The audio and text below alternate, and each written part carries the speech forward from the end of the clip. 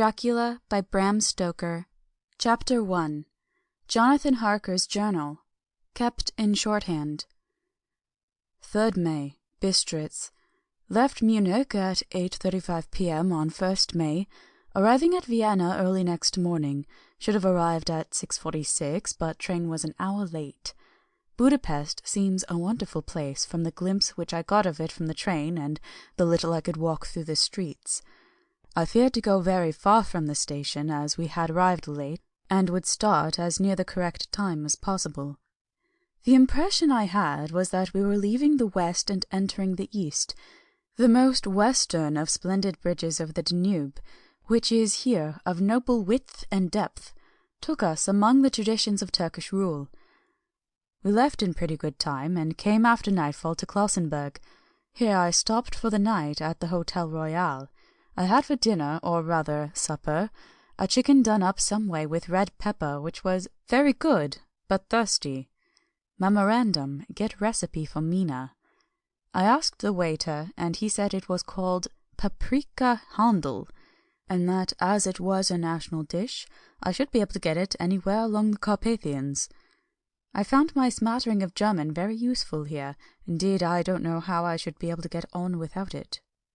Having had some time at my disposal when in London, I had visited the British Museum, and made search among the books and maps in the library regarding Transylvania. It had struck me that some foreknowledge of the country could hardly fail to have some importance in dealing with the noblemen of that country. I find that the district he named is in the extreme east of the country, just on the borders of 3 states, Transylvania, Moldavia, and Bukovina, in the midst of the Carpathian Mountains, one of the wildest and least known portions of Europe. I was not able to light on any map or work giving the exact locality of the Castle Dracula, as there are no maps of this country as yet to compare with our own Ordnance Survey maps. But I found that Bistritz, the post town named by Count Dracula, is a fairly well-known place.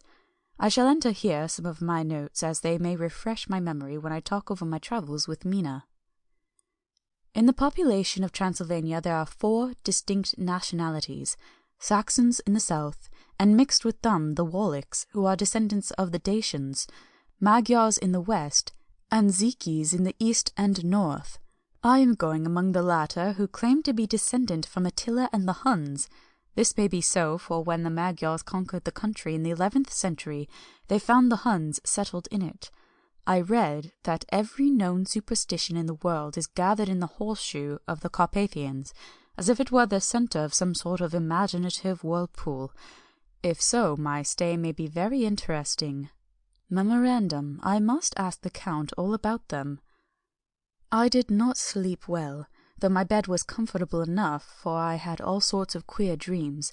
There was a dog howling all night under my window, which may have had something to do with it, or may have been the paprika, for I had to drink up all the water in my carafe, and was still thirsty.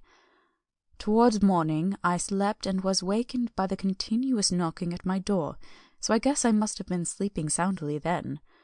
I had for breakfast more paprika and a sort of porridge of maize flour, which they said was mamaliga, an eggplant stuffed with forcemeat, a very excellent dish, which they call implatata.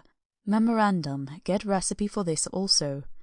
I had to hurry breakfast, for the train started a little before 8, or rather it ought to have done so, for after rushing to the station at 7:30 I had to sit in the carriage for more than an hour before we began to move. It seems to me that the further east you go, the more unpunctual are the trains. What ought they to be in China? All day long we seemed to dawdle through a country which was full of beauty of every kind. Sometimes we saw little towns or castles on the top of steep hills, such as we do in old missals. Sometimes we ran by rivers and streams which seemed, from the wide stony margin on each side of them, to be subject to great floods. It takes a lot of water, and running strong, to sweep the outside edge of a river clear. At every station there are groups of people, sometimes crowds, and in all sorts of attire. Some of them were just like the peasants at home, or those I saw coming through France and Germany, with short jackets and round hats and homemade trousers, but others were very picturesque. The women looked pretty, except when you got near them, but they were very clumsy about the waist. They had all full white sleeves of some kind or other, and most of them had big belts with a lot of strips of something fluttering from them like the dresses in a ballet, but of course there were petticoats under them. The strangest figures we saw were the Slovaks, who were more barbarian than the rest, with the big cowboy hats and great baggy dirty white trousers, white linen shirts, and enormous heavy leather belts, nearly a foot wide, all studded over with brass nails. They wore high boots, with their trousers tucked into them, and had long black hair and heavy black moustaches. They are very picturesque, but do not look prepossessing. On the stage they would be set down at once as some old oriental band of brigands. Here they are, however, I am told, very harmless and rather wanting in natural self-assertion. It was on the dark side of twilight when we got to Bistritz, which is a very interesting old place, being practically on the frontier, for the Borgo Pass leads from it into Bukovina. It has had a very stormy existence, and certainly shows marks of it. 50 years ago a series of great fires took place, which made terrible havoc on 5 separate occasions. At the very beginning of the 17th century, it underwent a siege of 3 weeks and lost 13,000 people, the casualties of war proper being assisted by famine and disease. Count Dracula had directed me to go to the Golden Crone Hotel, which I found to my great delight to be thoroughly old-fashioned, for of course I wanted to see all I could of the ways of the country. I was evidently expected, for when I got near the door I faced a cheery-looking elderly woman in the usual peasant dress, white undergarment with long double apron, front and back of coloured stuff fitting almost too tight for modesty. When I came close she bowed and said, "The Herr Englishman?" "Yes," I said, "Jonathan Harker." She smiled and gave some message to an elderly man in white shirt-sleeves, who had followed her to the door. He went, but immediately returned with a letter. "My friend, welcome to the Carpathians. I am anxiously expecting you. Sleep well tonight. At 3 tomorrow the diligence will start for Bukovina. A place on it is kept for you. At the Borgo Pass my carriage will await you and will bring you to me. I trust that your journey from London has been a happy one, and that you will enjoy your stay in my beautiful land. Your friend Dracula." 4 May. I found that my landlord had got a letter from the Count, directing him to secure the best place in the coach for me, but on making inquiries as to the details he seemed somewhat reticent, and pretended that he could not understand my German. This could not be true, because up till then he had understood it perfectly. At least he answered my questions exactly as if he did. He and his wife, the old lady who had received me, looked at each other in a frightened sort of way. He mumbled out that the money had been sent in a letter, and that was all he knew. When I asked him if he knew Count Dracula and could tell me anything of his castle, both he and his wife crossed themselves, and, saying that they knew nothing at all, simply refused to speak further. It was so near the time of starting that I had no time to ask anyone else, for it was all very mysterious and not by any means comforting. Just before I was leaving, the old lady came up to my room and said in a very hysterical way, "Must you go? Oh, young Herr, must you go?" She was in such an excited state that she seemed to have lost her grip of what German she knew, and mixed it up with some other language which I did not know at all. I was just able to follow her by asking many questions. When I told her that I must go at once, and that I was engaged on important business, she asked again, "Do you know what day it is?" I answered that it was the 4th of May. She shook her head, and she said again, "Oh, yes, I know that, but do you know what day it is?" On my saying that I did not understand, she went on, "It is the eve of St. George's Day. Do you not know that tonight, when the clock strikes midnight, all the evil things in the world will have full sway?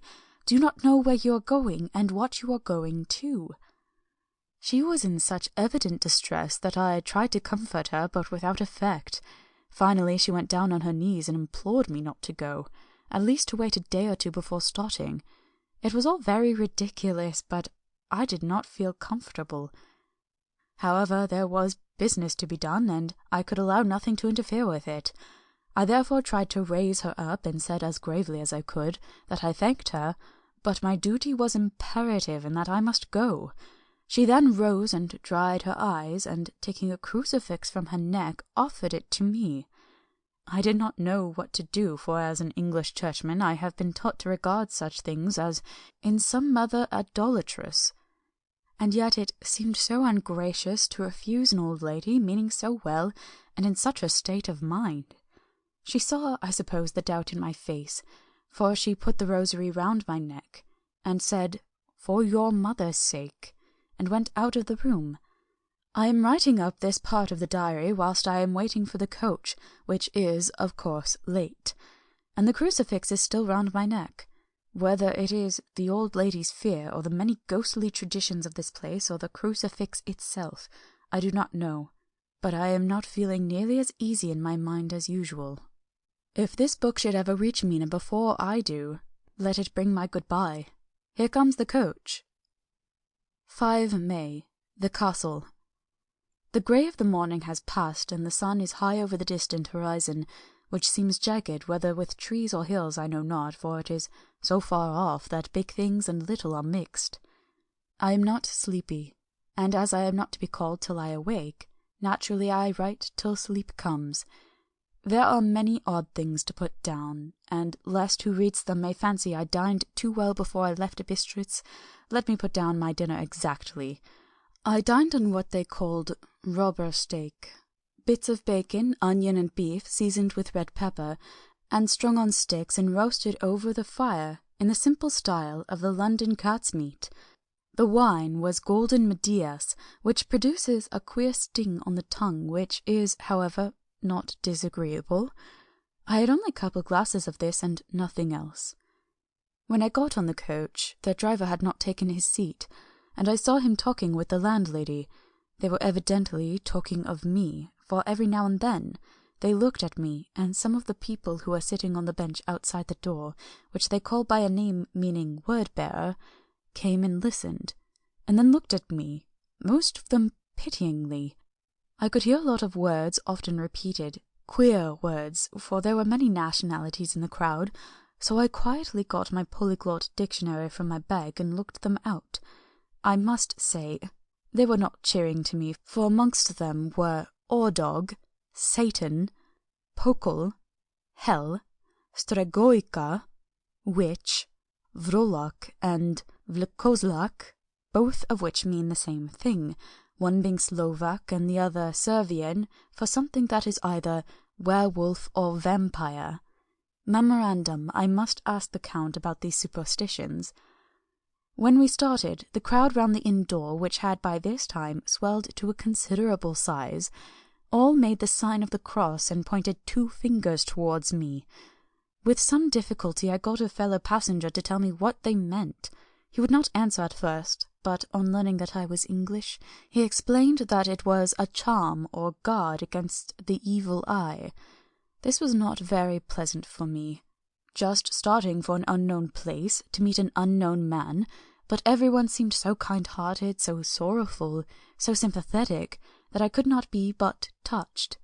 I shall never forget the last glimpse which I had of the inn-yard and its crowd of picturesque figures, all crossing themselves as they stood round the wide archway, with its background of rich foliage of oleander and orange trees, in green tubs clustered in the centre of the yard.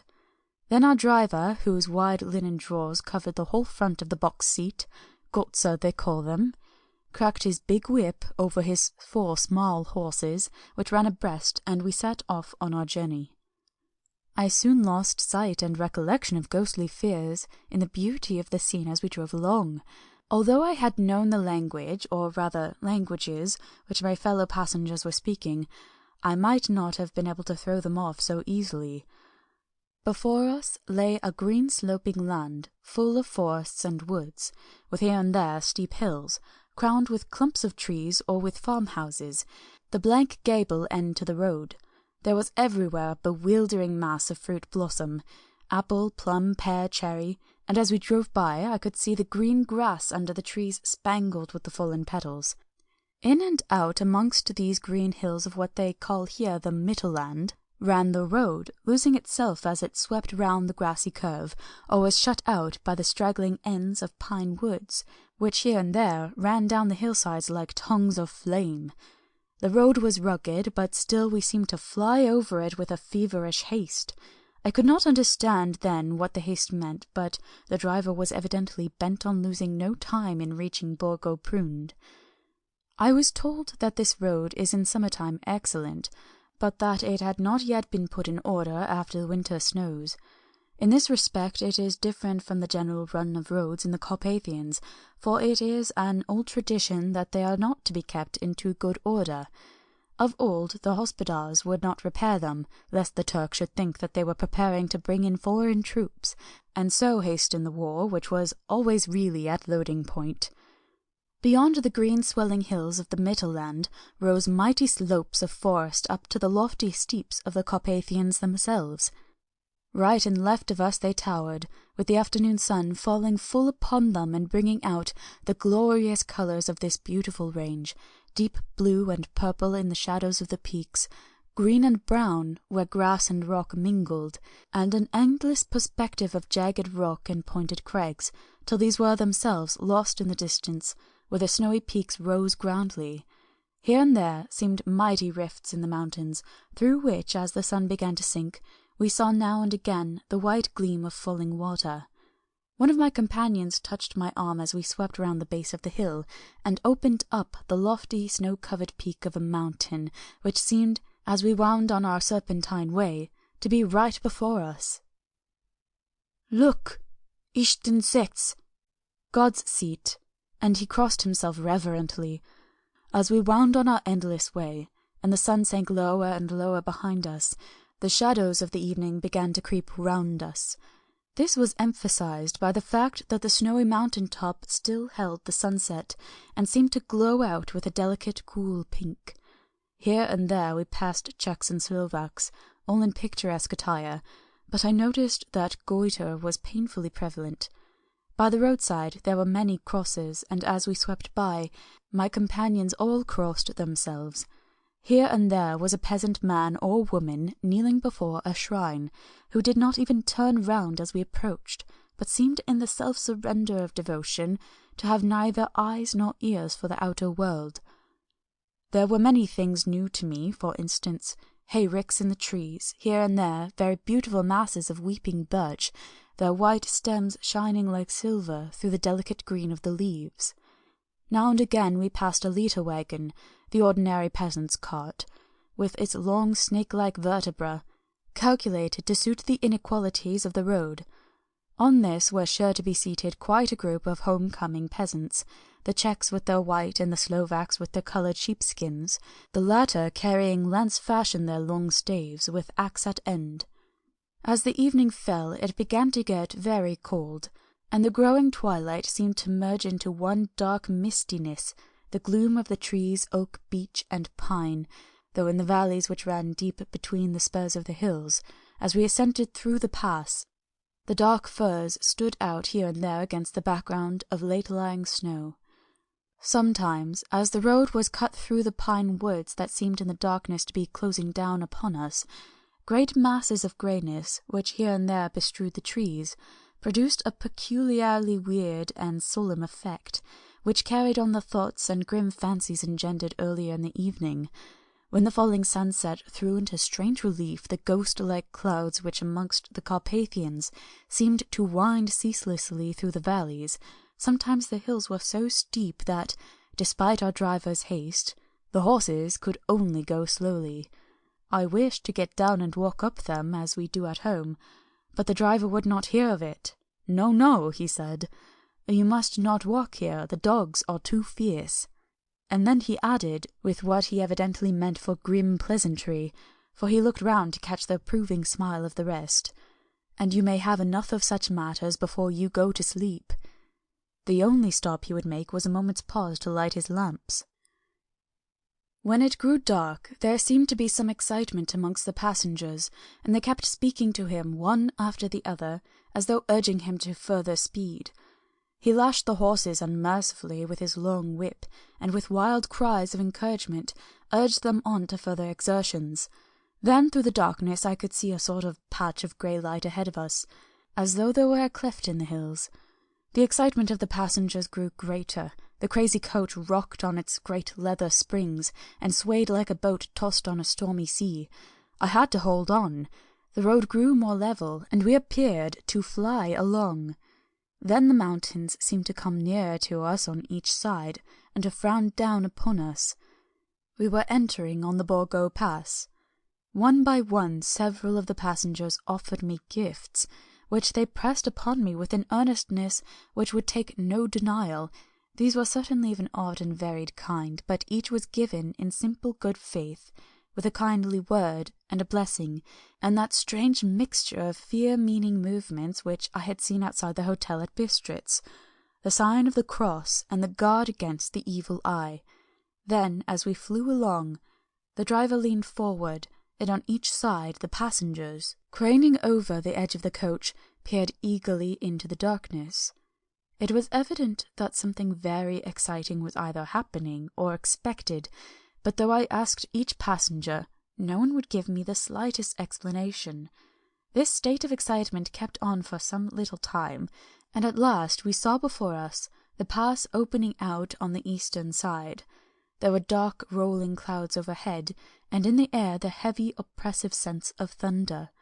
It seemed as though the mountain range had separated two atmospheres, and that now we had got into the thunderous one. I was now myself looking out for the conveyance which was to take me to the Count. Each moment I expected to see the glare of lamps through the blackness, but all was dark. The only light was the flickering rays of our own lamps, in which the steam from our hard-driven horses rose in a white cloud. We could see now the sandy road lying white before us, but there was on it no sign of a vehicle. The passengers drew back with a sigh of gladness, which seemed to mock my own disappointment. I was already thinking what I had best to do, when the driver, looking at his watch, said to the others something which I could hardly hear. It was spoken so quietly and in so low a tone, I thought it was an hour less than the time. Then turning to me, he said in German worse than my own, "There is no carriage here. The Herr is not expected after all. He will now come on to Bukovina and return tomorrow or the next day. Better the next day." Whilst he was speaking, the horses began to neigh and snort and plunge wildly, so that the driver had to hold them up. Then, amongst a chorus of screams from the peasants, and a universal crossing of themselves, a calèche with 4 horses drove up behind us, overtook us, and drew up beside the coach. I could see from the flash of our lamps as the rays fell on them that the horses were coal-black and splendid animals. They were driven by a tall man with a long brown beard and a great black hat, which seemed to hide his face from us. I could only see the gleam of a pair of very bright eyes, which seemed red in the lamplight. As he turned to us, he said to the driver, "You are early tonight, my friend." The man stammered in reply, "The English Herr was in a hurry," to which the stranger replied, "That is why, I suppose, you wished him to go on to Bukovina. You cannot deceive me, my friend, I know too much, and my horses are swift." As he spoke, he smiled, and the lamplight fell on a hard-looking mouth, with very red lips and sharp-looking teeth, as white as ivory. One of my companions whispered to another the line from Burger's Lenore, "Den die Toten reiten schnell," for the dead travel fast. The strange driver evidently heard the words, for he looked up with a gleaming smile. The passenger turned his face away, at the same time putting out his 2 fingers and crossing himself. "Give me the Herr's luggage," said the driver, and with exceeding alacrity my bags were handed out and put into the calèche. Then I descended from the side of the coach. As the calèche was close alongside, the driver helping me with a hand which caught my arm in a grip of steel, his strength must have been prodigious. Without a word he shook his reins, and the horses turned, and we swept into the darkness of the pass. As I looked back, I saw the steam from the horses of the coach by the light of the lamps, and projected against it the figures of my late companions crossing themselves. Then the driver cracked his whip, and called to his horses, and off they swept on their way to Bukovina. As they sank into the darkness, I felt a strange chill, and a lonely feeling came over me. but a cloak was thrown over my shoulders and a rug across my knees, and the driver said in excellent German, "The night is chill, mein Herr, and my master the Count bade me take all care of you. There is a flask of Slivovitz, the plum brandy of the country, underneath the seat, if you should require it." I did not take any, but it was a comfort to know it was there all the same. I felt a little strangely, and not a little frightened. I think, had there been any alternative, I should have taken it, instead of prosecuting that unknown night journey. The carriage went at a hard pace, straight along, then we made a complete turn, and went along another straight road. It seemed to me that we were simply going over and over the same ground again, and so I took note of some salient point, and found that this was so. I would have liked to have asked the driver what this all meant, but I really feared to do so, for I thought that, placed as I was, any protest would have had no effect, in case there had been an intention to delay. By and by, however, as I was curious to know how time was passing, I struck a match, and by its flame looked at my watch. It was within a few minutes of midnight. This gave me a sort of shock, for I supposed the general superstition about midnight was increased by my recent experiences. I waited with a sick feeling of suspense. Then a dog began to howl somewhere in a farmhouse down the road, a long agonized wailing as if from fear. The sound was taken up by another dog, and then another and another, till, borne on the wind, which now sighed softly through the pass, a wild howling began, which seemed to come from all over the country, as far as the imagination could grasp it through the gloom of the night. At the first howl, the horses began to strain and rear, but the driver spoke to them soothingly, and they quieted down, but shivered and sweated as though after a runaway from sudden fright.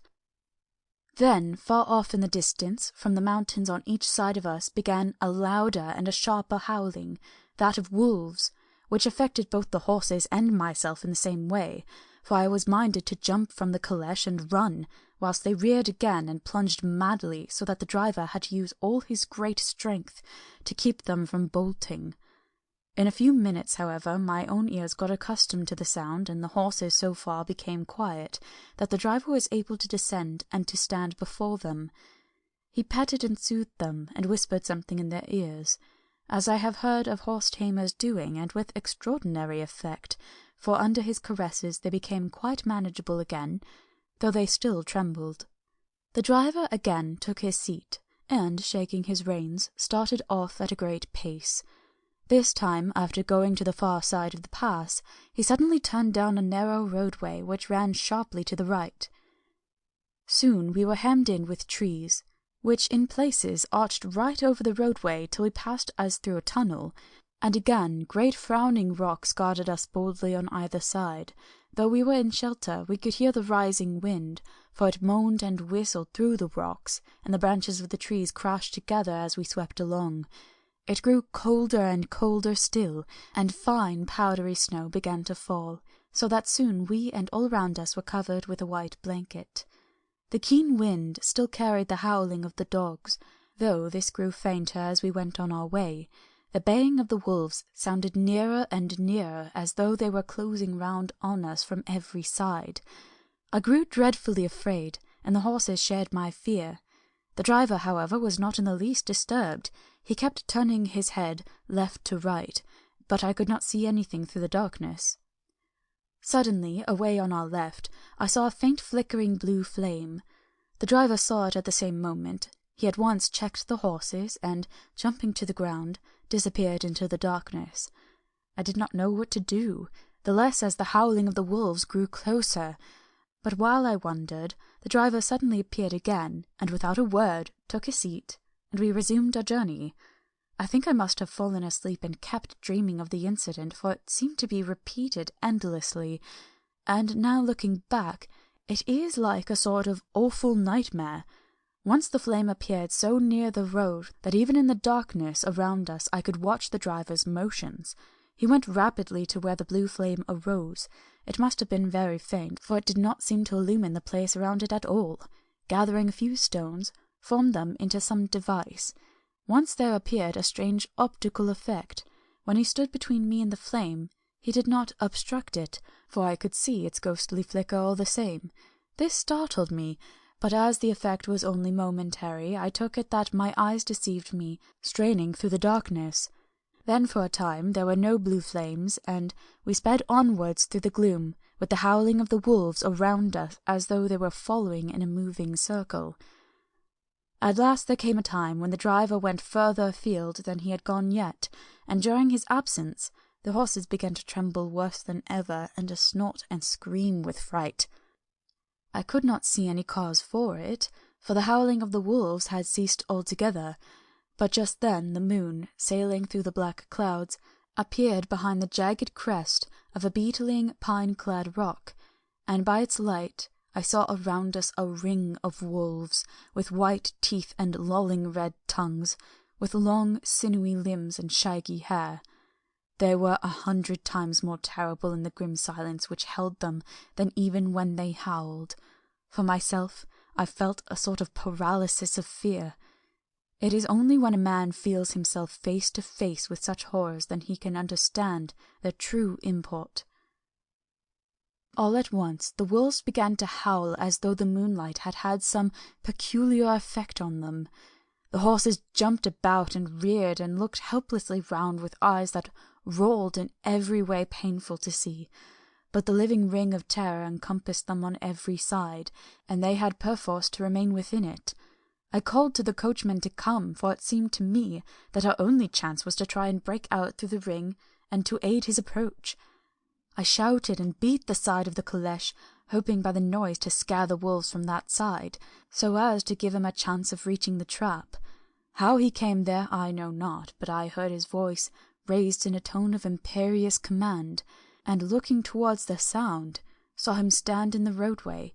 As he swept his long arms, as though brushing aside some impalpable obstacle, the wolves fell back, and back further still. Just then a heavy cloud passed across the face of the moon, so that we were again in darkness. When I could see again, the driver was climbing into the caleche, and the wolves had disappeared. This was all so strange and uncanny that a dreadful fear came upon me, and I was afraid to speak or move. The time seemed interminable as we swept on our way, now in almost complete darkness, for the rolling clouds obscured the moon. We kept on ascending, with occasional periods of quick descent, but in the main always ascending. Suddenly I became conscious of the fact that the driver was in the act of pulling up the horses in the courtyard of a vast ruined castle, from whose tall black windows came no ray of light, and whose broken battlements showed a jagged line across the moonlit sky. End of Chapter 1. Chapter 2. Jonathan Harker's Journal, continued. 5 May. I must have been asleep, for certainly if I had been fully awake I must have noticed the approach of such a remarkable place. In the gloom of the courtyard it looked of considerable size, and as several dark ways led from it under great round arches, it perhaps seemed bigger than it really was. I have not yet been able to see it in daylight. When the caleche stopped, the driver jumped down and held out his hand to assist me to alight. Again I could not but notice his prodigious strength. His hand actually seemed like a steel vice that could have crushed mine if he had chosen. Then he took out my traps and placed them on the ground beside me, as I stood close to a great door, old and studded with large iron nails, and set in a projecting doorway of massive stone. I could see even in the dim light that the stone was massively carved, but that the carving had been much worn by time and weather. As I stood, the driver jumped again into his seat and shook the reins. The horses started forward, and trap and all disappeared down one of the dark openings. I stood in silence where I was, for I did not know what to do. Of bell or knocker there was no sign. Through these frowning walls and dark window openings it was not likely that my voice could penetrate. The time I waited seemed endless, and I felt doubts and fears crowding upon me. What sort of place had I come to, and among what kind of people? What kind of grim adventure was it on which I had embarked? Was this a customary incident in the life of a solicitor's clerk sent out to explain the purchase of a London estate to a foreigner? Solicitor's clerk. Mina would not like that. Solicitor. For just before leaving London I got word that my examination was successful, and I am now a full-blown solicitor. I began to rub my eyes and pinch myself to see if I were awake. It all seemed like a horrible nightmare to me, and I expected that I should suddenly awake and find myself at home, with the dawn struggling in through the windows, as I had now and again felt in the morning after a day of overwork. But my flesh answered the pinching test, and my eyes were not deceived. I was, indeed, awake and among the Carpathians. All I could do now was to be patient, and to wait the coming of morning. Just as I had come to this conclusion, I heard a heavy step approaching behind the great door, and saw through the chinks the gleam of a coming light. Then there was the sound of rattling chains and the clanking of massive bolts drawn back. A key was turned with the loud grating noise of long disuse, and the great door swung back. Within stood a tall old man, clean-shaven save for a long white moustache, and clad in black from head to foot, without a single speck of colour about him anywhere. He held in his hand an antique silver lamp, in which the flame burned without chimney or globe of any kind, throwing long quivering shadows as it flickered in the draught of the open door. The old man motioned me in with his right hand, with a courtly gesture, saying in excellent English, but with a strange intonation, "Welcome to my house. Enter freely and of your own will." He made no motion of stepping to meet me, but stood like a statue as though his gesture of welcome had fixed him into stone. The instant, however, I had stepped over the threshold, he moved impulsively forward, and holding out his hand, grasped mine with a strength which made me wince, an effect which was not lessened by the fact that it had seemed as cold as ice, more like the hand of a dead man than a living man. Again he said, "Welcome to my house. Come freely, go safely, and leave something of the happiness you bring." The strength of the handshake was so much akin to that which I had noticed of the driver, whose face I had not seen, that for a moment I doubted if it were not the same person to whom I was speaking. So to make sure I said interrogatively, "Count Dracula?" He bowed in a courtly way as he replied, "I am Dracula, and I bid you welcome, Mr. Harker, to my house. Come in. The night air is chill, and you must need to eat and rest." As he was speaking, he put the lamp on a bracket on the wall, and stepping out, took my luggage. He had carried it in before I could forestall him. I protested, but he insisted. "Nay, sir, you are my guest. It is late, and my people are not available. Let me see to your comfort myself." He insisted on carrying my traps along the passage, and then up a great winding stair, and along another great passage, on whose stone floor our steps rang heavily. At the end of this he threw open a heavy door, and I rejoiced to see within a well-lit room in which a table was spread for supper, and on whose mighty hearth a great fire of logs, freshly replenished, flamed and flared. The Count halted, putting down my bags, closed the door, and crossing the room opened another door, which led to a small octagonal room, lit by a single lamp, and seemingly without a window of any sort. Passing through this, he opened another door and motioned me to enter. It was a welcome sight, for here was a great bedroom, well lighted and warmed with another log fire, also added to, but lately, for the top logs were fresh, which sent a hollow roar up the wide chimney. The Count himself left my luggage inside and withdrew, saying before he closed the door, "You will need, after your journey, to refresh yourself by making your toilet. I trust you will find all you wish. When you are ready, come into the other room, where you will find your supper prepared." The light and warmth of the Count's courteous welcome seemed to have dissipated all my doubts and fears. Having then reached my normal state, I discovered that I was half famished with hunger, so making a hasty toilet, I went to the other room. I found supper already laid out. My host, who stood on one side of the great fireplace, leaning against the stonework, made a graceful wave of his hand to the table and said, "I pray you, be seated and sup how you please. You will, I trust, excuse me that I do not join you, but I have dined already, and I do not sup. I handed to him the sealed letter which Mr. Hawkins had entrusted to me. He opened it and read it gravely, then, with a charming smile, he handed it to me to read. One passage of it at least gave me a thrill of pleasure. I must regret that an attack of gout, from which malady I am constant sufferer, forbids me absolutely any travelling on my part for some time to come, but I am happy to say that I can send a sufficient substitute, one in whom I have every possible confidence. He is a young man, full of energy and talent in his own way, and of a very faithful disposition. He is discreet and silent, and has grown into manhood in my service. He shall be ready to attend on you when you will during his stay, and shall take your instructions in all matters. The Count himself came forward and took off the cover of a dish, and I fell at once on an excellent roast chicken. This, with some cheese and a salad and a bottle of old Tokay, of which I had 2 glasses, was my supper. During the time I was eating it, the Count asked me many questions as to my journey, and I told him by degrees all I had experienced. By this time I had finished my supper, and by my host's desire had drawn up a chair by the fire, and began to smoke a cigar, which he offered me, at the same time excusing himself that he did not smoke. I had now an opportunity of observing him, and found him of a very marked physiognomy.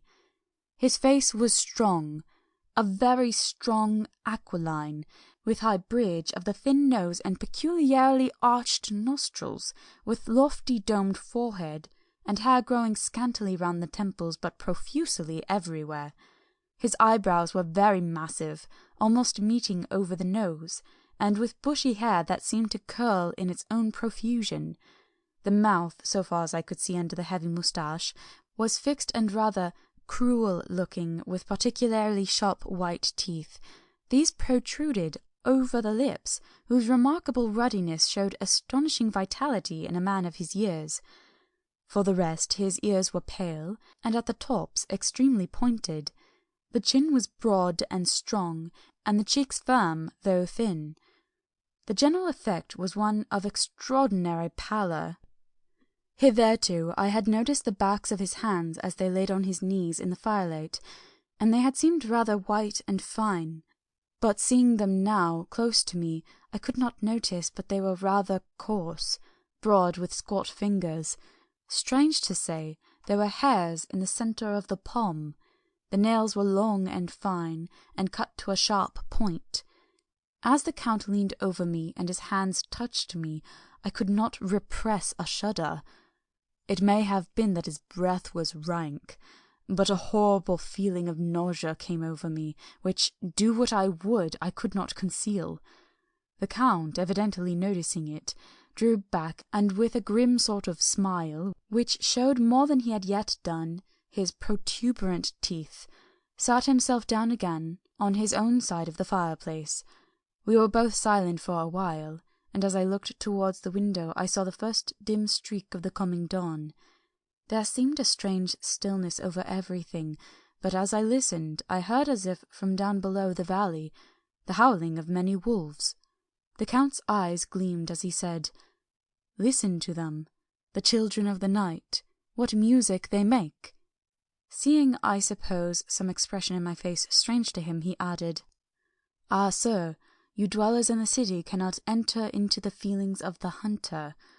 Then he rose and said, "But you must be tired. Your bedroom is all ready, and tomorrow you shall sleep as late as you will. I have yet to be away till the afternoon, so sleep well and dream well." With a courteous bow, he opened for me himself the door to the octagonal room, and I entered my bedroom. I am all in a sea of wonders. I doubt, I fear, I think strange things which I dare not confess to my own soul. God keep me, if only for the sake of those dear to me. 7 May. It is again early morning, but I have rested and enjoyed the last 24 hours. I slept till late in the day, and woke of my own accord. When I had dressed myself, I went into the room where we had supped, and found a cold breakfast laid out, with coffee kept hot by the pot being placed on the hearth. There was a card on the table on which was written, "I have to be absent for a while. Do not wait for me. D." I set to and enjoyed a hearty meal. When I had done, I looked for a bell so that I might let the servants know I had finished, but I could not find one. There are certainly odd deficiencies in the house, considering the extraordinary evidences of wealth which are around me. The table service is of gold, and so beautifully wrought that it must be of immense value.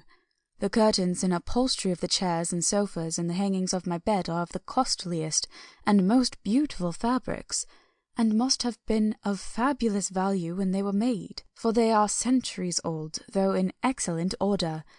I saw something like them in Hampton Court, but there they were worn and frayed and moth-eaten.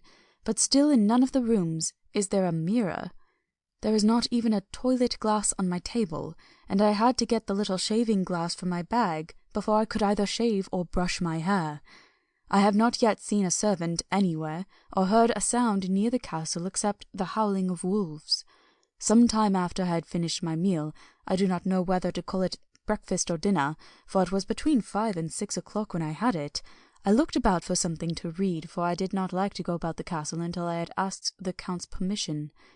There was absolutely nothing in the room, book, newspaper, or even writing materials, so I opened another door in the room and found a sort of library. The door opposite mine I tried, but found it locked. In the library I found, to my great delight, a vast number of English books, whole shelves full of them, and bound volumes of magazines and newspapers. A table in the centre was littered with English magazines and newspapers, though none of them were of very recent date. The books were of the most varied kind: history, geography, politics, political economy, botany, geology, law, all relating to England and English life and customs and manners. There were even such books of reference as the London Directory, the Red and Blue Books, Whitaker's Almanac, the Army and Navy Lists, and, it somehow gladdened my heart to see it, the Law List. Whilst I was looking at the books, the door opened and the Count entered.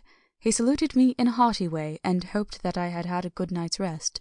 Then he went on, "I am glad you found your way in here, for I am sure there is much that will interest you. These companions," he had laid his hand on some of the books, "have been good friends to me, and for some years past, ever since I had the idea of going to London, have given me many, many hours of pleasure. Through them I have come to know your great England, and to know her is to love her. I long to go through the crowded streets of your mighty London, to be in the midst of the whirl and rush of humanity, to share its life, its change, its death, and all that makes it what it is. But alas, as yet I only know your tongue through books. To you, my friend, I look that I know it to speak." "But, Count," I said, "you know and speak English thoroughly." He bowed gravely. "I thank you, my friend, for all your too flattering estimate, but yet I fear that I am but a little way on the road I would travel. True, I know the grammar and the words, but yet I know not how to speak them." "Indeed," I said, "you speak excellently." "Not so," he answered. "Well, I know that, did I move and speak in your England, none there are who would not know me for a stranger. That is not enough for me. Here I am noble, I am boyar. The common people know me, I am master. But a stranger in a strange land, he is no one. Men know him not, and to know not is to care not for. I am content if I am like the rest, so that no man stops if he see me, or pause in his speaking if he hear my words. Ha ha, stranger! I have been so long master that I would be master still, or at least that none other should be master of me.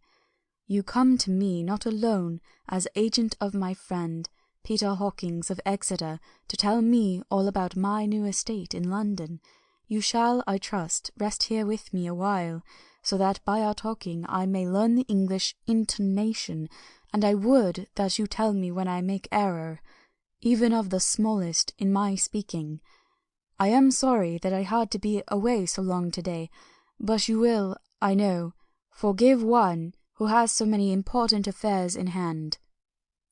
Of course I said all I could about being willing, and asked if I might come into that room when I chose. He answered, "Yes, certainly," and added, "You may go anywhere you wish in the castle, except where the doors are locked, where of course you will not wish to go. There is reason that all things are as they are, and did you see with my eyes and know with my knowledge, you would perhaps better understand." I said I was sure of this, and then he went on, "We are in Transylvania, and Transylvania is not England. Our ways are not your ways, and there shall be to you many strange things. Nay, from what you have told me of your experiences already, you know something of what strange things there may be." This led to much conversation, and as it was evident that he wanted to talk, if only for talking's sake, I asked him many questions regarding things that had already happened to me or come within my notice. Sometimes he sheered off the subject or turned the conversation by pretending not to understand, but generally he answered all I asked most frankly. Then, as time went on, and I had got somewhat bolder, I asked him of some of the strange things of the preceding night, as, for instance, why the coachman went to the places where he had seen the blue flames. He then explained to me that it was commonly believed that on a certain night of the year, last night in fact, when all evil spirits are supposed to have unchecked sway, a blue flame is seen over any place where treasure has been concealed. That treasure has been hidden, he went on, in the region through which you came last night. There can be but little doubt, for it was the ground fought over for centuries by the Wallachian, the Saxon, and the Turk. Why, there is hardly a foot of soil in all this region that has not been enriched by the blood of men, patriots or invaders. In old days there were stirring times when the Austrian and Hungarian came up in hordes, and patriots went out to meet them, men and women, the aged and children too, and waited the coming on the rocks above the passes, that they might sweep destruction on them with their artificial avalanches. When the invader was triumphant, he found but little, for whatever there was had been sheltered in the friendly soil. "But how," said I, "can it have remained so long undiscovered, when there is a sure index to it if men will but take the trouble to look?" The Count smiled, and his lips ran back over his gums. The long, sharp canine teeth showed out strangely. He answered, "Because your peasant is at heart a coward and a fool. Those flames only appear one night, and on that night no man of this land will, if he can help it, stir without his doors. And, dear sir, even if he did, he would not know what to do. Why, even the peasant that you tell me of who marked the place of flame would not know where to look in daylight even for his own work. Even you would not, I dare be sworn, be able to find these places again." "There you are right," I said. "I know no more than the dead where even to look for them." Then we drifted into other matters. "Come," he said at last, "tell me of London and of the house which you have procured for me." With an apology for my remissness, I went into my own room to get the papers from my bag. Whilst I was placing them in order, I heard a rattling of china and silver in the next room, and as I passed through, noticed that the table had been cleared and the lamp lit, for it was by this time into the dark. The lamps were also lit in the study or library, and I found the Count lying on the sofa, reading, of all things in the world, an English Bradshaw's Guide. When I came in, he cleared the books and papers from the table, and with him I went into plans and deeds and figures of all sorts. He was interested in everything, and asked me a myriad of questions about the place and its surroundings. He clearly had studied beforehand all he could get on the subject of the neighbourhood, for he evidently at the end knew very much more than I did. When I remarked this, he answered, "Well, but, my friend, is it not needful that I should? When I go there, I shall be all alone, and my friend, Harker Jonathan— nay, pardon me, I fall into my country's habit of putting your patronymic first— my friend Jonathan Harker will not be by my side to correct and aid me. He will be in Exeter, miles away, probably working at papers of the law with my other friend, Peter Hawkins. So we went thoroughly into the business of the purchase of the estate at Purfleet. When I had told him the facts and got his signature to the necessary papers, and had written a letter with them ready to post to Mr. Hawkins, he began to ask me how I had come across so suitable a place. I read to him the notes which I had made at the time, and which I inscribe here. At Purfleet, on a by-road, I come across just such a place as seemed to be required, and where was displayed a dilapidated notice that the place was for sale. It is surrounded by a high wall of ancient structure, built of heavy stones, and has not been repaired for a large number of years. The closed gates are of heavy old oak and iron, all eaten with rust. The estate is called Carfax, no doubt a corruption of the old Quatre Fils, as the house is four-sided, agreeing with the cardinal points of the compass. It contains in all some 20 acres, quite surrounded by the solid stone wall above mentioned.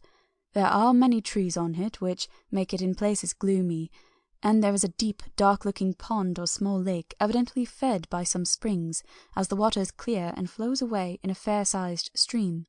The house is very large, and of all periods back, I should say to medieval times, for one part is of stone immensely thick, with only a few windows high up, and heavily barred with iron. It looks like a part of a keep, and is close to an old chapel or church.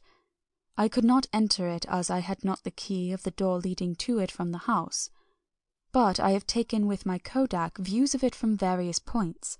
The house has been added to, but in a very straggling way, and I can only guess at the amount of ground it covers, which must be very great. There are but few houses close at hand, one being a very large house only recently added to and formed into a private lunatic asylum. It is not, however, visible from the grounds. When I had finished, he said, "I am glad that it is old and big. I myself am of an old family, and to live in a new house would kill me. A house cannot be made habitable in a day, and after all, how few days go to make up a century. I rejoice also that there is a chapel of old times. We Transylvanian nobles love not to think that our bones may lie amongst the common dead. I seek not gaiety nor mirth, not the bright voluptuousness of much sunshine and sparkling waters which please the young and gay. I am no longer young, and my heart, through weary years of mourning over the dead, is not attuned to mirth. Moreover, the walls of my castle are broken, the shadows are many, and the wind breathes cold through the broken battlements and castlements. I love the shade and the shadow, and would be alone with my thoughts when I may." Somehow his words and his look did not seem to accord, or else it was that his cast of face made his smile look malignant and saturnine.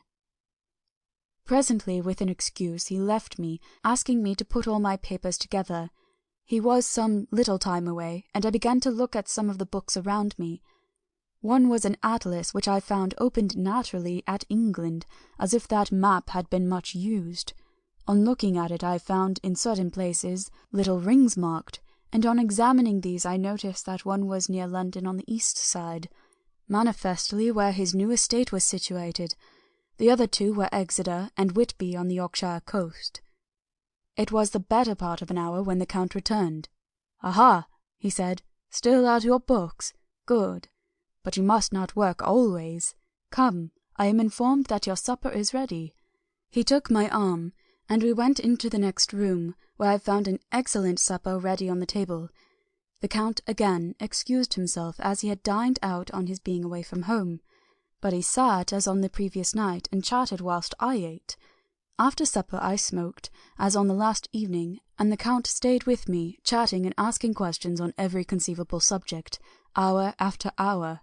I felt that it was getting very late indeed, but I did not say anything, for I felt under obligation to meet my host's wishes in every way.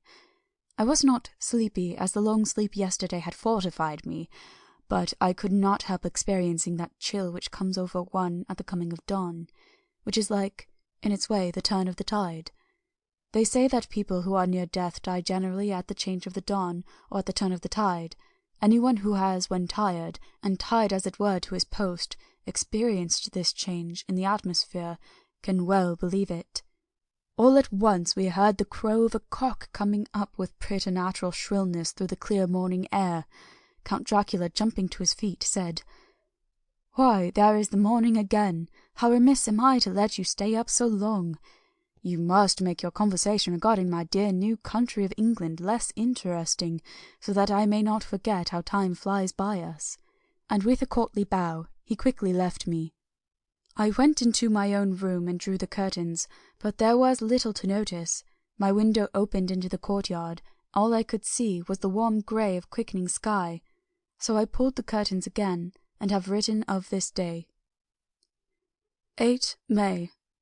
I began to fear as I wrote in this book that I was getting too diffuse, but now I am glad that I went into detail from the first, for there is something so strange about this place and all in it, that I cannot but feel uneasy.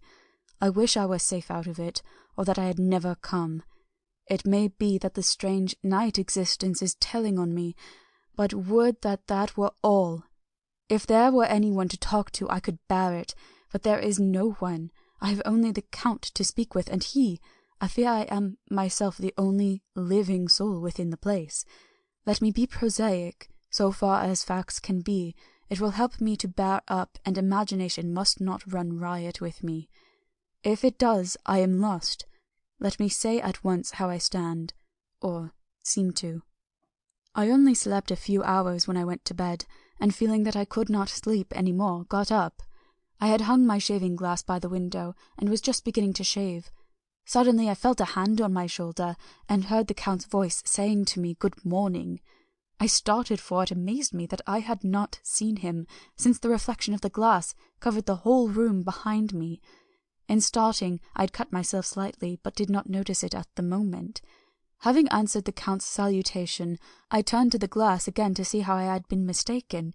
This time there could be no error, for the man was close to me, and I could see him over my shoulder, but there was no reflection of him in the mirror. The whole room behind me was displayed, but there was no sign of a man in it except myself. This was startling, and, coming on the top of so many strange things, was beginning to increase that vague feeling of uneasiness which I always have when the Count is near.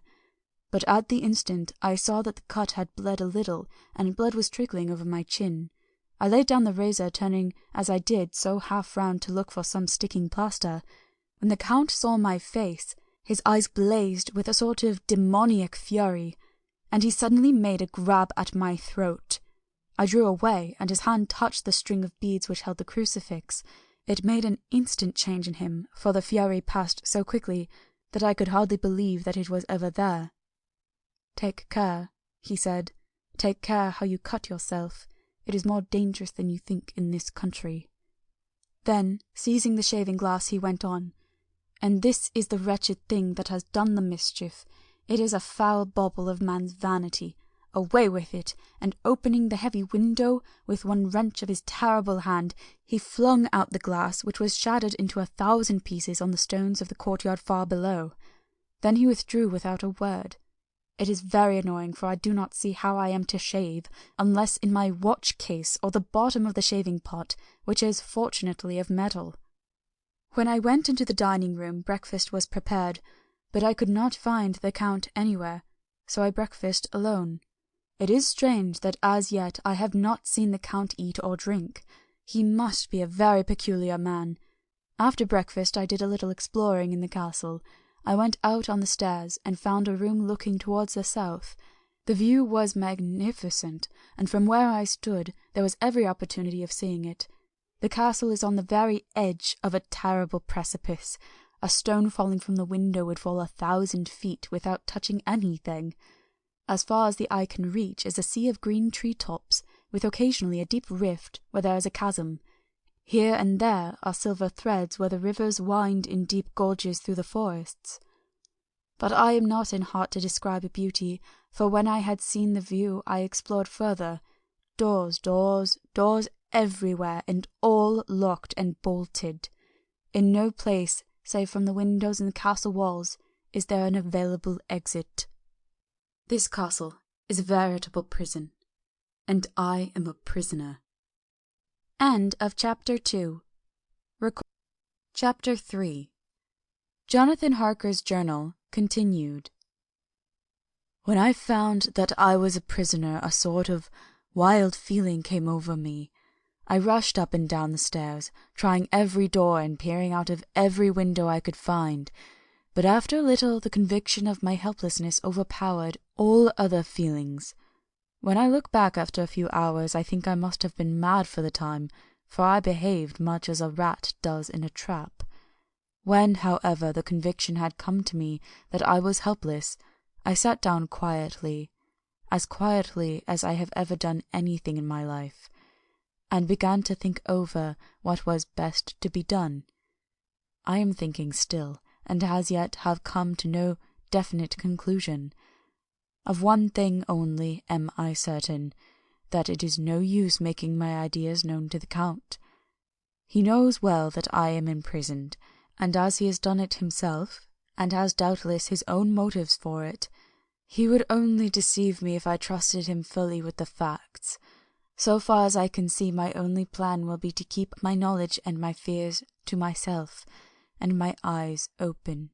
I am, I know, either being deceived, like a baby, by my own fears, or else I am in desperate straits, and if the latter be so, I need and shall need all my brains to get through. I had hardly come to this conclusion when I heard the great door below shut, and knew that the Count had returned. He did not come at once into the library, so I went cautiously to my own room and found him making the bed. This was odd, but only confirmed what I had all along thought, that there were no servants in the house. When later I saw him through the chink of the hinges of the door laying the table in the dining-room, I was assured of it, for if he does himself all these menial offices, surely it is proof that there is no one else to do them. This gave me a fright, for if there is no one else in the castle, it must have been the Count himself who was the driver of the coach that brought me here. This is a terrible thought, for if so, what does it mean he could control the wolves as he did, by only holding up his hand in silence? How was it that all the people at Bistritz and on the coach had some terrible fear for me? What meant the giving of the crucifix, of the garlic, of the wild rose, of the mountain ash? Bless that good woman who hung the crucifix round my neck, for it is a comfort and a strength to me whenever I touch it. It is odd that a thing which I have been taught to regard with disfavour as idolatrous should in a time of loneliness and trouble be of help. Is it that there is something in the essence of the thing itself, or that it is a medium, a tangible help in conveying memories of sympathy and comfort? Some time, if it may be, I must examine this matter and try to make up my mind about it. In the meantime, I must find out all I can about Count Dracula, as it may help me to understand. Tonight he may talk of himself, if I turn the conversation that way. I must be very careful, however, not to awake his suspicion. Midnight. I have had a long talk with the Count.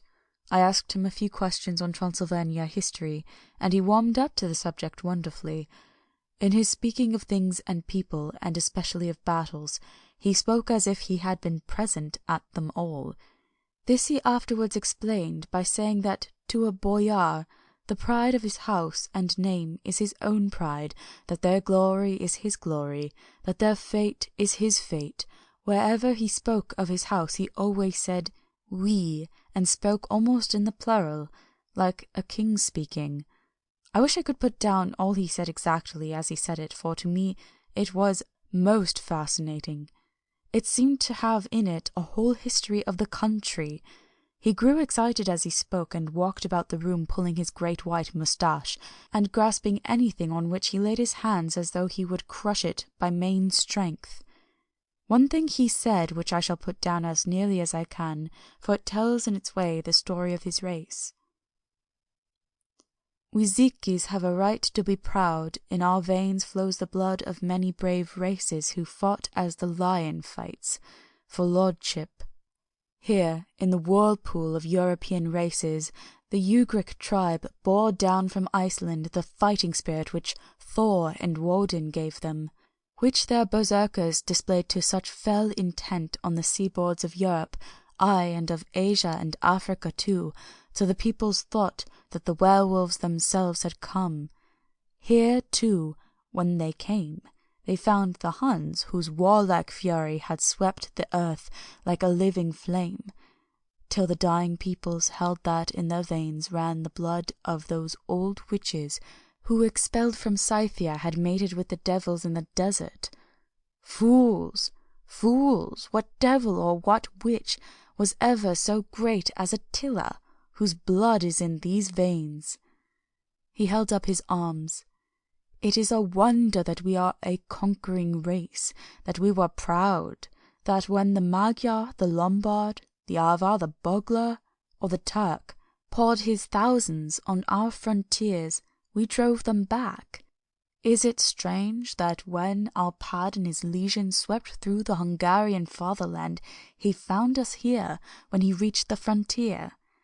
That the Hunfoglalas was completed here, and when the Hungarian flood swept eastward, the Zikis were claimed as kindred by the victorious Magyars, and to us for centuries was trusted in the guarding of the frontier of Turkeyland. Aye, and more than that, endless duty of the frontier guard, for, as the Turks say, water sleeps, and enemy is sleepless. Who more gladly than we throughout the four nations received the bloody sword, or had its warlike call flocked quicker to the standard of the king? When was redeemed that great shame of my nation, the shame of Kosovo, when the flags of the Wallach and the Magyar went down beneath the crescent? Who was it but one of my own race, who as Vivode crossed the Danube and beat the Turk on his own ground? This was a Dracula indeed. Woe was it that his own unworthy brother, when he had fallen, sold his people to the Turk and brought the shame of slavery on them. Was it not this Dracula indeed who inspired that other of his race, who in a later age again and again brought his forces over the great river into Turkeyland, who, when he was beaten back, came again and again and again, though he had to come alone from the bloody field where his troops were being slaughtered, since he knew that he alone could ultimately triumph? They said that he thought only of himself. Bah! What good are peasants without a leader? Where ends the war without a brain and a heart to conduct it? Again, when after the battle of Mohawks we threw off the Hungarian yoke, we of the Dracula blood were amongst their leaders, for our spirit would not brook that we were not free. Ah, young sir, the Zikis and the Dracula as their heart's blood, their brains and their swords, can boast a record that mushroom growths like the Habsburgs and the Romanovs can never reach. The warlike days are over. Blood is too precious a thing in these days of dishonourable peace, and the glories of the great races are as a tale that is told. It was by this time close on morning, and we went to bed. Memorandum: this diary seems horribly like the beginning of the Arabian Nights, for everything has to break off at cockcrow, or like the ghost of Hamlet's father. 12 May. Let me begin with facts. Bare, meagre facts, verified by books and figures, and of which there can be no doubt. I must not confuse them with experiences which will have to rest on my own observation or my memory of them. Last evening, when the Count came from his room, he began by asking me questions on legal matters and the doing of certain kinds of business. I had spent the day warily over books, and simply to keep my mind occupied, went over some of the matters I had been examined in Lincoln's Inn. There was a certain method in the Count's inquiries, so I shall try to put them down in sequence. The knowledge may somehow or some time be useful to me. First, He asked if a man in England might have 2 solicitors or more. I told him he might have a dozen if he wished, but that it would not be wise to have more than 1 solicitor engaged in one transaction, as only one could act at a time, and that to change would be certain to militate against his interest. He seemed thoroughly to understand, and went on to ask if there would be any practical difficulty in having one man to attend, say, to banking, and another to look after shipping, in case local help were needed in a place far from the home of the banking solicitor. I asked him to explain more fully, so that I might not by any chance mislead him. So he said, "I shall illustrate. Your friend and mine, Mr. Peter Hawkins, from under the shadow of your beautiful cathedral at Exeter, which is far from London, buys for me, through your good self, my place at London. Good. Now here let me say frankly, lest you should think it strange that I have sought the services of one so far off from London instead of some one resident there, that my motive was that no local interest might be served save my wish only, and as one of London residents might, perhaps, have some purpose of himself or friend to serve. I went thus afield to seek my agent, whose labours should be only to my interest. Now, suppose I, who have much affairs, wish to ship goods, say, to Newcastle, or Durham, or Harwich, or Dover, might it not be that could with more ease be done by co-signing to one in these ports? I answered that certainly it would be most easy, but that we solicitors had a system of agency one for the other, so that local work could be done locally on instruction from any solicitor, so that the client, simply placing himself in the hands of one man, could have his wishes carried out by him without further trouble. But, said he, I could be at liberty to direct myself, is it not so? Of course, I replied, and such is often done by men of business, who do not like the whole of their affairs to be known by any one person. Good, he said, and then went on to ask about the means of making consignments, and the forms to be gone through, and of all sorts of difficulties which might arise, but by forethought could be guarded against. I explained all these things to him to the best of my ability, and he certainly left me under the impression that he would have made a wonderful solicitor, for there was nothing that he did not think of or foresee. For a man who was never in the country, and who did not evidently do much in the way of business, his knowledge and acumen were wonderful.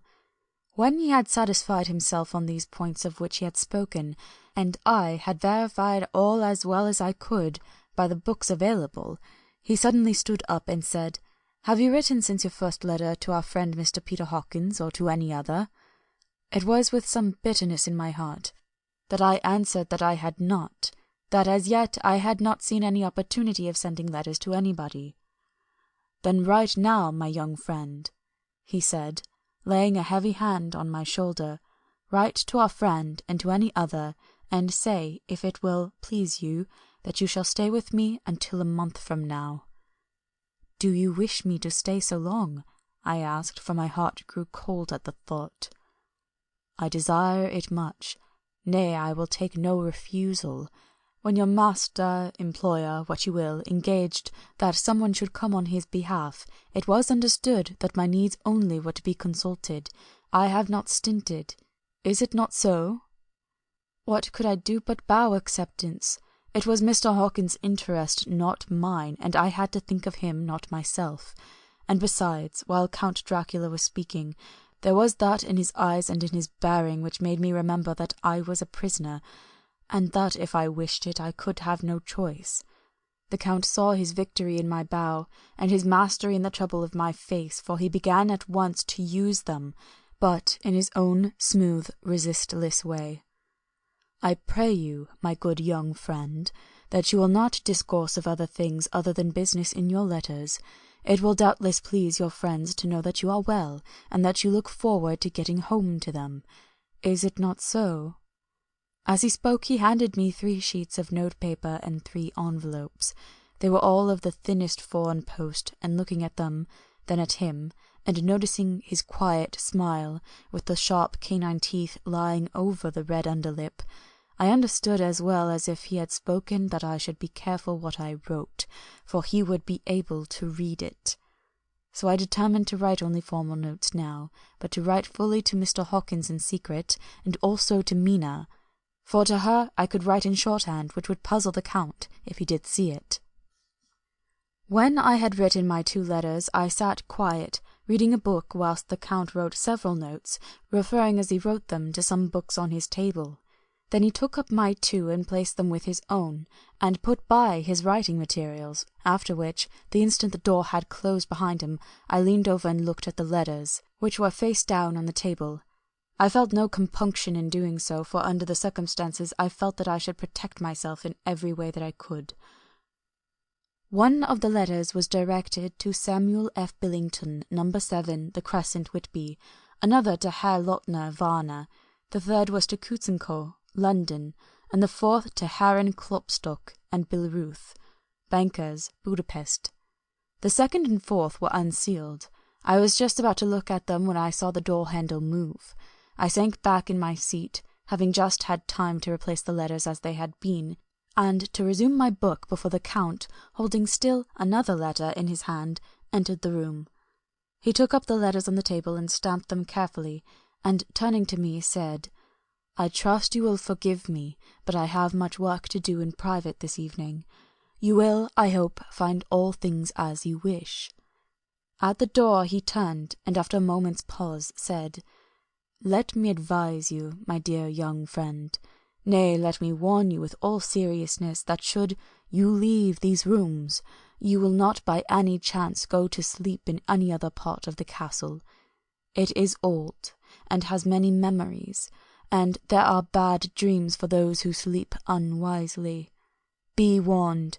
Should sleep now or ever overcome you, or be like to do, then haste to your own chamber or to these rooms, for your rest will then be safe. But if you be not careful in this respect, then—" He finished his speech in a gruesome way, for he motioned with his hands as if he were washing them. I quite understood. My only doubt was as to whether any dream could be more terrible than the unnatural, horrible net of gloom and mystery which seemed closing around me. Later. I endorse the last words written, but this time there is no doubt in question. I shall not fear to sleep in any place where he is not. I have placed the crucifix over the head of my bed. I imagine that my rest is thus freer from dreams, and there it shall remain. When he left me, I went to my room. After a little while, not hearing any sound, I came out, and went up the stone stair to where I could look out towards the south. There was some sense of freedom in the vast expanse, inaccessible though it was to me, as compared with the narrow darkness of the courtyard. Looking out on this, I felt that I was indeed in prison, and I seemed to want a breath of fresh air, though it were of the night. I am beginning to feel this nocturnal existence tell on me. It is destroying my nerve. I start at my own shadow, and am full of all sorts of horrible imaginings. God knows there is ground for my terrible fear in this accursed place. I looked out over the beautiful expanse, bathed in soft yellow moonlight, till it was almost as light as day. In the soft light the distant hills became melted, and the shadows in the valleys and gorges of velvety blackness. The mere beauty seemed to cheer me. There was peace and comfort in every breath I drew. As I leaned from the window, my eye was caught by something moving a story below me and somewhat to my left, where I imagined, from the order of the rooms, that the windows of the Count's own room would look out. The window at which I stood was tall and deep, stone-mullioned, and though weather-worn, was still complete, but it was evidently many a day since the case had been there. I drew back behind the stonework, and looked carefully out. What I saw was the Count's head coming out from the window. I did not see the face, but I knew the man by the neck and the movement of his back and arms. In any case, I could not mistake the hands which I had had so many opportunities of studying. I was at first interested and somewhat amused, for it is wonderful how small a matter will interest and amuse a man when he is a prisoner.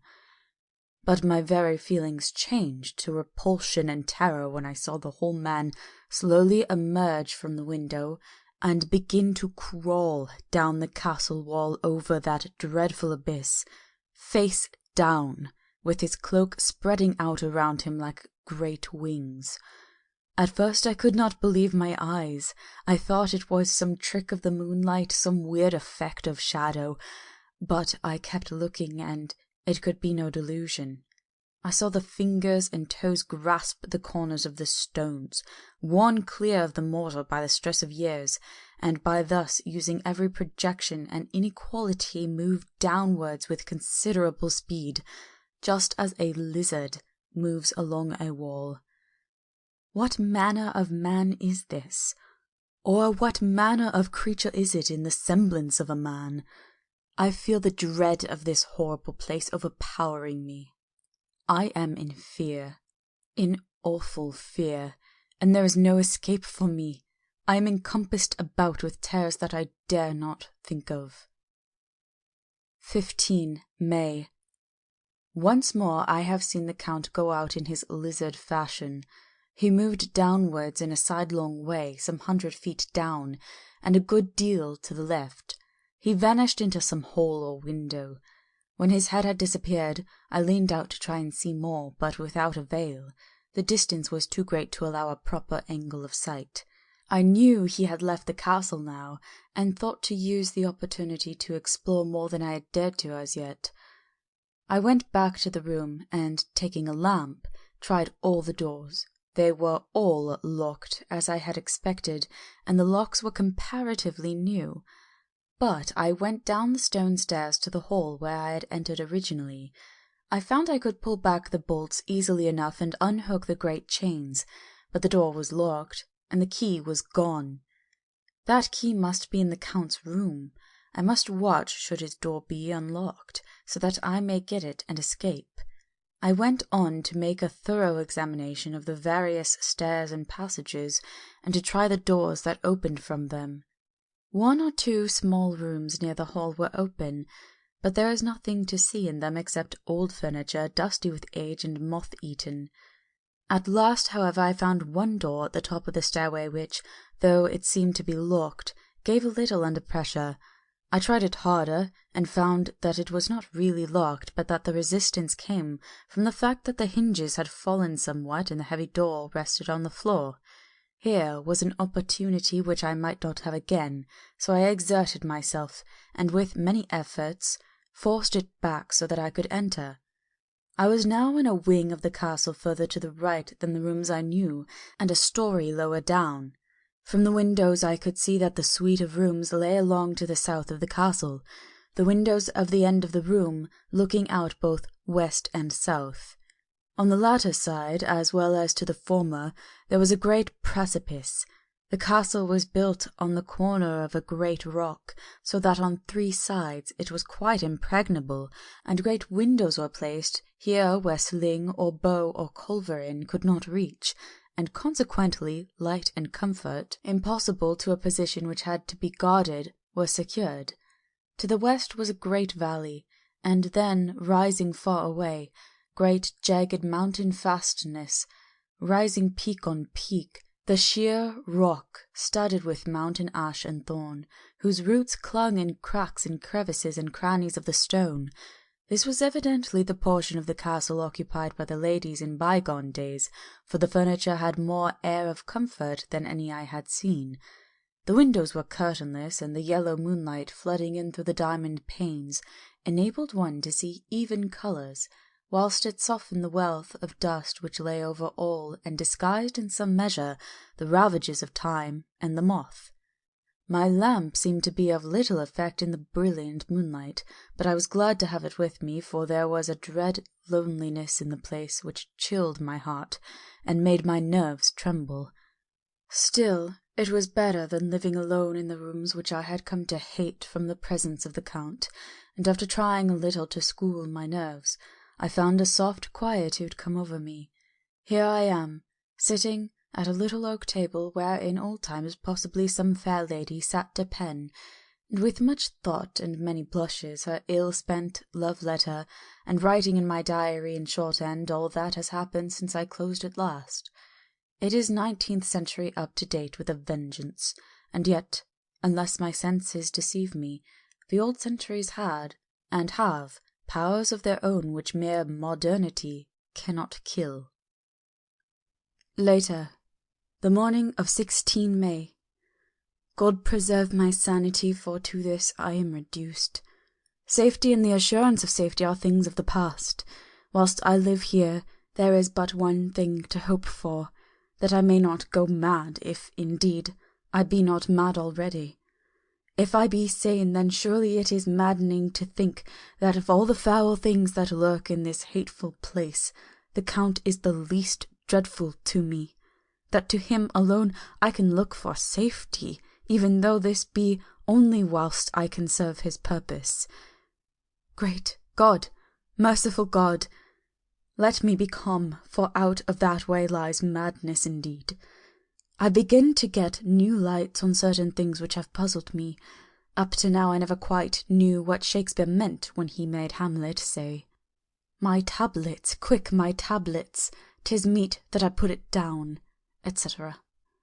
For now, feeling as though my own brain were unhinged, or as if the shock had come which must end in its undoing, I turned to my diary for repose. The habit of entering accurately must help to soothe me. The Count's mysterious warning frightened me at the time. It frightens me more now when I think of it, for in future he has a fearful hold upon me. I shall fear to doubt what he may say. When I had written in my diary, and had fortunately replaced the book and pen in my pocket, I felt sleepy. The Count's warning came into my mind, but I took pleasure in disobeying it. The sense of sleep was upon me, and with it the obstinacy which sleep brings as outrider. The soft moonlight soothed, and the wide expanse without gave a sense of freedom which refreshed me. I determined not to return tonight to the gloom-haunted rooms, but to sleep here, where of old ladies had sat and sung and lived sweet lives whilst their gentle breasts were sad for the menfolk away in the midst of remorseless wars. I drew a great couch out of its place near the corner, so that as I lay, I could look at the lovely view to the east and south, and unthinking of and uncaring for the dust, composed myself for sleep. I suppose I must have fallen asleep. I hope so, but I fear, for all that followed was startlingly real, so real that now sitting here in the broad full sunlight of the morning, I cannot in the least believe that it was all sleep. I was not alone. The room was the same, unchanged in any way since I came into it. I could see along the floor, in the brilliant moonlight, my own footsteps marked where I had disturbed the long accumulation of dust. In the moonlight opposite me were 3 young women, ladies by their dress and manner. I thought at the time that I must be dreaming when I saw them, for, though the moonlight was behind them, they threw no shadow on the floor. They came close to me, and looked at me for some time, and then whispered together. 2 were dark, and had high aquiline noses, like the Count, and the great dark piercing eyes that seemed to be almost red when contrasted with the pale yellow moon. The other was fair as can be, with great wavy masses of golden hair and eyes like pale sapphires. I seemed somehow to know her face, and to know it in connection with some dreamy fear, but I could not recollect at the moment how or where. All 3 had brilliant white teeth that shone like pearls against the ruby of their voluptuous lips. There was something about them that made me uneasy, some longing, and at the same time some deadly fear. I felt in my heart a wicked burning desire that they would kiss me with those red lips. It is not good to note this down lest some day it should meet Mina's eyes and cause her pain, but it is the truth. They whispered together, and then they all 3 laughed, such a silvery, musical laugh, but as hard as though the sound could never have come through the softness of human lips. It was like the intolerable, tingling sweetness of water glasses when played on by a cunning hand. The fair girl shook her head coquettishly, and the other two urged her on. One said, "Go on, you are first, and we shall follow. Yours is the right to begin." The other added, "He is young and strong.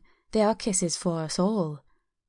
I lay quiet, looking out under my eyelashes in an agony of delightful anticipation. The fair girl advanced and bent over me till I could find the movement of her breath upon me. Sweet it was in one sense, honey-sweet, and sent the same tingling through the nerves as her voice, but with a bitter underlying the sweet, a bitter offensiveness, as one smells in blood. I was afraid to raise my eyelids, but looked out and saw perfectly under the lashes. The girl went on her knees and bent over me, simply gloating. There was a deliberate voluptuousness which was both thrilling and repulsive, and as she arched her neck, she actually licked her lips like an animal, till I could see in the moonlight the moisture shining on the scarlet lips and on the red tongue as it lapped the white, sharp teeth. Lower and lower went her head, as the lips went below the range of my mouth and chin, and seemed about to fasten on my throat. Then she paused, and I could hear the churning sound of her tongue as it licked her teeth and lips, and could feel the hot breath on my neck. Then the skin of my throat began to tingle as one's flesh does when the hand that is to tickle approaches nearer. I could feel the soft, shivering touch of the lips on the super-sensitive skin of my throat, and the hard dents of two sharp teeth just touching and pausing there. I closed my eyes in a languorous ecstasy and waited with beating heart. But at that instant another sensation swept through me as quick as lightning. I was conscious of the presence of the Count, and of his being as if lapped in a storm of fury. As my eyes opened involuntarily, I saw his strong hand grasp the slender neck of the fair woman, and with giant's power draw it back, the blue eyes transformed with fury, the white teeth champing with rage, and the fair cheeks blazing red with passion.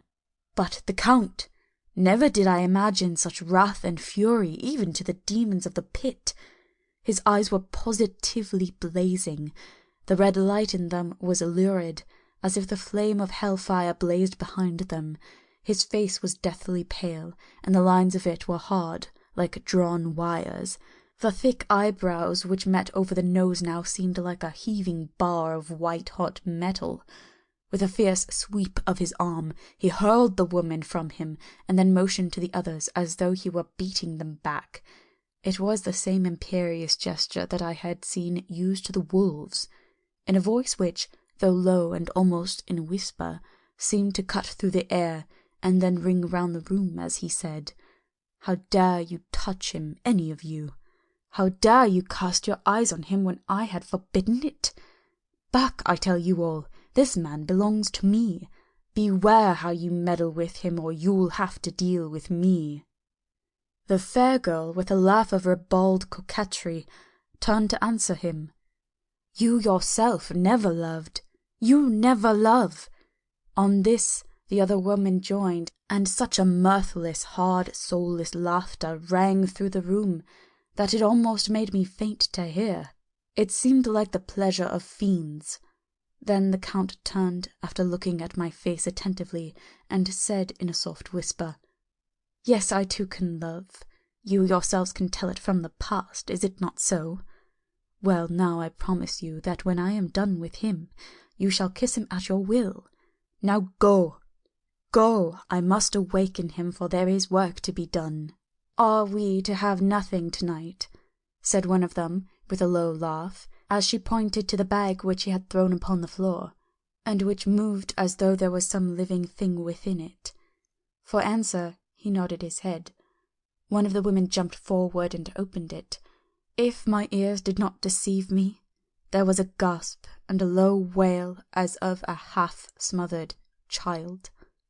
The women closed round whilst I was aghast with horror, but as I looked they disappeared, and with them the dreadful bag. There was no door near them, and they could not have passed me without my noticing. They simply seemed to fade into the rays of the moonlight and pass out through the window, for I could see outside the dim, shadowy forms for a moment before they entirely faded away. Then the horror overcame me, and I sank down unconscious. End of Chapter 3. Chapter 4. Jonathan Harker's Journal, continued. I awoke in my own bed. If it be that I had not dreamt, the Count must have carried me here. I tried to satisfy myself on the subject, but could not arrive at any unquestionable result. To be sure, there were certain small evidences, such as that my clothes were folded and laid by in a manner which was not my habit. My watch was still unwound, and I am rigorously accustomed to wind it the last thing before going to bed, and many such details. But these things are no proof, for they may have been evidences that my mind was not as usual, and from some cause or another I had certainly been much upset. I must watch for proof. Of one thing I am glad. If it was that the Count carried me here and undressed me, he must have been hurried in his task, for my pockets are intact.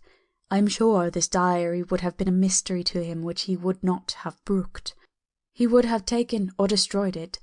As I looked round this room, although it had been to me so full of fear, it is now a sort of sanctuary, for nothing can be more dreadful than those awful women who are waiting to suck my blood.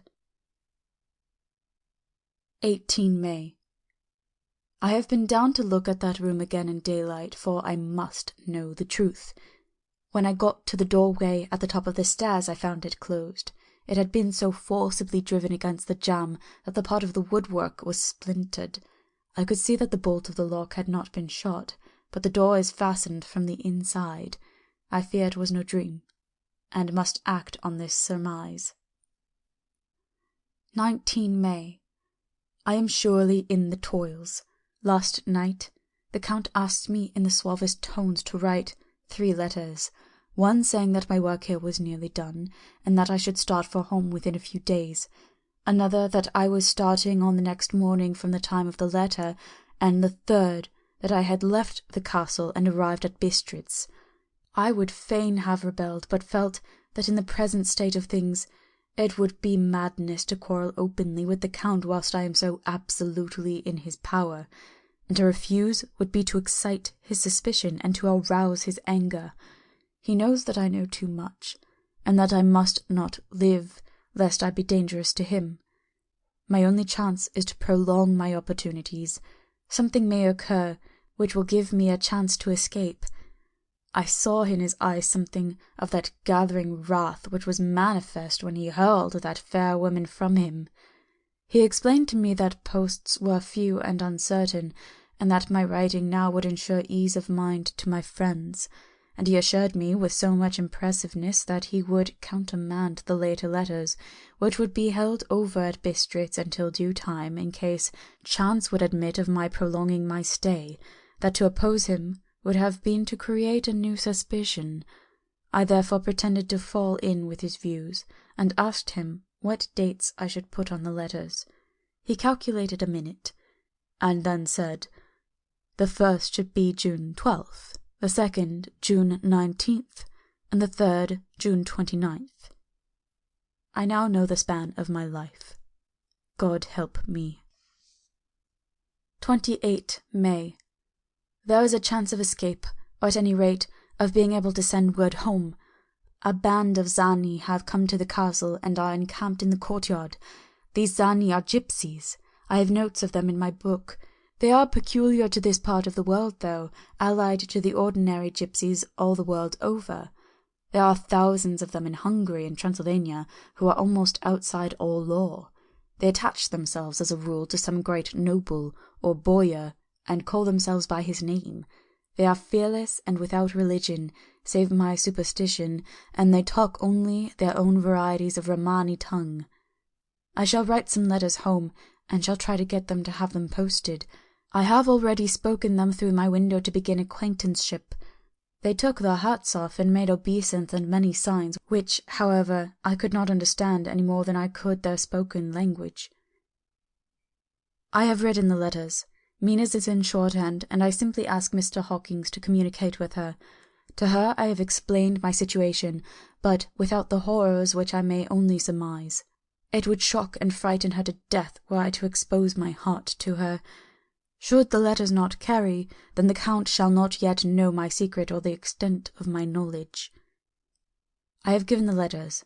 I threw them through the bars of my window with a gold piece, and made what signs I could to have them posted. The man who took them pressed them to his heart and bowed, and then put them in his cap. I could do no more. I stole back to the study and began to read. As the Count did not come in, I have written here. The Count has come. He sat down beside me, and said in his smoothest voice as he opened 2 letters, "The Zani has given me these, of which, though I know not whence they come, I shall, of course, take care. See." He must have looked at it. "One is from you, and to my friend Peter Hawkins, the other." Here he caught sight of the strange symbols as he opened the envelope, and the dark look came into his face, and his eyes blazed wickedly. "The other is a vile thing, an outrage upon friendship and hospitality. It is not signed. Well, so it cannot matter to us." And he calmly held letter and envelope in the flame of the lamp till they were consumed. Then he went on. "The letter to Hawkins, that I shall, of course, send on, since it is yours. Your letters are sacred to me. Your pardon, my friend, that unknowingly I did break the seal. Will you not cover it again?" He held out the letter to me, and with a courteous bow handed me a clean envelope.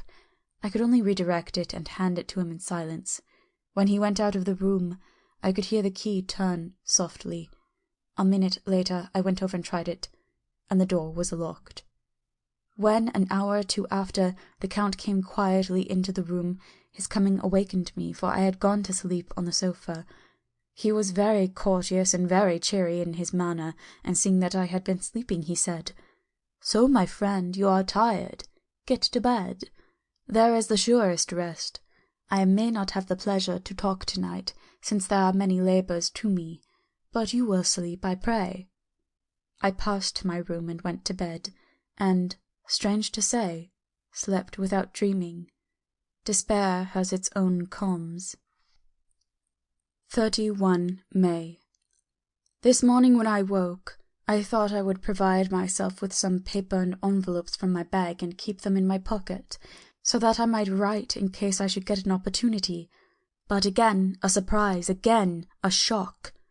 Every scrap of paper was gone, and with it all my notes, my memoranda relating to railways and travel, my letter of credit, in fact, all that might be useful to me were I once outside the castle. I sat and pondered a while, and then some thought occurred to me, and I made search of my portmanteau and in the wardrobe where I had placed my clothes. The suit in which I had travelled was gone, and also my overcoat and rug. I could find no trace of them anywhere. This looked like some new scheme of villainy. 17 June. This morning, as I was sitting on the edge of my bed, cudgelling my brains, I heard without a cracking of whips and pounding and scrapping of horses' feet up on the rocky path beyond the courtyard.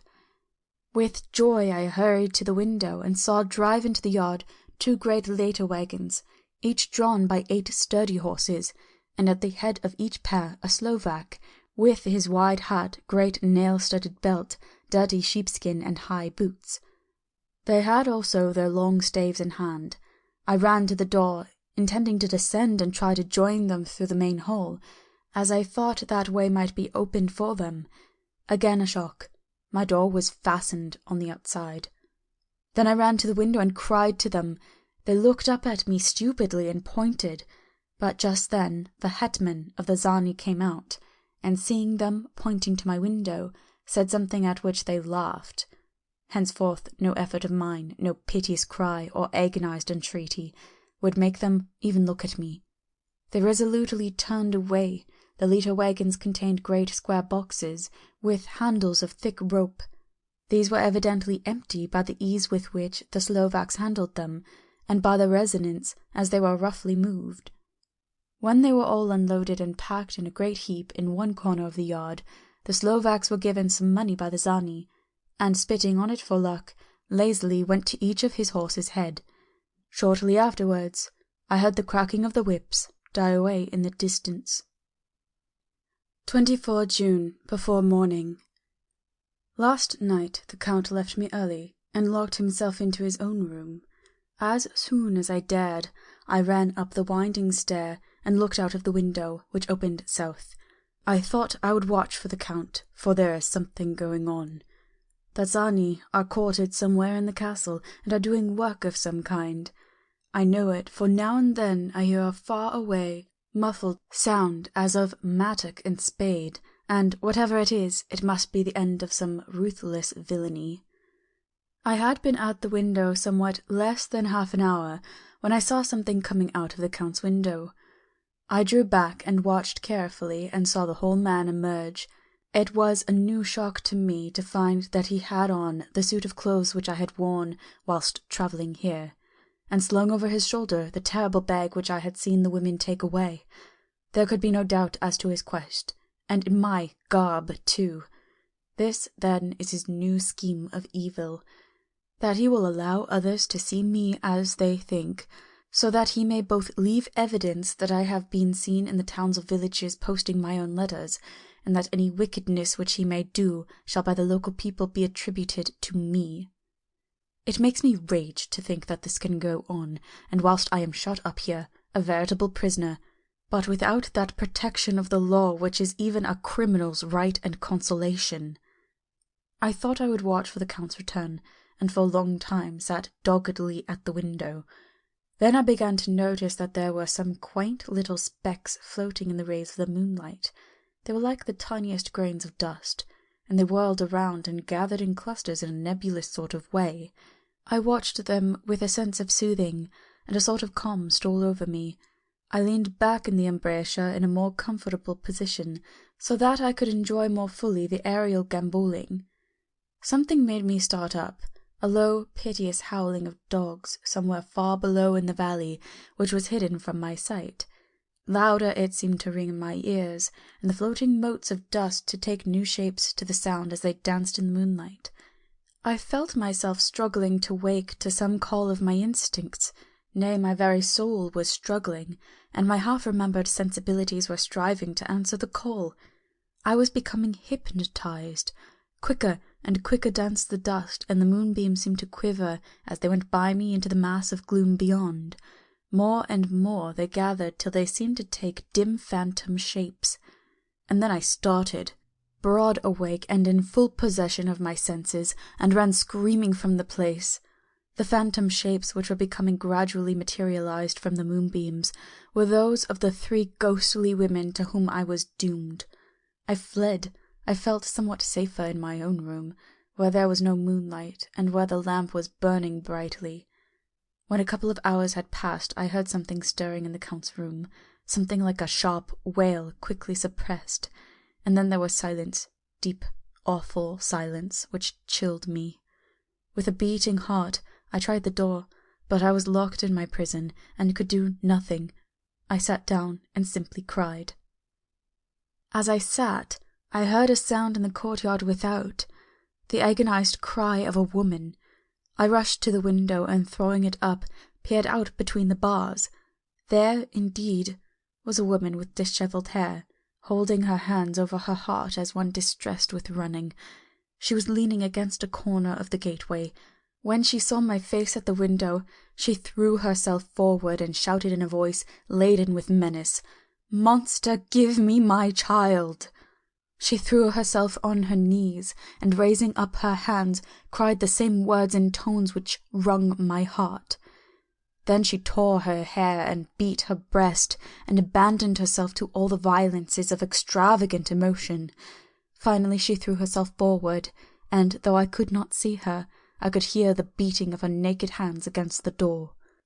Somewhere high overhead, probably in the tower, I heard the voice of the Count calling in his harsh, metallic whisper.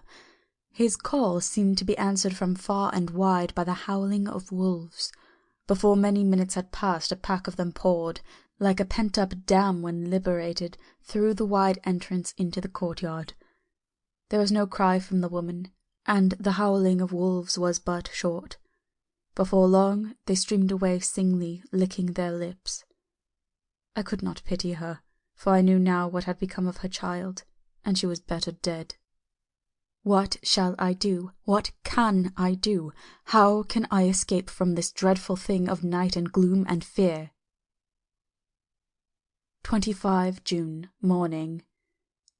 No man knows till he has suffered from the night how sweet and how dear to his heart and eye the morning can be. When the sun grew so high this morning that it struck the top of the great gateway opposite my window, the high spot which it touched seemed to me as if the dove from the ark had lighted there. My fear fell from me as if it had been a vaporous garment which dissolved in the warmth. I must take action of some sort whilst the courage of the day is upon me. Last night one of my post-dated letters went to post, the first of that fatal series which is to blot out the very traces of my existence from the earth. Let me not think of it. Action. It has always been at night-time that I have been molested or threatened, or in some way in danger or in fear. I have not yet seen the Count in daylight. Can it be that he sleeps when others wake? That he may be awake whilst they sleep? If I could only get into his room! But there is no possible way, the door is always locked. No way for me. Yes, there is a way if one dares to take it. Where his body has gone, why may not another body go? I have seen him myself crawl from his window. Why should not I imitate him, and go in by his window? The chances are desperate, but my need is more desperate still. I shall risk it. At the worst it can only be death, and a man's death is not a calf's, and the dreaded hereafter may still be open to me. God help me in my task. Goodbye, Mina, if I fail. Goodbye, my faithful friend and second father. Goodbye, all, and last of all, Mina. Same day. Later. I have made the effort, and God helping me, have come safely back to this room. I must put down every detail in order.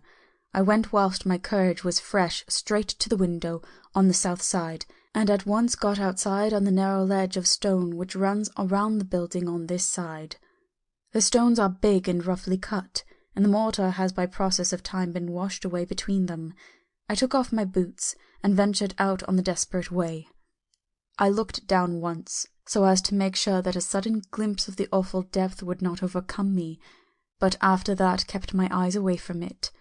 I knew pretty well the direction and distance of the Count's window, and made for it as well as I could, having regard to the opportunities available. I did not feel dizzy. I suppose I was too excited, and the time seemed ridiculously short till I found myself standing on the window-sill and trying to raise up the sash. I was filled with agitation, however, when I bent down and slid feet foremost in through the window. Then I looked around for the Count, but with surprise and gladness made a discovery. The room was empty. It was barely furnished with odd things, which seemed to have never been used. The furniture was something the same style as that in the south rooms, and was covered with dust. I looked for the key, but it was not in the lock, and I could not find it anywhere. The only thing I found was a great heap of gold in one corner. Gold of all kinds, Roman and British and Austrian and Hungarian and Greek and Turkish money, covered with a film of dust, as though it had lain long in the ground. None of it that I noticed was less than 300 years old. There were also chains and ornaments, some jewelled, but all of them old and stained. At one corner of the room was a heavy door. I tried it, for since I could not find the key of the room, or the key of the outer door, which was the main object of my search, I must make further examination, or all my efforts would be in vain. It was open, and led through a stone passage to a circular stairway, which went steeply down. I descended, minding carefully where I went, for the stairs were dark, being only lit by loopholes in the heavy masonry.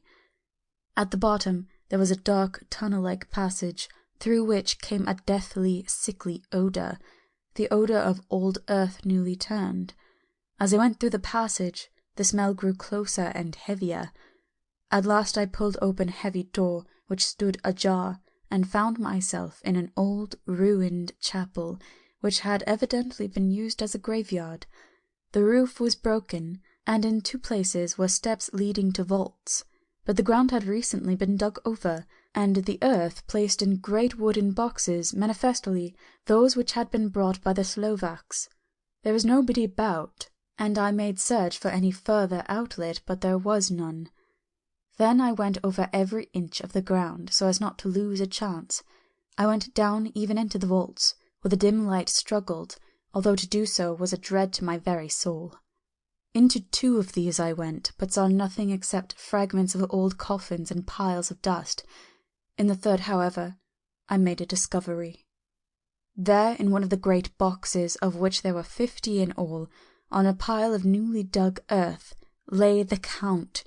He was either dead or asleep, I could not say which, for the eyes were open and stony, but without the glassiness of death, and the cheeks had the warmth of life through all their pallor. The lips were as red as ever, but there was no sign of movement, no pulse, no breath, no beating of the heart. I bent over him and tried to find any sign of life, but in vain. He could not have lain there long, for the earthy smell would have passed away in a few hours. By the side of the box was its cover, pierced with holes here and there, and I thought he might have the keys on him, but when I went to search I saw the dead eyes, and in them, dead though they were, such a look of hate, though unconscious of me or my presence, that I fled from the place, and leaving the Count's room by the window, crawled up again the castle wall. Regaining my room, I threw myself panting upon the bed and tried to think. 29 June.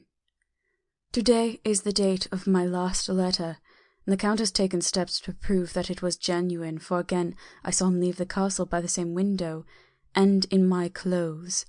As he went down the wall lizard fashion, I wished I had a gun or some lethal weapon that I might destroy him. But I fear that no weapon wrought alone by man's hand would have any effect on him. I dared not wait to see him return, for I feared to see those weird sisters. I came back to the library and read there till I fell asleep. I was awakened by the Count, who looked at me as grimly as a man can look as he said, "Tomorrow, my friend, we must part. You return to your beautiful England, I to some work which may have such an end that we may never meet. Your letter home has been dispatched. Tomorrow I shall not be here, but all shall be ready for your journey. In the morning come the Skani, who have some labours of their own here, and also come some Slovaks. When they have gone, my carriage shall come for you, and shall bear you to the Borgo Pass to meet the diligence from Bukovina to Bistritz. But I am in hope that I shall see more of you at Castle Dracula." I suspected him, and determined to test his sincerity. Sincerity! It seemed like a profanation of the word to write it in connection with such a monster. So asked him, point blank, "Why may I not go tonight?" "Because, dear sir, my coachman and horses are away on a mission." "But I would walk with pleasure. I want to get away at once." He smiled. Such a soft, smooth, diabolical smile that I knew there was some trick behind his smoothness. He said, "And your baggage?" "I do not care about it. I can send for it some other time." The Count stood up and said, with a sweet courtesy which made me rub my eyes, it seemed so real, "You English have a saying which is close to my heart, for its spirit is that which rules our boyars. Welcome the coming, speed the parting guest. Come with me, my dear young friend. Not an hour shall you wait in my house against your will, though sad am I at your going, and that you so suddenly desire it. Come." With a stately gravity he, with the lamp, preceded me down the stairs and along the hall. Suddenly he stopped. "Hark!"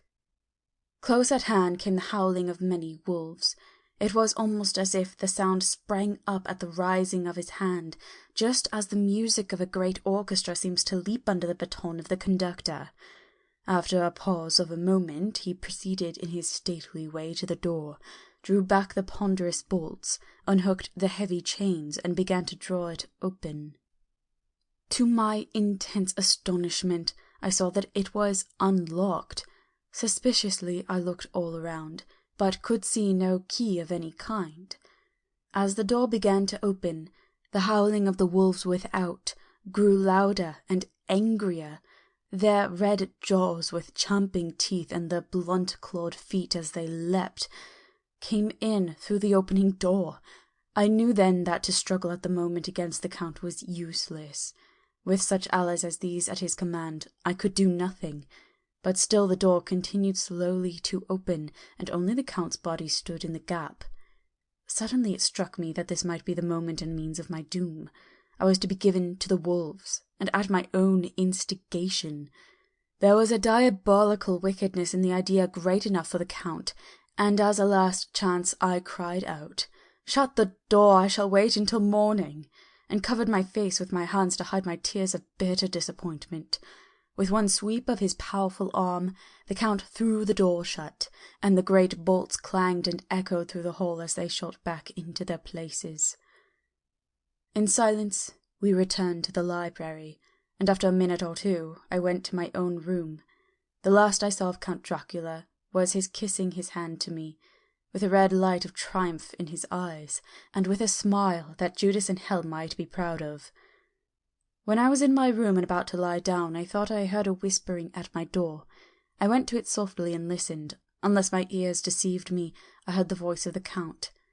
Back to your own place. Your time is not yet come. Wait. Have patience. Tonight is mine. Tomorrow night is yours." There was a low, sweet ripple of laughter, and in a rage I threw open the door and saw without the 3 terrible women licking their lips. As I appeared, they all joined in a horrible laugh and ran away. I came back to my room and threw myself on my knees. It is then so near the end. Tomorrow, Lord, help me and those whom I am dear. 30 June, morning. These may be the last words I ever write in this diary. I slept till just before dawn, and when I woke I threw myself on my knees, for I determined that if death came, he should find me ready.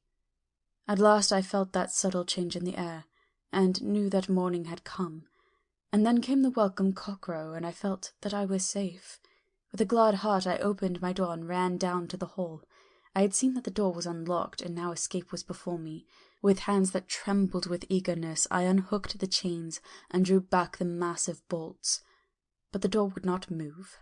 Despair seized me. I pulled and pulled at the door, and it shook it till, massive as it was, it rattled in its casement. I could see the bolt shot. It had been locked after I left the Count. Then a wild desire took me to obtain that key at any risk, and I determined then and there to scale the wall again and gain the Count's room. He might kill me, but death now seemed the happier choice of evils. Without a pause I rushed up to the east window and scrambled down the wall, as before, into the Count's room. It was empty, but that was as I expected. I could not see a key anywhere, but the heap of gold remained. I went through the door in the corner and down the winding stair and along the dark passage to the old chapel. I knew now well enough where to find the monster I sought. The great box was in the same place, close against the wall, but the lid was laid on it, not fastened down, but with the nails ready in their places to be hammered home. I knew I must reach the body for the key, so I raised the lid and laid it back against the wall, and then I saw something which filled my very soul with horror. There lay the Count, but looking as if his youth had been half renewed, for the white hair and moustache were changed to a dark iron grey. The cheeks were fuller, and the white skin seemed ruby red underneath.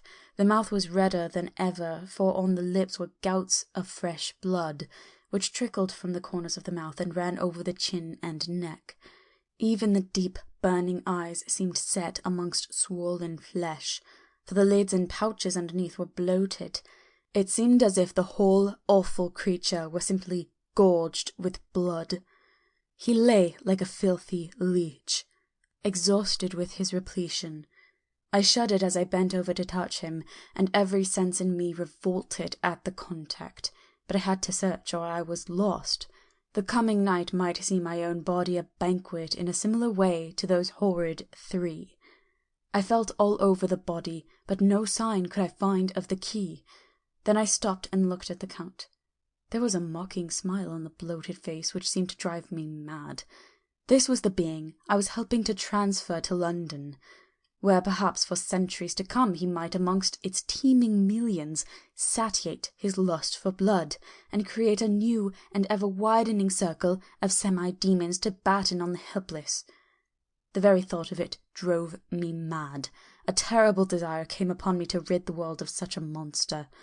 There was no lethal weapon at hand, but I seized a shovel, which the workmen had been using to fill the cases, and lifting it high, struck with the edge downward at the hateful face.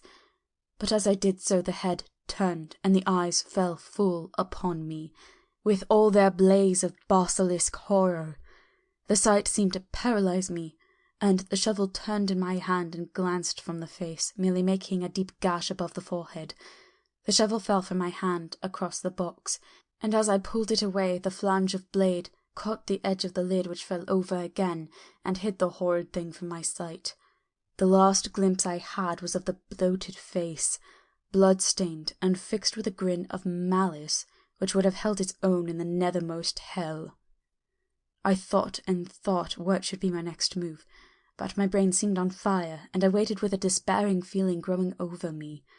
As I waited, I heard in the distance a gypsy song sung by merry voices coming closer, and through their song the rolling heavy wheels and the cracking of whips. The Zgani and the Slovaks of whom the Count had spoken were coming. With a last look around and at the box which contained the vile body, I ran from the place and gained the Count's room, determined to rush out at the moment the door should be opened.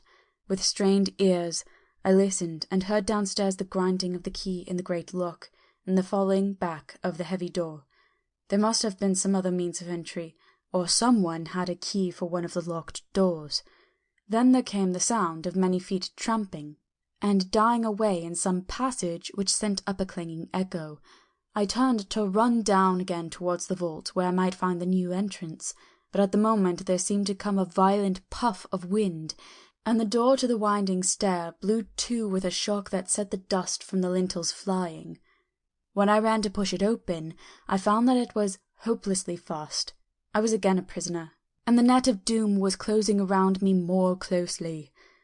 As I write, there is in the passage below a sound of many tramping feet, and the crash of weights being set down heavily, doubtless the boxes with their freight of earth. There is a sound of hammering. It is the box being nailed down. Now I can hear the heavy feet tramping again along the hall, with many other idle feet coming behind them. The door is shut, and the chains rattle. There is a grinding of the key in the lock. I can hear the key withdraw, then another door opens and shuts. I hear the creaking of lock and bolt. Hark! In the courtyard, and down the rocky way, the roll of heavy wheels, the crack of whips, and the course of the Zgani as they pass into the distance. I am alone in the castle with those awful women. For Mina is a woman, and there is naught in common. They are devils of the pit. I shall not remain alone with them. I shall try to scale the castle wall farther than I have yet attempted. I shall take some of the gold with me, lest I want it later. I may find a way from this dreadful place. And then away for home. Away to the quickest and nearest train, away from this cursed spot, from this cursed land, where the devil and his children still walk with earthly feet. At least God's mercy is better than that of these monsters, and the precipice is steep and high. At its foot a man may sleep, as a man. Goodbye all, Mina. End of Chapter 4. Chapter 5. Letter from Miss Mina Murray to Miss Lucy Westenra. 9 May. My dearest Lucy, forgive my long delay in writing, but I have been simply overwhelmed with work. The life of an assistant schoolmistress is sometimes trying. I am longing to be with you, and by the sea, where we can talk together freely and build our castles in the air. I've been working very hard lately, because I want to keep up with Jonathan's studies, and I have been practicing shorthand very assiduously. When we are married, I shall be able to be useful to Jonathan, and if I can stenograph well enough, I can take down what he wants to say in this way, and write it out for him on the typewriter, at which also I am practicing very hard. He and I sometimes write letter in shorthand, and he is keeping a stenographic journal of his travels abroad. When I am with you, I shall keep a diary in the same way. I don't mean one of those 2 pages to the week with Sunday squeezed in a corner diaries, but a sort of journal which I can write in whenever I feel inclined. I do not suppose there will be much of interest to other people, but it is not intended for them. I may show it to Jonathan some day if there is in it anything worth sharing, but it is really an exercise book. I shall try to do what I see lady journalists do, interviewing and writing descriptions and trying to remember conversations. I am told that, with a little practice, one can remember all that goes on, or that one hears said during a day. However, we shall see. I will tell you of my little plans when we meet. I have just had a few hurried lines from Jonathan from Transylvania. He is well, and will be returning in about a week. I am longing to hear all his news. It must be so nice to see strange countries. I wonder if Jonathan and I, shall ever see them together. There is the 10 o'clock bell ringing. Goodbye. Your loving Mina. Tell me all the news when you write.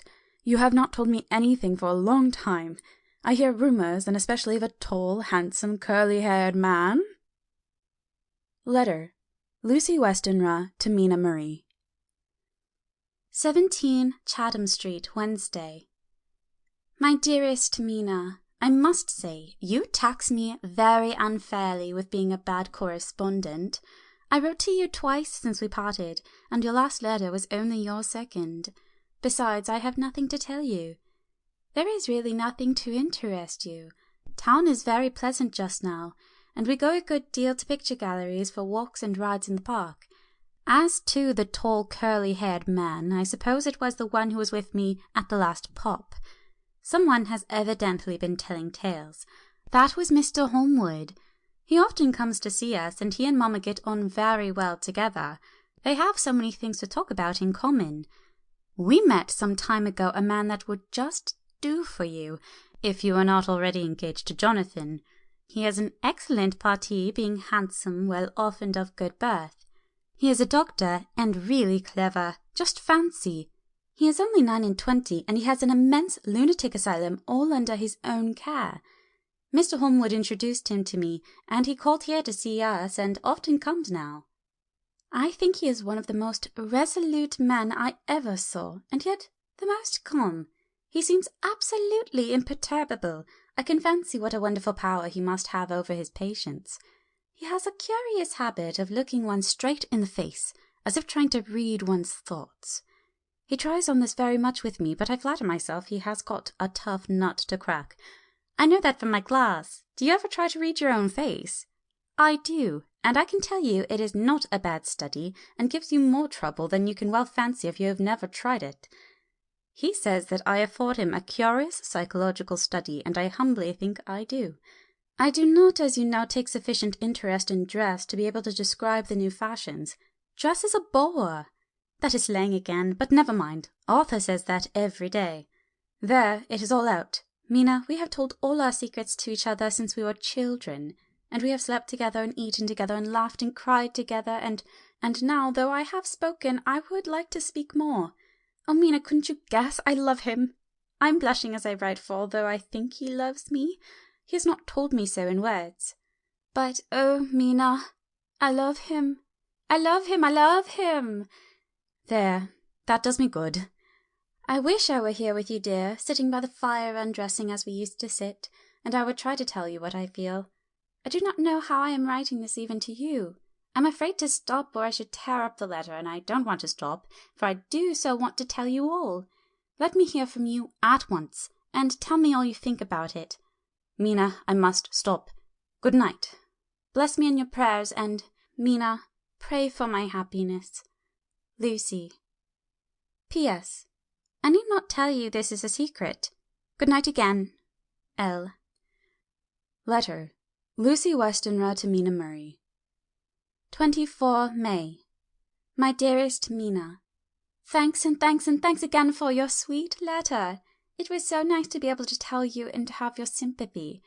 My dear, it never rains, but it pours. How true the old proverbs are. Here am I, who shall be 20 in September, and yet I have never had a proposal till today, not a real proposal, and today I have had 3. Just fancy, 3 proposals in one day. Isn't it awful? I feel sorry, really and truly sorry, for 2 of the poor fellows. Oh, Mina, I'm so happy that I don't know what to do with myself. And 3 proposals. But for goodness sake, don't tell any of the girls, or they would be getting all sorts of extravagant ideas, imagining themselves injured and slighted if in their very first day at home they did not get 6 at least. Some girls are so vain. You and I, Mina dear, who are engaged and who are going to settle down soberly into old married women, can despise vanity. Well, I must tell you about the 3, but you must keep a secret, dear, from everyone. Except, of course, Jonathan. You will tell him, because I would, if I were in your place, certainly tell Arthur. A woman ought to tell her husband everything, don't you think so, dear? And I must be fair. Men like women, certainly their wives, to be quite as fair as they are, and women, I am afraid, are not always quite as fair as they should be. Well, my dear, number 1 came just before lunch. I told you of him, Dr. John Seward, the lunatic asylum man with the strong jaw and the good forehead. He was very cool outwardly, but was nervous all the same. He had evidently been schooling himself as to all sorts of little things, and remembered them, but he almost managed to sit down on his silk hat, which men don't generally do when they are cool, and then when he wanted to appear at ease he kept playing with the lancet in a way that made me nearly scream. He spoke to me, Mina, very straightforwardly. He told me how dear I was to him, though he had known me so little, and what his life would be with me to help and cheer him. He was going to tell me how unhappy he would be if I did not care for him, but when he saw me cry, he said that he was a brute and would not add to my present trouble. Then he broke off and asked if I could love him in time, and when I shook my head, his hands trembled, and then with some hesitation he asked me if I cared already for anyone else. He put it very nicely, saying he did not want to wring my confidence from me, but only to know, because if a woman's heart was free a man might have hope. And then Mina, I felt a sort of duty to tell him that there was someone. I only told him that much, and then he stood up, and he looked very strong and very grave as he took both my hands in his, and said he hoped I would be happy, and that if I ever wanted a friend, I must count him one of my best. Oh, Mina dear, I can't help crying. You must excuse this letter being all blotted. Being proposed to is all very nice, and all that sort of thing, but it isn't at all a happy thing when you have to see a poor fellow whom you know loves you honestly going away and looking all broken-hearted, and to know that, no matter what he might say at the moment, you are passing quite out of his life. My dear, I must stop here at present. I feel so miserable, though I am so happy. Evening. Arthur has just gone, and I feel better in spirits than when I left off, so I can go on telling you about the day. Well, my dear, number 2 came after lunch. He is such a nice fellow, an American from Texas, and he looks so young and so fresh that it seems almost impossible that he has been to so many places and has had such adventures.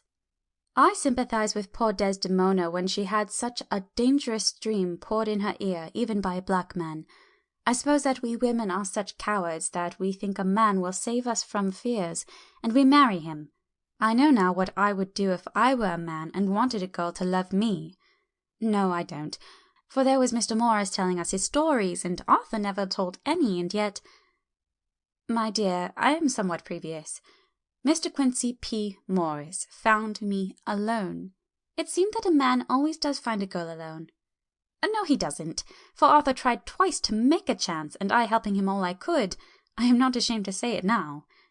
I must tell you beforehand that Mr. Morris doesn't always speak slang, that is to say, he never does so to strangers or before them, for he is really well educated and has exquisite manners, but he found that it amused me to hear him talk American slang, and whenever I was present and there was no one to be shocked, he said such funny things.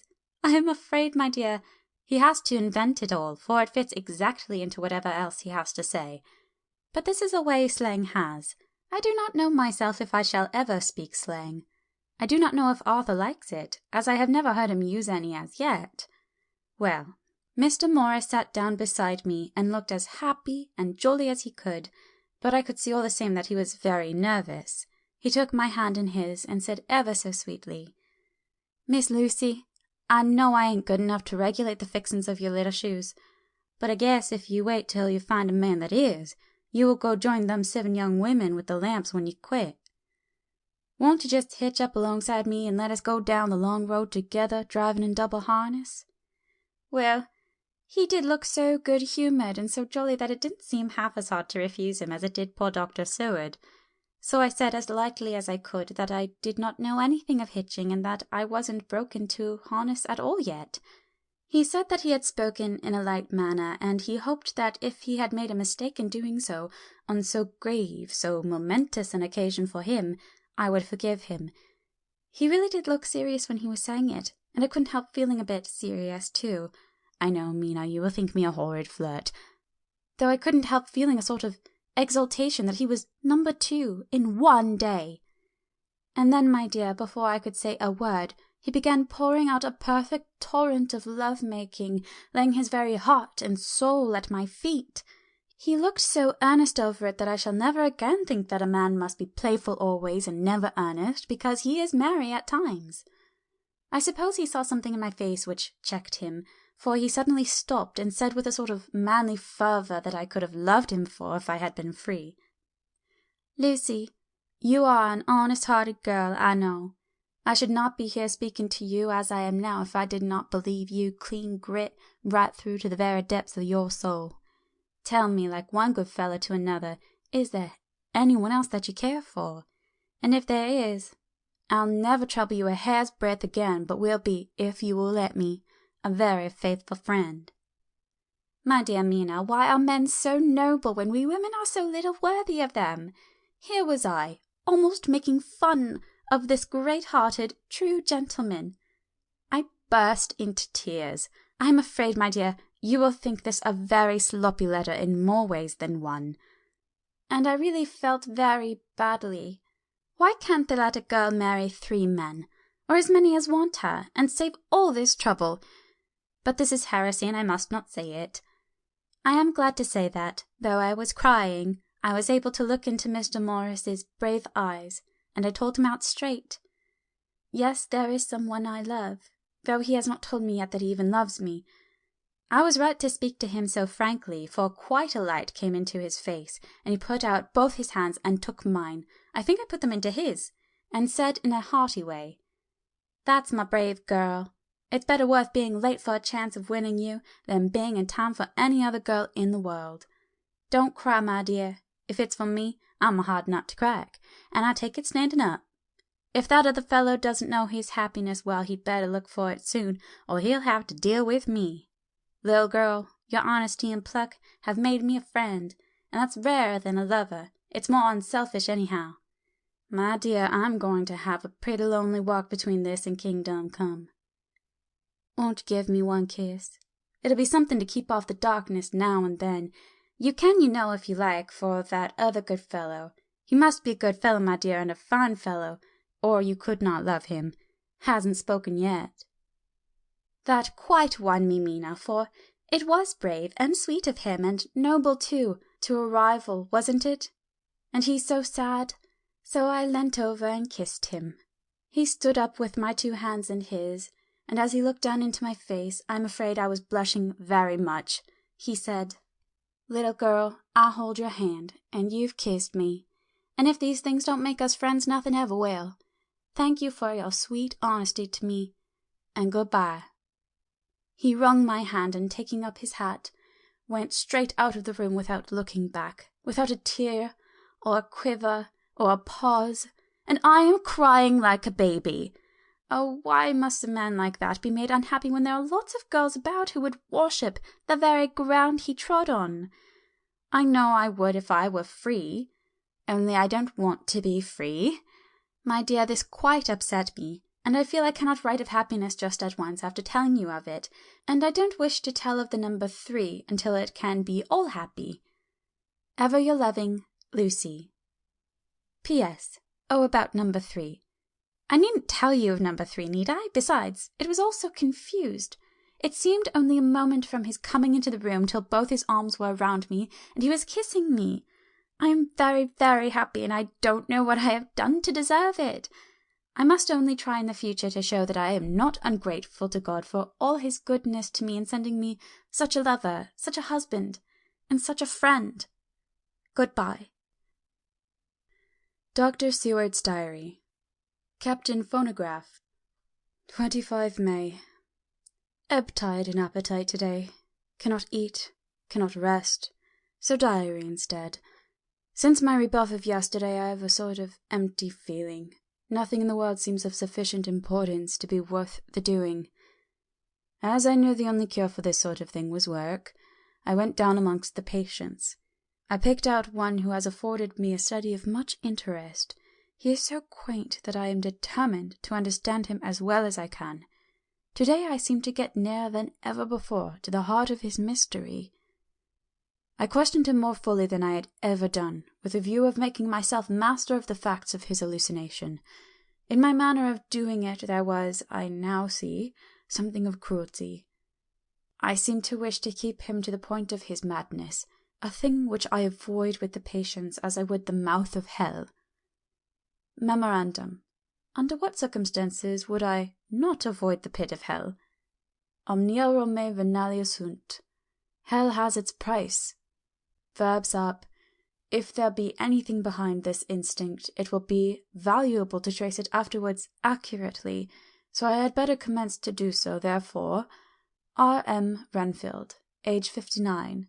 Sanguine temperament, great physical strength, morbidly excitable, periods of gloom, ending in some fixed idea which I cannot make out. I presume that the sanguine temperament itself and the disturbing influence end in a mentally accomplished finish, a possibly dangerous man. Probably dangerous if unselfish. In selfish men, caution is as secure an armor for their foes as for themselves.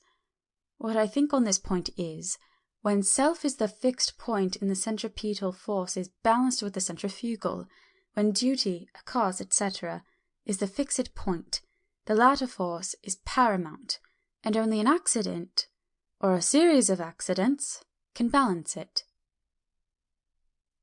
Letter. Quincy P. Morris to Honorable Arthur Holmwood. 25 May.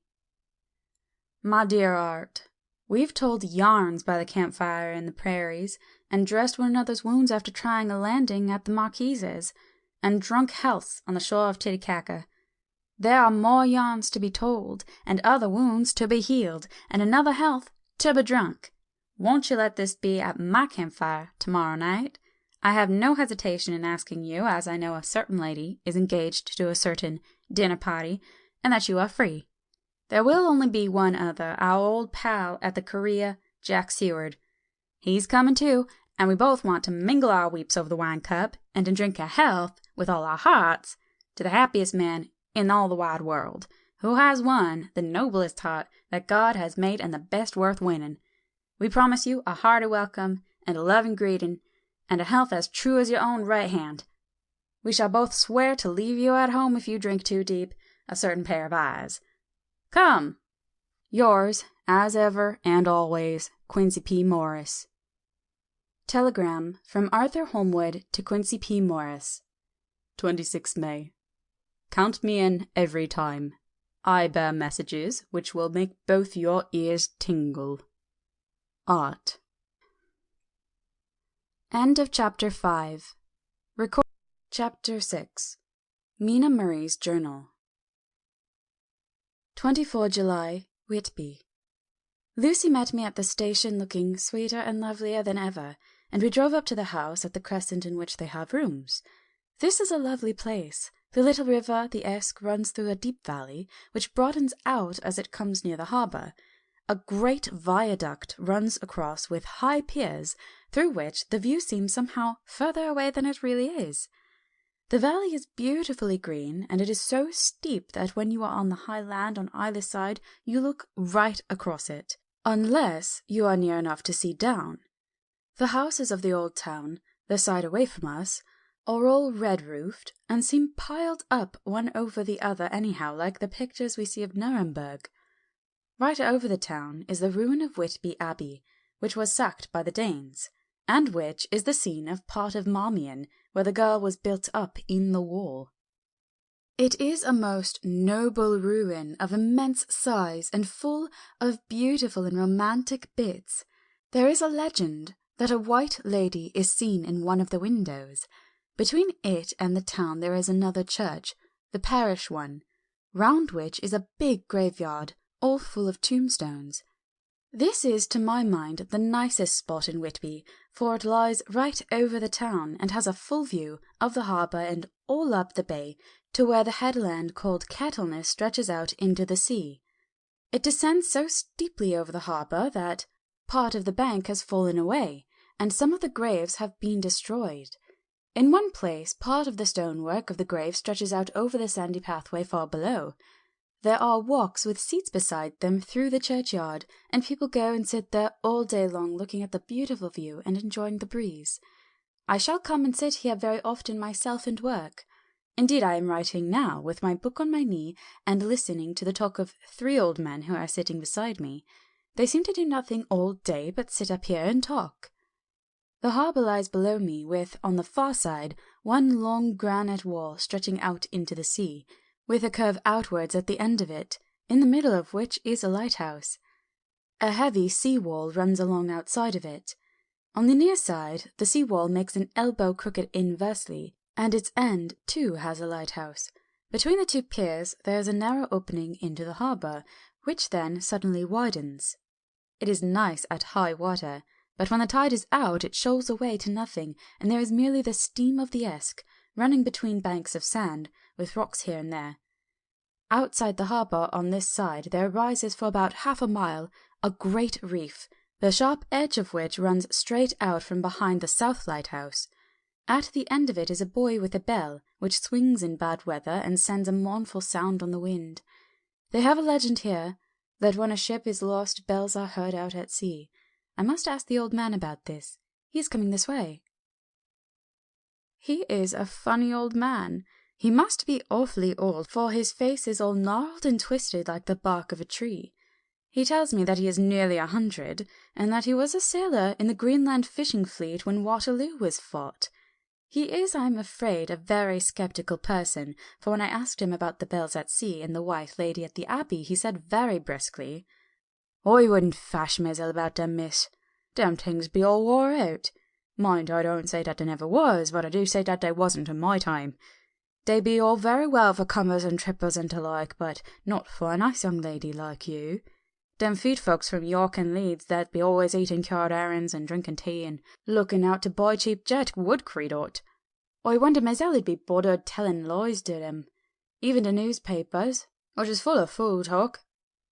I thought he would be a good person to learn interesting things from, so I asked him if he would mind telling me something about the whale fishing in the old days.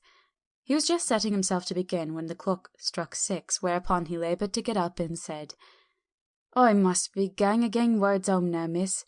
My granddaughter doesn't like to be kept waiting when the tea is ready, for it takes me time to cram 11 degrees, and there be a many of 'em, and miss, I look to Billy Timber sairly by the clock." He hobbled away, and I could see him hurrying as well as he could down the steps. The steps are a great feature on the place.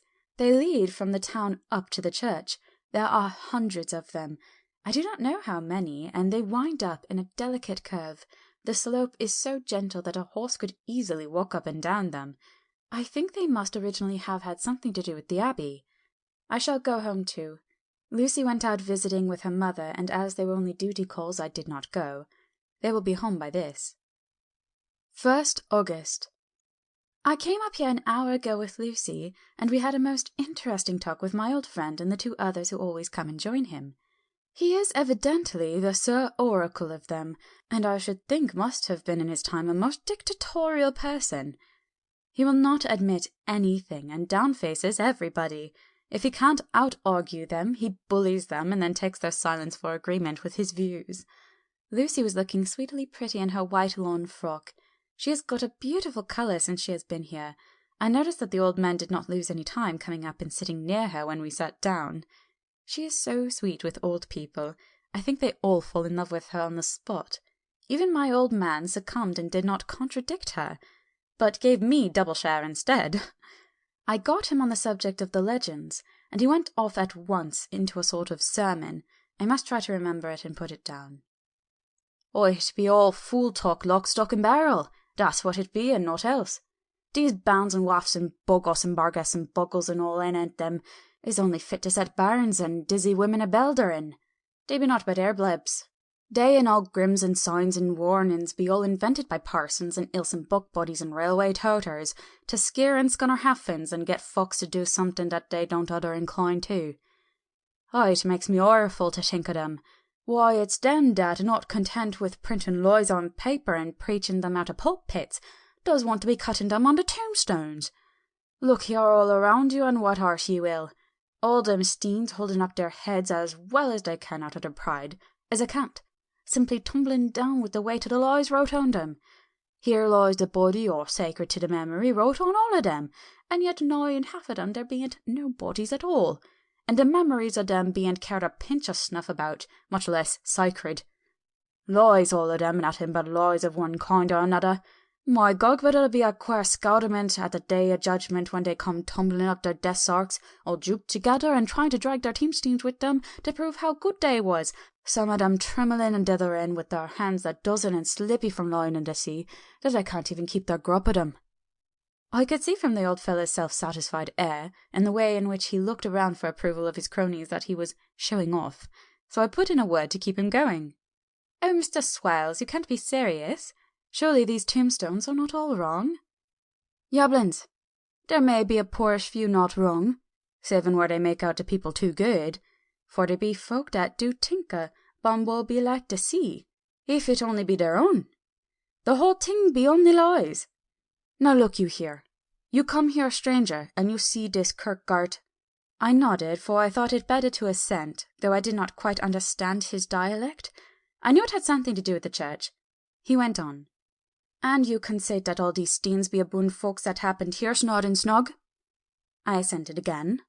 "Then that be just where the lie comes in. Why, there be scores of these lay beds that be as toom as old Don's back box on Friday night." He nudged one of his companions, and they all laughed. "And my gug, how could they be otherwise? Look at that one, the aftest abaft the beer bank. Read it." I went over and read. "Edward Spencer, Master Mariner, murdered by pirates off the coast of the Andres, April 1854, age 30. When I came back, Mr. Swales went on. "Who brought him home, I wonder, to hap him here? Murdered off the coast of the Andres, and you conceited his body lay under? Why, I could name ye a dozen whose bones lie in the Greenland seas above."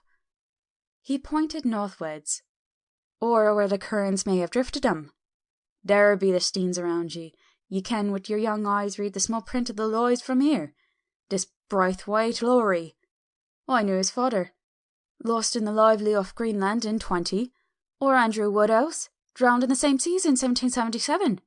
Or John Paxton, drowned off Cape Farewell a year later. Or old John Rowlings, whose grandfather sailed with me, drowned in the Gulf of Finland in 50. Do you think that all these men will have to make a rush to Whitby when the trumpet sounds? I have me antherums about it. I tell ye that when they got here they'd be jumbling and jostling one another that way, and it'd be like a fight up upon the ice in the old days, when we'd be at one another from daylight to dark and trying to tie up our cuts by the light of the Aurora Borealis." This was evidently local pleasantry, for the old man cackled over it, and his cronies joined in with gusto.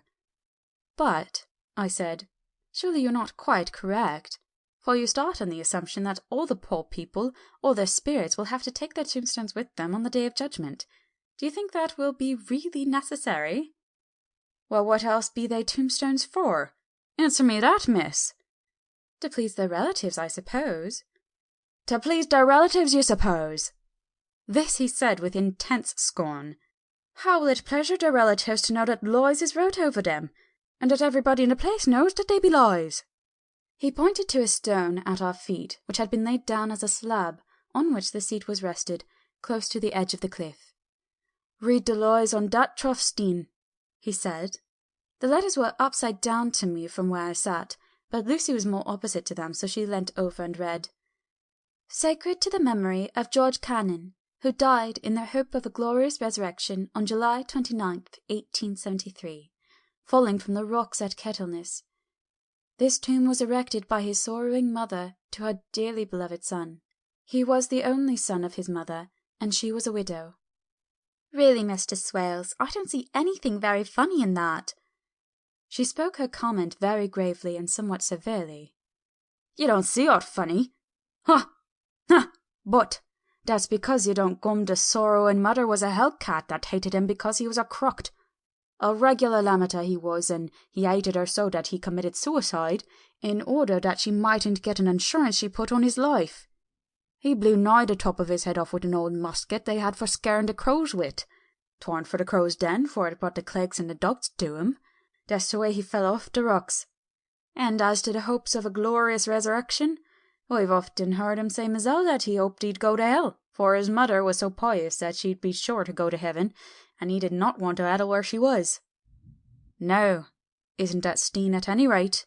He hammered it with his stick as he spoke. "A pack of lies! And won't it make Gabriel cackle when Geordie comes a panting up the grease with the tombstone bounced on his hump, and asks to be took as evidence?" I did not know what to say, but Lucy turned the conversation as she said, rising up, "Why did you tell us of this? It is my favourite seat, and I cannot leave it, and now I find I must go on sitting over the grave of a suicide." "Oh, that won't harm you, my pretty. And it may make poor Geordie gladsome to have so trim a lass sitting on his lap. That won't hurt ye.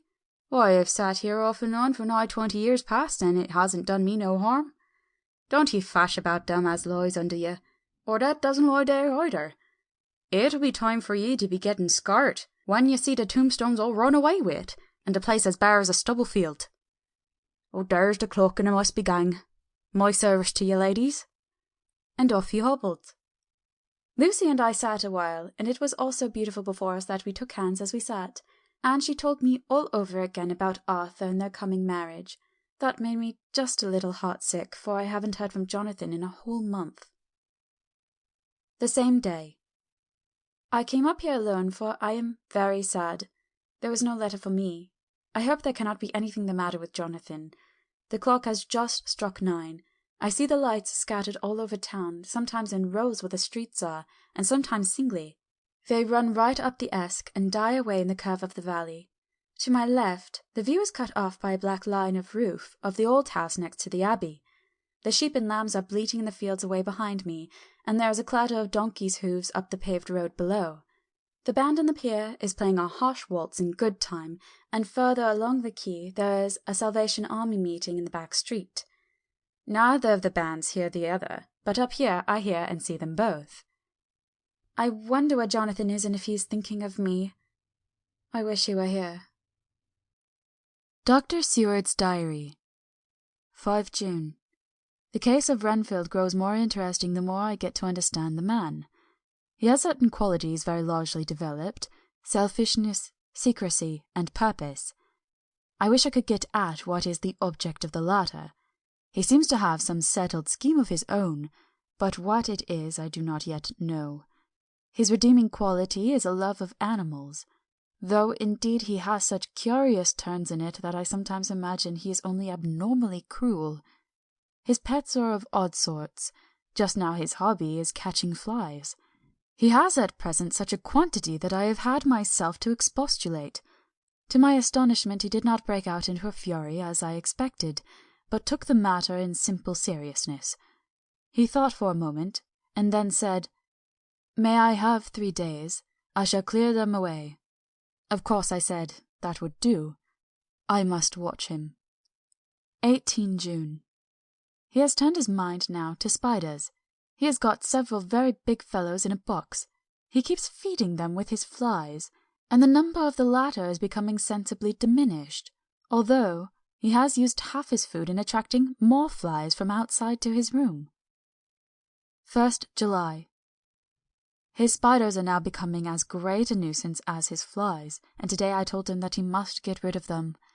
He looked very sad at this, so I said that he must clear out some of them at all events.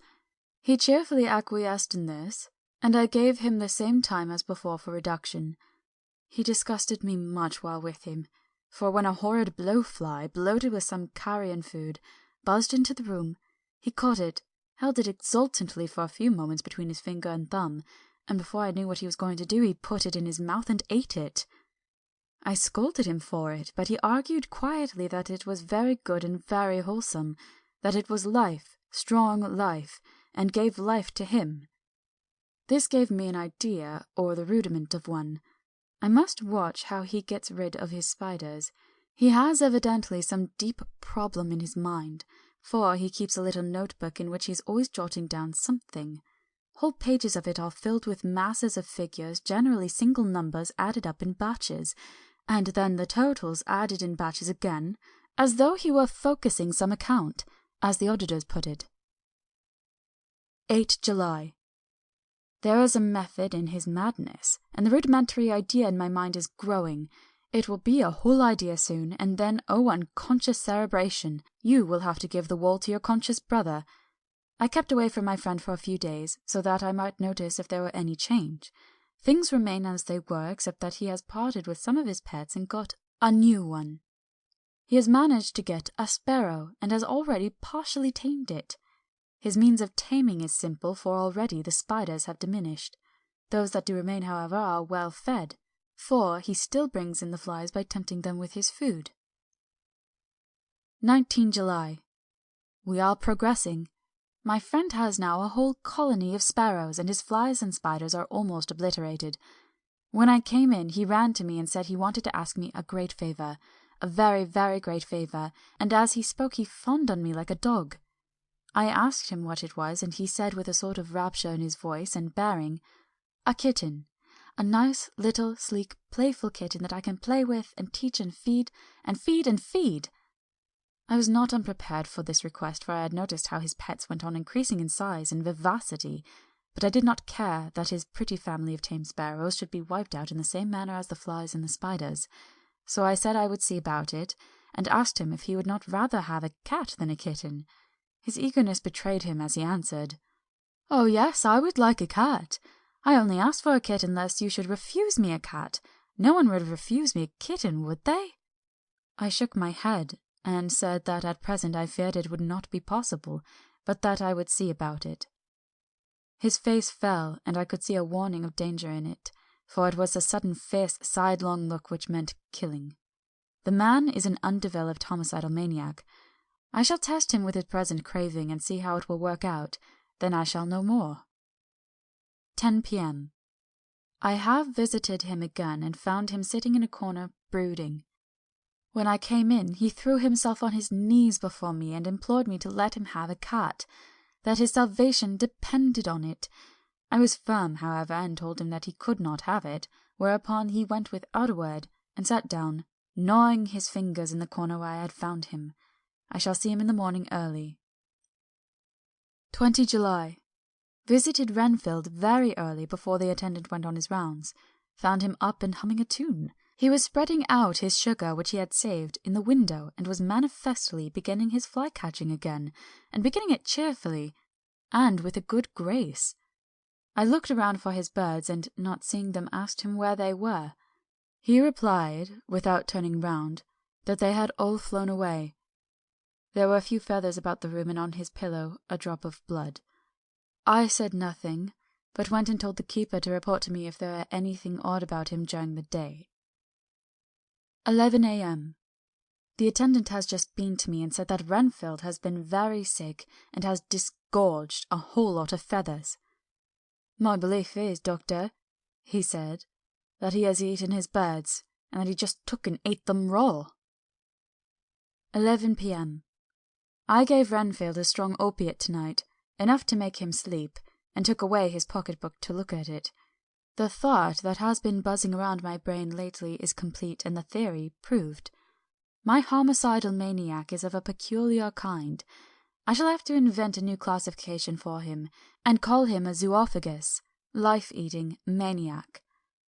What he desires is to absorb as many lives as he can, and he has laid himself to achieve it in a cumulative way.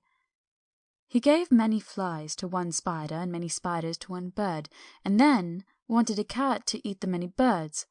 What would have been his later steps? It would almost be worth while to complete the experiment.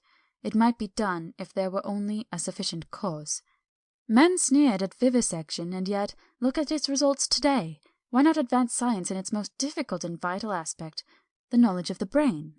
Had I even the secret of one such mind, did I hold the key to the fancy of even one lunatic, I might advance my own branch of science to a pitch compared with which Bird and Sanderson's physiology or Ferrier's brain knowledge would be as nothing. If only there were a sufficient cause. I must not think too much of this, or I may be tempted. A good cause might turn the scale with me, for may not I too be of an exceptional brain congenitally? How well the man reasoned! Lunatics always do within their own scope. I wonder at how many lives he values a man, or if at only one. He has closed the account most accurately, and today begun a new record. How many of us begin a new record with each day of our lives? To me it seems only yesterday that my whole life ended with my new hope, and that I truly began a new record. So it will be until the great recorder sums me up and closes my ledger account with a balance to profit or loss. Oh, Lucy, Lucy, I cannot be angry with you, nor can I be angry with my friend whose happiness is yours, but I must only wait on hopelessness and work. Work, work. If only I could have as strong a cause as my poor mad friend there, a good, unselfish cause to make me work, that would be indeed happiness. Mina Murray's Journal, 26 July. I am anxious, and it soothes me to express myself here. It is like whispering to oneself and listening at the same time. And there is also something about the shorthand symbols that make it different from writing. I am unhappy about Lucy and about Jonathan. I had not heard from Jonathan for some time, and was very concerned, but yesterday dear Mr. Hawkins, who is always so kind, sent me a letter from him. I had written asking him if he had heard, and he said the enclosed had just been received. It is only a line dated from the Count Dracula, and says that he is just starting for home. That is not like Jonathan. I do not understand it, and it makes me uneasy. Then, too, Lucy, although she is so well, has lately taken to her old habit of walking in her sleep. Her mother has spoken to me about it, and we have decided that I am to lock the door of our room every night. Mrs. Westenra has got an idea that sleepwalkers always go out on roofs of houses and along edges of cliffs, and then get suddenly wakened and fall over with a despairing cry that echoes all over the place. Poor dear, she is naturally anxious about Lucy, and she tells me that her husband, Lucy's father, had the same habit, that he would get up in the night and dress himself and go out if he was not stopped. Lucy is to be married in the autumn, and she is already planning out her dresses and how her house is to be arranged. I sympathize with her, for I do the same, only Jonathan and I will start in life in a very simple way, and will have to try to make both ends meet. Mr. Holmwood, he is the Honourable Arthur Holmwood, only son of Lord Godalming, is coming up here very shortly, as soon as he can leave town, for his father is not very well, and I think dear Lucy is counting the moments until he comes. She wants to take him up to the seat on the churchyard cliff and show him the beauty of Whitby. I dare say it is the waiting which disturbs her. She will be all right when he arrives. 27 July. No news from Jonathan. I am getting quite uneasy about him, though why I should I do not know, but I do wish that he would write, if it were only a single line. Lucy walks more than ever, and each night I am awakened by her moving about the room.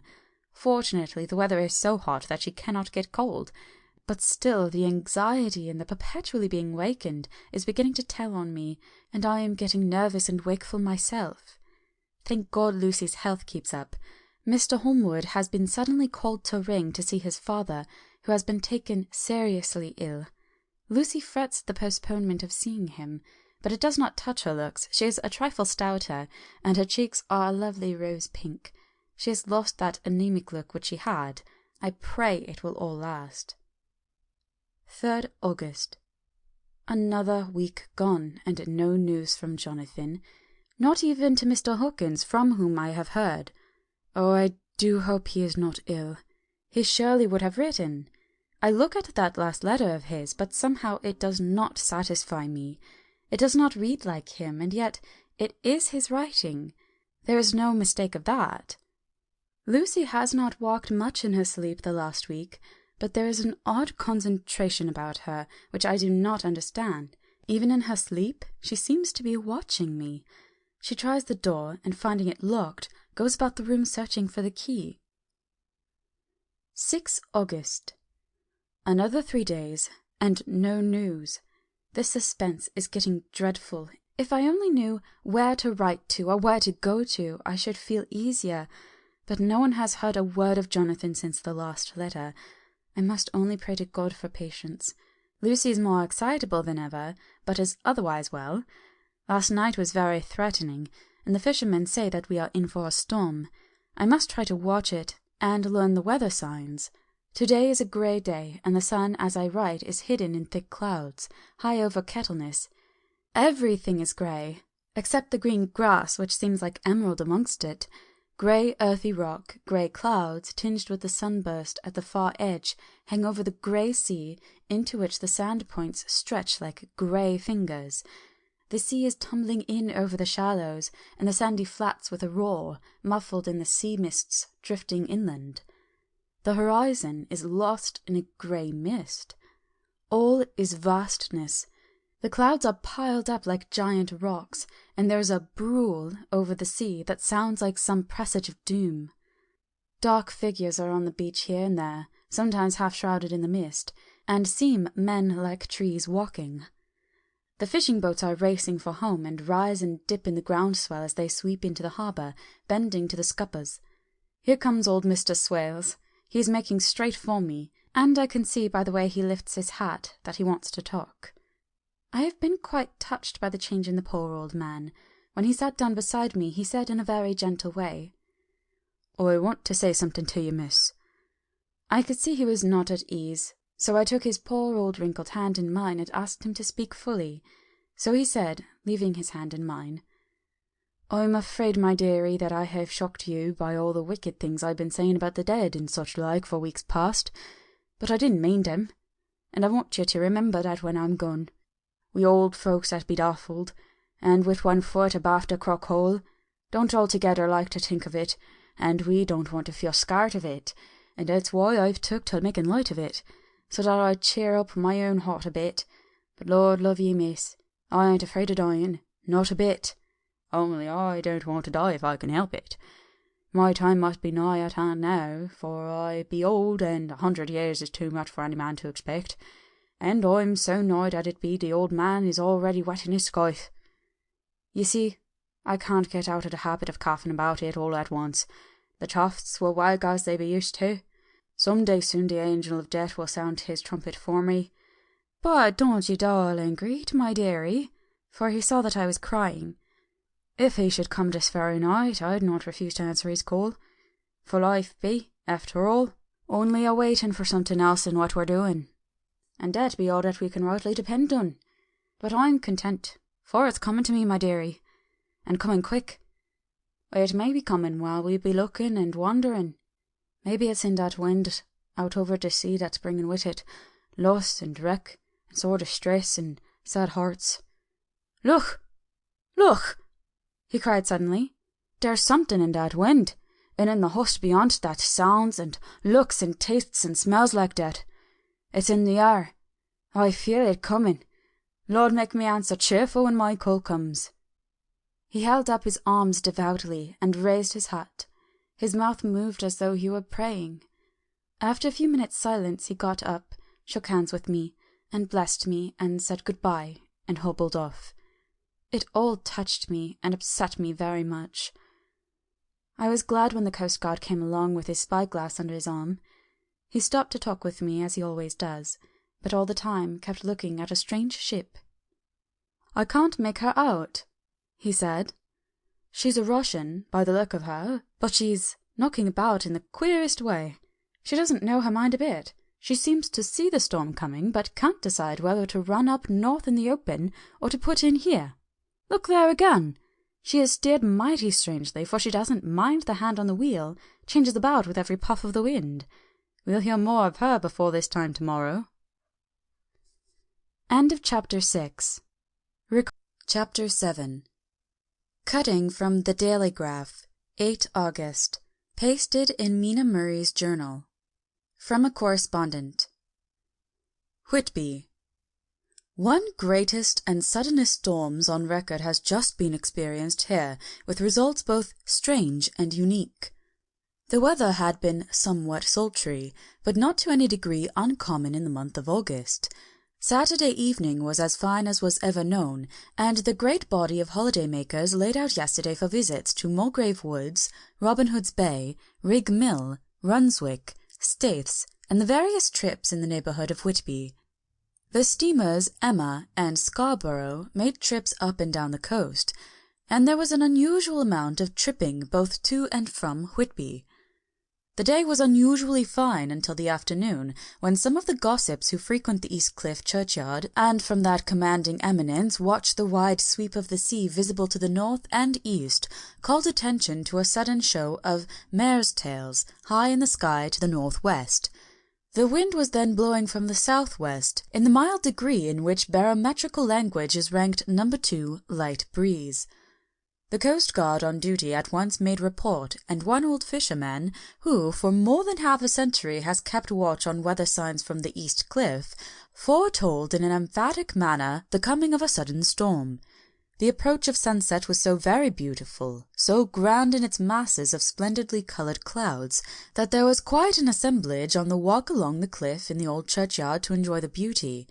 Before the sun dipped below the black mass of Kettleness, standing boldly athwart the western sky, its downward way was marked by myriad clouds of every sunset colour, flame, purple, pink, green, violet, and all the tints of gold, with here and there masses not large but of seemingly absolute blackness, in all sorts of shapes as well outlined as colossal silhouettes.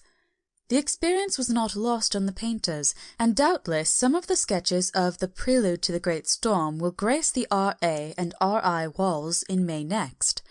More than one captain made up his mind then and there that his cobble or his mule, as they term the different classes of boats, would remain in the harbour till the storm had passed.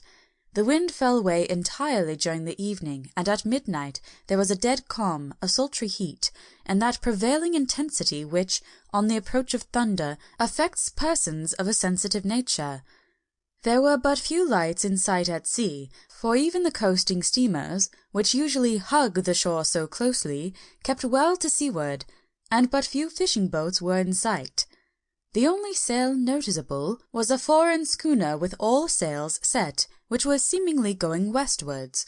The foolhardiness or ignorance of her officers was a prolific theme for the comment whilst she remained in sight, and efforts were made to signal her to reduce sail in face of her danger.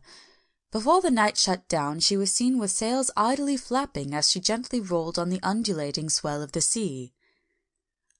As idle as a painted ship upon a painted ocean.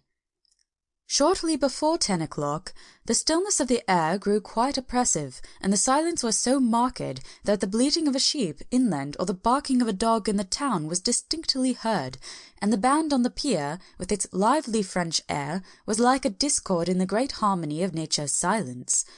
A little after midnight came a strange sound from over the sea, and high overhead the air began to carry a strange, faint, hollow booming. Then, without warning, the tempest broke, with a rapidity which, at the time, seemed incredible, and even afterwards is impossible to realize. The whole aspect of nature at once became convulsed. The waves rose in growing fury, each overtopping its fellow, till in a very few minutes the lately glassy sea was like a roaring and devouring monster. White-crested waves beat madly on the level sands, and rushed up the shelving cliffs. Others broke over the piers, and with their spume swept the lanthorns of the lighthouses which rise from the end of either pier of Whitby harbour. The wind roared like thunder, and blew with such force that it was with difficulty that even strong men kept their feet, or clung with grim clasp to the iron stanchions. It was found necessary to clear the entire piers from the mass of onlookers, or else the fatalities of the night would have been increased manifold. To add to the difficulties and dangers of the time, masses of sea fog came drifting inland, white, wet clouds which swept by in ghostly fashion, so dank and damp and cold that it needed but little effort of imagination to think that the spirits of those lost at sea were touching their living brethren with the clammy hands of death, and many a one shuddered as the wreaths of sea mist swept by.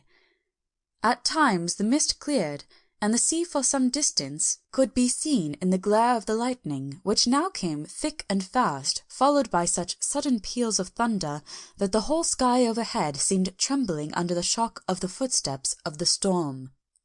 Some of the scenes thus revealed were of immeasurable grandeur and of absorbing interest, the sea running mountains high, threw skywards with each wave mighty masses of white foam, which the tempest seemed to snatch at and whirl away into space. Here and there a fishing boat with a rag of sail running madly for shelter before the blast, now and again the white wings of a storm-tossed seabird. On the summit of the east cliff, the new searchlight was ready for experiment, but had not yet been tried. The officers in charge of it got it into working order, and in the pauses of the inrushing mist swept it with the surface of the sea. Once or twice its service was most effective, as when a fishing boat, with gunwale under water, rushed into the harbour, able by the guidance of the sheltering light to avoid the danger of dashing against the piers. As each boat achieved the safety of the port, there was a shout of joy from the mass of people on the shore, a shout which for a moment seemed to cleave the gale and was then swept away in its rush. Before long the searchlight discovered some distance away a schooner with all sails set, apparently the same vessel which had been noticed earlier in the evening. The wind had, by this time, backed to the east, and there was a shudder amongst the watchers on the cliff as they realized the terrible danger in which she now was. Between her and the port lay the great flat reef on which so many good ships have from time to time suffered, and, with the wind blowing from its present quarter, it would be quite impossible that she should fetch the entrance of the harbour. It was now nearly the hour of high tide, but the waves were so great that in the troughs the shallows of the shore were almost visible, and the schooner, with all sails set, was rushing with such speed that, in the words of one old salt, she must fetch up somewhere if it was only in hell. Then came another rush of sea fog greater than any hitherto, a mass of dank mist, which seemed to close on all things like a grey pall, and left available to men only the organ of hearing, for the roar of the tempest and the crash of the thunder and the booming of the mighty billows came through the damp oblivion even louder than before. The rays of the searchlight were kept fixed on the harbour mouth, across the east pier, where the shock was expected, and men waited breathless. The wind suddenly shifted to the northeast, and the remnant of the sea fog melted in the blast, and then, mirabile dictu, between the piers, leaping from wave to wave as it rushed at headlong speed, swept the strange schooner before the blast with all sail set, and gained the safety of the harbour. The searchlight followed her, and a shudder ran through all who saw her, for lashed to the helm was a corpse, with drooping head, which swung horribly to and fro at each motion of the ship. No other form could be seen on deck at all. A great awe came on all as they realized that the ship, as if by a miracle, had found the harbour unsteered save by the hand of a dead man. However, all took place more quickly than it takes to write these words. The schooner paused not, but rushing across the harbour, pitched herself on that accumulation of sand and gravel washed by many tides and many storms into the southeast corner of the pier, jutting under the east cliff, known locally as Tate Hill Pier. There was, of course, a considerable concussion as the vessel drove up on the sand heap. Every spar, rope, and stay was strained, and some of the top hammer came crashing down. But, strangest of all, the very instant the shore was touched, an immense dog sprang up on deck from below, as if shot up by the concussion, and, running forward, jumped from the bow on the sand, making straight for the steep cliff, where the churchyard hangs over the laneway to the east pier so steeply that some of the flat tombstones, thruffsteins, or through-stones, as they call them in the Whitby vernacular, actually project over where the sustaining cliff has fallen away. It disappeared in the darkness, which seemed intensified just beyond the focus of the searchlight. It so happened that there was no one at the moment on Tate Hill Pier, as all those whose houses are in close proximity were either in bed or were out on the heights above. Thus, the coastguard on duty on the eastern side of the harbour, who at once ran down to the little pier, was the first to climb on board. The men working the searchlight, after scouring the entrance of the harbour without seeing anything, then turned the light on the derelict and kept it there. The coastguard ran aft, and when he came beside the wheel bent over to examine it, and recoiled at once as though under some sudden emotion. This seemed to pique general curiosity, and quite a number of people began to run. It is a good way round from the west cliff by the drawbridge to Tate Hill Pier, but your correspondent is a fairly good runner and came well ahead of the crowd. When I arrived, however, I found already assembled on the pier a crowd, whom the coastguard and police refused to allow to come on board. For the courtesy of the chief boatman, I was, as your correspondent, permitted to climb on deck, and was one of a small group who saw the dead seamen whilst actually lashed to the wheel. It was no wonder that the coastguard was surprised, or even awed, for not often can such a sight have been seen. The man was simply fastened by his hands, tied one over the other, to a spoke of the wheel. Between the inner hand and the wood was a crucifix, the set of beads on which was fastened being around both wrists and wheel, and all kept fast by the binding cords. The poor fellow may have been seated at one time, but the flapping and the buffeting of the sails had worked through the rudder of the wheel and dragged him to and fro, so that the cords with which he was tied had cut the flesh to the bone. Accurate note was made of the state of things, and a doctor, Surgeon J. M. Caffin, of 33 East Eliot Place, who came immediately after me, declared, after making examination, that the man must have been dead for quite 2 days. In his pocket was a bottle, carefully corked, empty save for a little roll of paper, which proved to be the addendum to the log. The coastguard said the man must have tied up his own hands, fastening the knots with his teeth.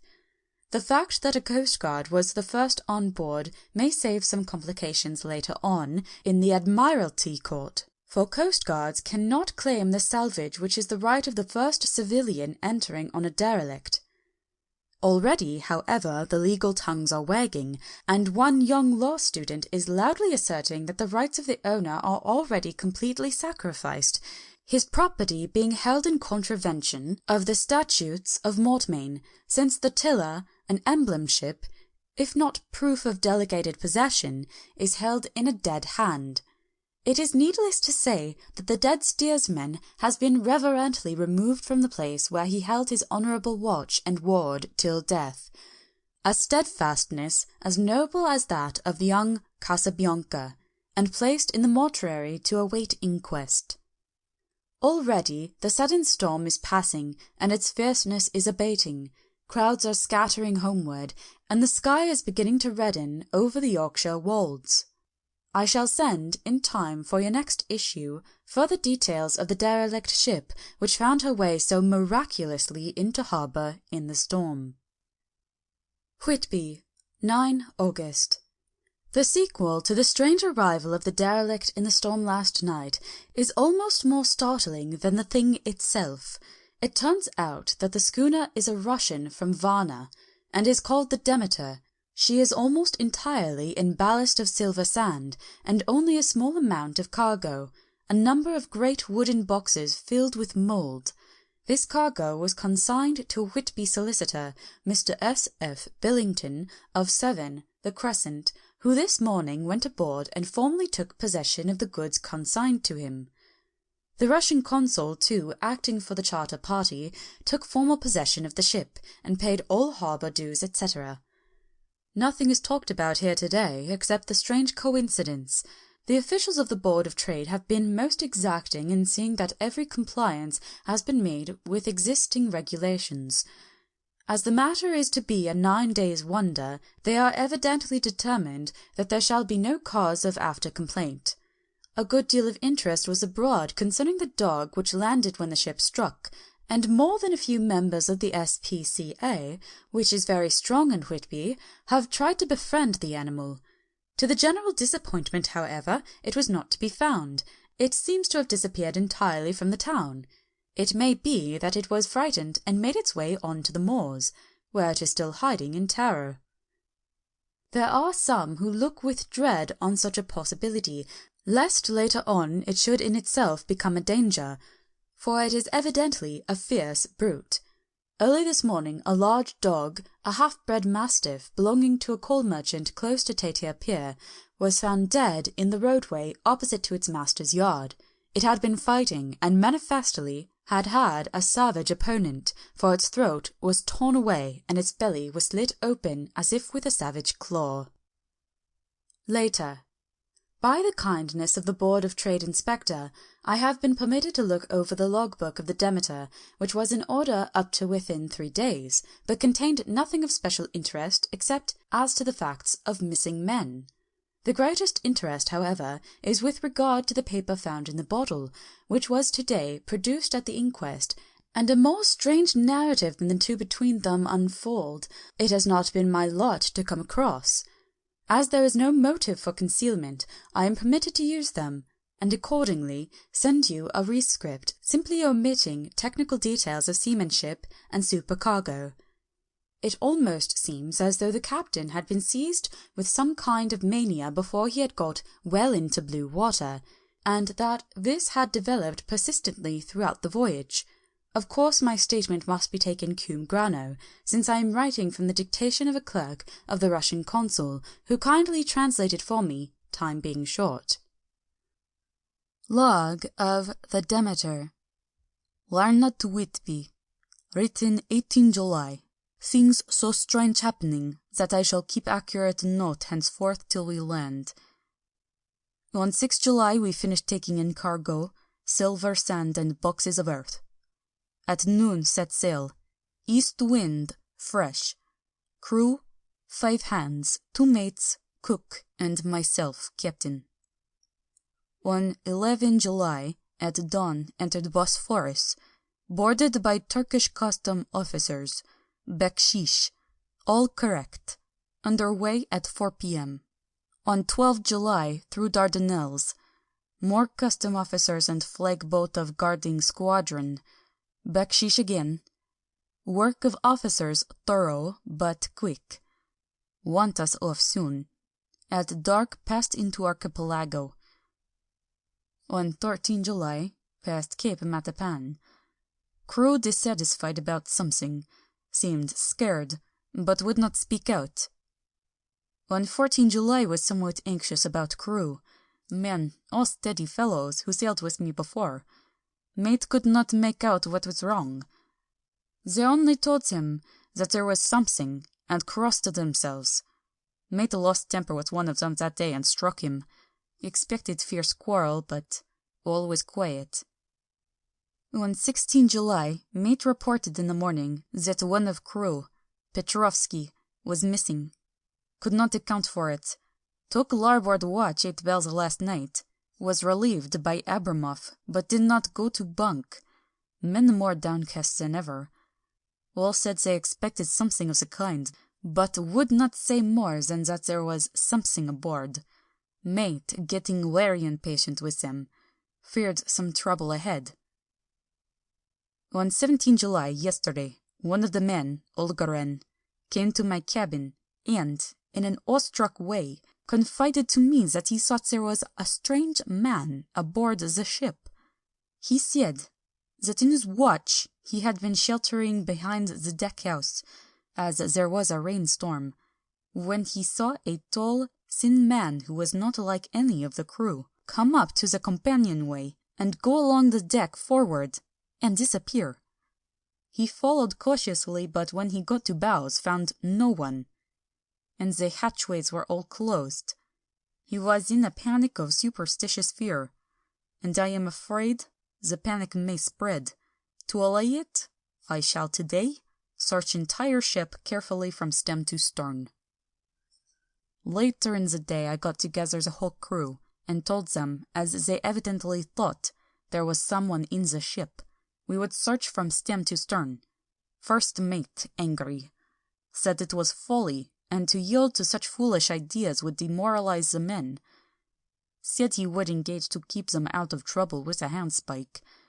I let him take the helm, while the rest began thorough search, all keeping abreast with lanterns. We left no corner unsearched. As there were only big wooden boxes, there were no odd corners where a man could hide. Men much relieved when search over, and went back to work cheerfully. First mate scowled, but said nothing. 22 July. Rough weather, last 3 days, and all hands busy with sails. No time to be frightened. Men seem to have forgotten their dread. Mate cheerful again, and all on good terms. Praised men for work in bad weather. Pissed Gibraltar and out through straits. All well. 24 July. There seems one doom over this ship. Already a hand short, and entering on the Bay of Biscay, with wild weather ahead. And yet, last night another man lost, disappeared. Like the first, he came off his watch and was not seen again. Men all in a panic of fear. Sent around Robin, asking to have double watch, as they fear to be alone. Mate angry, fears there will be some trouble, as either he or the man will do some violence. 28 July. 4 days in hell, knocking about in a sort of maelstrom, and the wind a tempest. No sleep for anyone, men all worn out, hardly know how to set a watch, since no one fit to go on. Second mate volunteered to stir and watch, and let men snatch a few hours' sleep. Wind abating. Seas still terrific, but feel them less, as ship is steadier. 29 July. Another tragedy. Had single watch tonight, as crew too tired to double. When morning watch came on deck, could find no one except steersman. Raised outcry, and all came on deck. Thorough search, but no one found. Are now without second mate, and crew in a panic. Mate and I agreed to go armed, henceforth, and wait for any sign of a cause. 30 July. Last night. Rejoiced we are nearing England. Weather fine. All sail set. Retired. Worn out. Slept soundly. Awakened my mate telling me that both man of watch and steersman missing. Only self and mate and 2 hands left to work ship. 1 August. 2 days of fog, and not a sail sighted. Had hoped, when in the English Channel, to be able to signal for help, or get in somewhere. Not having power to work sails, have to run before wind. Dare not lower, as could not raise them again. We seem to be drifting to some terrible doom. Mate now more demoralized than either of men. His stronger nature seemed to have worked inwardly against himself. Men are beyond fear, working stolidly and patiently with minds made up to worst. They are Russian, he Romanian. 2 August, midnight. Woke up from few minutes' sleep by hearing a cry, seemingly outside my port. Could see nothing in fog, rushed on deck, and ran against mate. Tells me heard cry and ran, but no sign of man on watch. 1 more gone. Lord help us! Mate says we must pass Straits of Dover, as in a moment of fog lifting he saw Norse Foreland, just as he heard the man cry out. If so, we are now off the North Sea, and only God can guide us in the fog, which seems to move with us, and God seems to have deserted us. 3rd August. At midnight I went to relieve the man at the wheel, and when I got to it found no one there. The wind was steady, and as we ran before it, there was no yawing. I dared not leave it, so shouted for the mate. After a few seconds, he rushed up on deck in his flannels. He looked wild-eyed and haggard, and I greatly fear his reason has given way. He came close to me and whispered hoarsely, with his mouth to my ear, as though fearing the very air might hear. It is here. I know it now. On the watch last night I saw it, like a man, tall and thin and ghastly pale. It was in the bows, and looking out. I crept behind it, and gave it my knife, but the knife went through it, empty as the air. And as he spoke, he took his knife and drove it savagely into space. Then he went on. But it is here, and I'll find it. It is in the hold, perhaps in one of those boxes. I'll unscrew them one by one and see. You work the helm. And with a warning look and his finger on his lip, he went below. There was a springing up choppy wind, and I could not leave the helm. I saw him come out on deck again, with a tool chest and a lantern, and go down the forway hatchway. He is mad, stark, raving mad, and it's no use my trying to stop him. He can't hurt those big boxes that are invoiced as clay, and pull them about is as harmless a thing as he can do. So here I stay, and mind the helm, and write these notes. I can only trust in God, and wait till the fog clears. Then if I can steer to any harbour, with the wind that is, I shall cut down sails and lie by, and signal for help. It is nearly all over now. Just as I was beginning to hope that the mate would come out calmer, for I heard him knocking away at something in the hold, and work is good for him, there came up the hatchway a sudden startled scream, which made my blood run cold, and up on the deck he came, as if shot from a gun, a raging madman, with his eyes rolling and his face convulsed with fear. Save me, he cried, and then looked around on the blanket of fog. His horror turned to despair, and in a steady voice he said, You had better come too, Captain, before it is too late. He is there. I know the secret now. The sea will save me from him, and it is all that is left. Before I could say a word, or move forward to seize him, he sprang on the bulwark, and deliberately threw himself into the sea. I suppose I know the secret too now. It was this madman who had got rid of the men one by one, and now he has followed them himself. God help me, how am I to account for all these horrors when I get to port? When I get to port? When will that ever be? 4 August. Still fog, which the sunrise cannot pierce. I know there is sunrise because I am a sailor. Why else I know not. I dared not go below. I dared not leave the helm.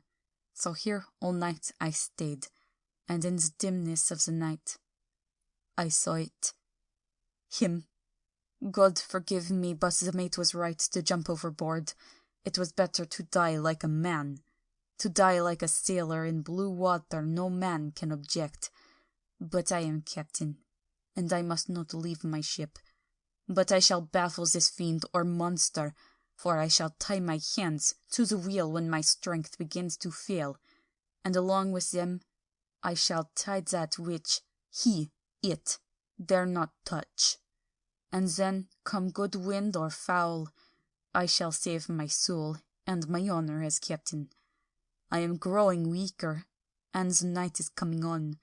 If he can look me in the face again, I may not have time to act.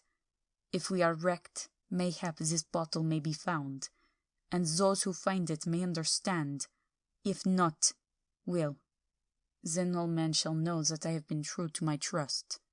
God and the Blessed Virgin and the saints help a poor, ignorant soul trying to do his duty." Of course, the verdict was an open one. There is no evidence to adduce, and whether or not the man himself committed the murders, there is now none to say. The folk here hold almost universally that the captain is simply a hero, and he is to be given a public funeral. Already it is arranged that his body is to be taken with a train of boats up the Esk for a peace, and then brought back to Tate Hill Pier, and up the Abbey steps, for he is to be buried in the churchyard on the cliff. The owners of more than 100 boats have already given in their names as wishing to follow him to the grave. No trace has ever been found of the great dog, at which there is much mourning, for with public opinion in its present state, he would, I believe, be adopted by the town. Tomorrow will see the funeral, and so will end this one more mystery of the sea. Mina Murray's Journal. 8 August. Lucy was very restless all night, and I too could not sleep. The storm was fearful, and it boomed loudly among the chimney pots. It made me shudder. When a sharp puff came, it seemed to be like a distant gun. Strangely enough, Lucy did not wake, but she got up twice and dressed herself. Fortunately, each time I awoke in time, and managed to undress her without waking her, and got her back to bed.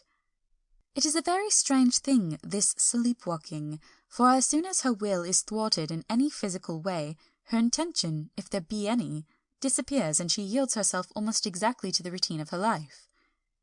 Early in the morning we both got up and went down to the harbour to see if anything had happened in the night. There were very few people about, and though the sun was bright, and the air clear and fresh, the big grim-looking waves, that seemed dark themselves because the foam that topped them was like snow, forced themselves in through the narrow mouth of the harbour, like a bullying man going through a crowd. Somehow I felt glad that Jonathan was not on the sea last night, but on land. But oh, is he on land or sea? Where is he and how? I am getting fearfully anxious about him. If only I knew what to do, and could do anything. 10 August. The funeral of the poor sea captain today was most touching. Every boat on the harbour seemed to be there, and the coffin was carried by captains all the way from Tate Hill Pier up to the churchyard. Lucy came with me, and we went early to our old seat, whilst the cortege of boats went up the river to the viaduct and came down again. We had a lovely view, and saw the procession nearly all the way. The poor fellow was laid to rest quite near our seat, so that we stood on it when the time came and saw everything. Poor Lucy seemed much upset. She was restless and uneasy all the time, and I cannot but think that her dreaming at night was telling on her.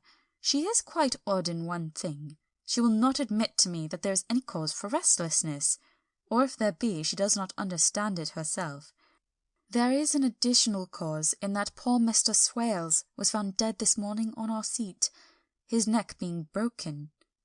He had evidently, as the doctor said, fallen back in the seat in some sort of fright, for there was a look of fear and horror on his face that the men said made them shudder. Poor dear old man. Perhaps he had seen death with his dying eyes. Lucy is so sweet and sensitive that she feels influences more acutely than other people do. Just now she was quite upset by a little thing which I did not much heed, though I am myself very fond of animals. One of the men who came up here often to look for the boats was followed by his dog. The dog is always with him. They are both quiet persons, and I never saw the man angry, nor heard the dog bark. During the service the dog would not come to its master, who was on the seat with us, but kept a few yards off, barking and howling. Its master spoke to it gently, and then harshly, and then angrily, but it would neither come nor cease to make a noise. It was in a sort of fury, with its eyes savage and all its hairs bristling out like a cat's tail when a puss is on the warpath. Finally, the man too got angry and jumped down and kicked the dog, and then took it by the scruff of the neck and half dragged it, half threw it on the tombstone on which the seat is fixed. The moment it touched the stone, the poor thing became quiet and fell into a tremble. It did not try to get away, but crouched down, quivering and cowering, and was in such a pitiable state of terror that I tried, though without effect, to comfort it.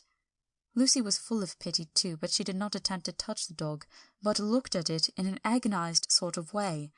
I greatly fear that she is of too supersensitive a nature to go through the world without trouble. She will be dreaming of this tonight, I am sure. The whole agglomeration of things, the ship steered into the port by a dead man, his attitude, tied to the wheel with a crucifix and beads, the touching funeral, the dog, now furious and now in terror, will all afford material for her dreams. I think it will be best for her to go to bed tired out physically, so I shall take her for a long walk by the cliffs to Robin Hood's Bay and back. She ought not to have much inclination for sleepwalking then. End of Chapter 7. Chapter 8. Mina Murray's Journal. Same day, 11 o'clock p.m. Oh, but I am tired. If it were not that I had made my diary a duty, I should not open it tonight. We had a lovely walk. Lucy, after a while, was in gay spirits owing, I think, to some dear cows who came nosing towards us in a field close to the lighthouse, and frightened the wits out of us. I believe we forgot everything except, of course, personal fear, and it seemed to wipe the slate clean and give us a fresh start. We had a capital severe tea at Robin Hood's Bay in a sweet little old-fashioned inn, with a bow window right over the seaweed-covered rocks of the Strand. I believe we should have shocked the new woman with our appetites. Men are more tolerant, bless them. Then we walked home with some, or rather many, stoppages to rest, and with our hearts full of a constant dread of wild bulls. Lucy was really tired, and we intended to creep off to bed as soon as we could. The young curate came in, however, and Mrs. Westenra asked him to stay for supper. Lucy and I had both a fight for it with the dusty miller. I know it was a hard fight on my part, and I am quite heroic. I think that some day the bishops must get together and see about breeding up a new class of curates who don't take supper, no matter how they may be pressed to, and who will know when girls are tired. Lucy is asleep and breathing softly. She has more colour in her cheeks than usual, and looks oh so sweet. If Mr. Holmwood fell in love with her seeing her only in the drawing-room, I wonder what he would say if he saw her now. Some of the new women writers will some day start an idea that men and women should be allowed to see each other sleep before proposing or accepting. But I suppose the new woman won't consent in the future to accept. She will do the proposing herself, and a nice job she will make of it too. There's some consolation in that. I am so happy tonight because dear Lucy seems better. I really believe she has turned the corner, and that we are over her troubles with dreaming. I should be quite happy if I only knew if Jonathan... God bless and keep him. 11 August, 3 a.m. Diary again. No sleep now, so I may as well write. I am too agitated to sleep. We have had such an adventure, such an agonizing experience. I fell asleep as soon as I had closed my diary. Suddenly I became broad awake and sat up with a horrible sense of fear upon me, and some feeling of emptiness around me. The room was dark, so I could not see Lucy's bed. I stole across and felt for her. The bed was empty. I lit a match and found that she was not in the room. The door was shut, but not locked as I had left it. I feared to wake her mother, who has been more than usually ill lately, so threw on some clothes and got ready to look for her. As I was leaving the room, it struck me that the clothes she wore might give me some clue to her dreaming intention. Dressing-gown would mean house, dress outside. Dressing-gown and dress were both in their places. Thank God, I said to myself, she cannot be far, as she has only her night-dress. I ran downstairs, and looking in the sitting-room, not there. Then I looked in all other open rooms of the house, with an ever-growing fear chilling my heart. Finally I came down to the hall door and found it open. It was not wide open, but the catch of the lock had not caught. The people of the house are very careful to lock the door every night, so I feared that Lucy must have gone out as she was. There was no time to think of what might happen. A vague, overmastering fear obscured all details. I took a big, heavy shawl and ran out. The clock was striking 1 as I was in the crescent, and there was not a soul in sight. I ran along the north terrace, but could see no sign of the white figure which I expected. At the edge of the west cliff above the pier I looked across the harbour to the east cliff, in the hope or fear, I don't know which, of seeing Lucy in our favourite seat. There was a bright full moon, with heavy black driving clouds which threw the whole scene into a fleeting diorama of light and shade as they sailed across. For a moment or two I could see nothing, as a shadow of a cloud obscured St. Mary's Church and all around it. Then, as the cloud passed, I could see the ruins of the abbey coming into view, and as the edge of a narrow band of light as sharp as a sword cut moved along, the church and the churchyard became gradually visible. Whatever my expectation was, it was not disappointed, for there on our favourite seat, the silver light of the moon struck, a half-reclining figure, snowy white. The coming of the cloud was too quick for me to see much, for shadow shut down on light almost immediately, but it seemed to me as though something dark stood behind the seat where the white figure shone, and bent over it. What it was, whether man or beast, I could not tell.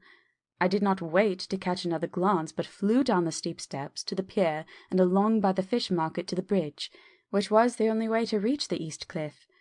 The town seemed as dead, for not a soul did I see. I rejoiced that it was so, for I wanted no witness of poor Lucy's condition. The time and distance seemed endless, and my knees trembled and my breath came laboured as I toiled up the endless steps to the abbey. I must have gone fast, and yet it seemed to me as if my feet were weighted with lead, as though every joint in my body were rusty. When I got almost to the top I could see the seat and the white figure, for I was now close enough to distinguish it even through the spells of shadow. There was undoubtedly something long and black, bending over the half-reclining white figure. I called in fright, "Lucy, Lucy!" and something raised a head, and from where I was I could see a white face and red gleaming eyes. Lucy did not answer, and I ran on to the entrance of the churchyard. As I entered, the church was between me and the seat, and for a minute or so I lost sight of her. When I came in view again the cloud had passed, and the moonlight struck so brilliantly that I could see Lucy half reclining, with her head lying over the back of the seat. She was quite alone, and there was not a sign of any living thing about. When I bent over her I could see that she was still asleep. Her lips were parted, and she was breathing, not softly as usual with her, but in long, heavy gasps, as though striving to get her lungs full at every breath. As I came close, she put up her hand in her sleep and pulled the collar of her nightdress close around her throat. Whilst she did so, there came a little shudder through her, as though she felt the cold. I flung the warm shawl over her and drew the edges tight round her neck, for I dreaded lest she should get some deadly chill from the night air, unclad as she was. I feared to wake her all at once, so in order to have my hands free that I might help her, I fastened the shawl at her throat with a big safety pin. But I must have been clumsy in my anxiety and pinched or pricked her with it, for by and by, when her breathing became quieter, she put her hand to her throat again and moaned. When I had her carefully wrapped up, I put my shoes on her feet, and then began very gently to wake her. At first she did not respond, but gradually she became more and more uneasy in her sleep, moaning and sighing occasionally. At last, as time was passing fast, and for many other reasons, I wished to get her home at once. I shook her more forcibly, till finally she opened her eyes and awoke. She did not seem surprised to see me, as of course she did not realize all at once where she was. Lucy always wakes prettily, and even at such a time when her body must have been chilled with cold, and her mind somewhat appalled at waking unclad in a churchyard at night, she did not lose her grace. She trembled a little, and clung to me, When I told her to come at once with me home, she rose without a word, with the obedience of a child. As we passed along, the gravel hurt my feet, and Lucy noticed me wince. She stopped and wanted to insist upon my taking my shoes, but I would not. However, when we got to the pathway outside the churchyard, where there was a puddle of water remaining from the storm, I daubed my feet with mud, using each foot in turn on the other, so that as we went home no one, in case we should meet anyone, should notice my bare feet. Fortune favoured us, and we got home without meeting a soul.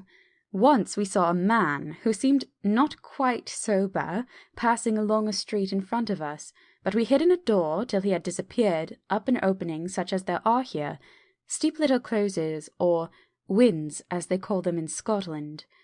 My heart beat so loud all the time that sometimes I thought I should faint. I was filled with anxiety about Lucy, not only for her health, lest she should suffer from exposure, but for her reputation in case the story should get wind. When we got in, and had washed our feet, and had said a prayer of thankfulness together, I tucked her into bed. Before falling asleep, she asked, even implored me not to say a word to anyone, even her mother, about her sleepwalking adventure. I hesitated at first to promise, but on thinking of the state of her mother's health, and how the knowledge of such a thing would fret her, and thinking, too, of how such a story might become distorted, nay, infallibly would, in case it should leak out, I thought it wiser to do so. I hope I did right. I've locked the door, and the key is tied to my wrist, so perhaps I shall not be again disturbed. Lucy is sleeping soundly. The reflex of the dawn is high and far over the sea. Same day, noon. All goes well. Lucy slept till I woke her, and seemed not to have even changed her side. The adventure of the night does not seem to have harmed her. On the contrary, it has benefited her, for she looks better this morning than she has done for weeks. I was sorry to notice that my clumsiness with the safety pin hurt her. Indeed, it might have been serious, for the skin of her throat was pierced. I must have pinched up a piece of loose skin and have transfixed it, for there are two little red points like pin-pricks, and on the band of her night-dress was a drop of blood. When I apologized and was concerned about it, she laughed and petted me and said she did not even feel it. Fortunately, it cannot leave a scar, as it is so tiny. Same day, night. We passed a happy day.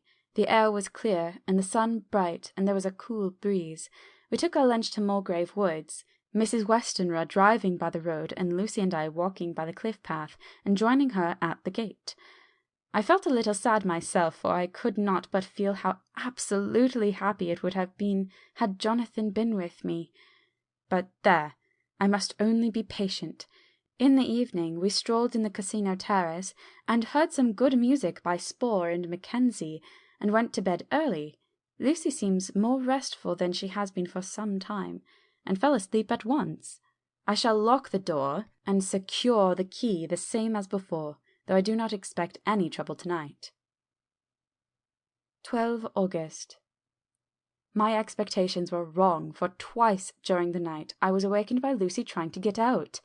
She seemed, even in her sleep, to be a little impatient at finding the door shut, and went back to bed under a sort of protest. I awoke with the dawn, and heard the birds chirping outside the window. Lucy woke too, and I was glad to see she was even better than on the previous morning. All her old gaiety of manner seemed to have come back, and she came and snuggled in beside me and told me all about Arthur. I told her how anxious I was about Jonathan, and then she tried to comfort me. Well, she succeeded somewhat, for though sympathy can't alter facts, it can help to make them more bearable. 13 August. Another quiet day, and to bed with the key on my wrist as before.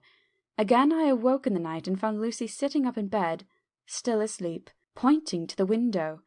I got up quietly, and pulling aside the blind, looked out. It was brilliant moonlight, and the soft effect of the light over the sea and sky, merged together in one great silent mystery, was beautiful beyond words.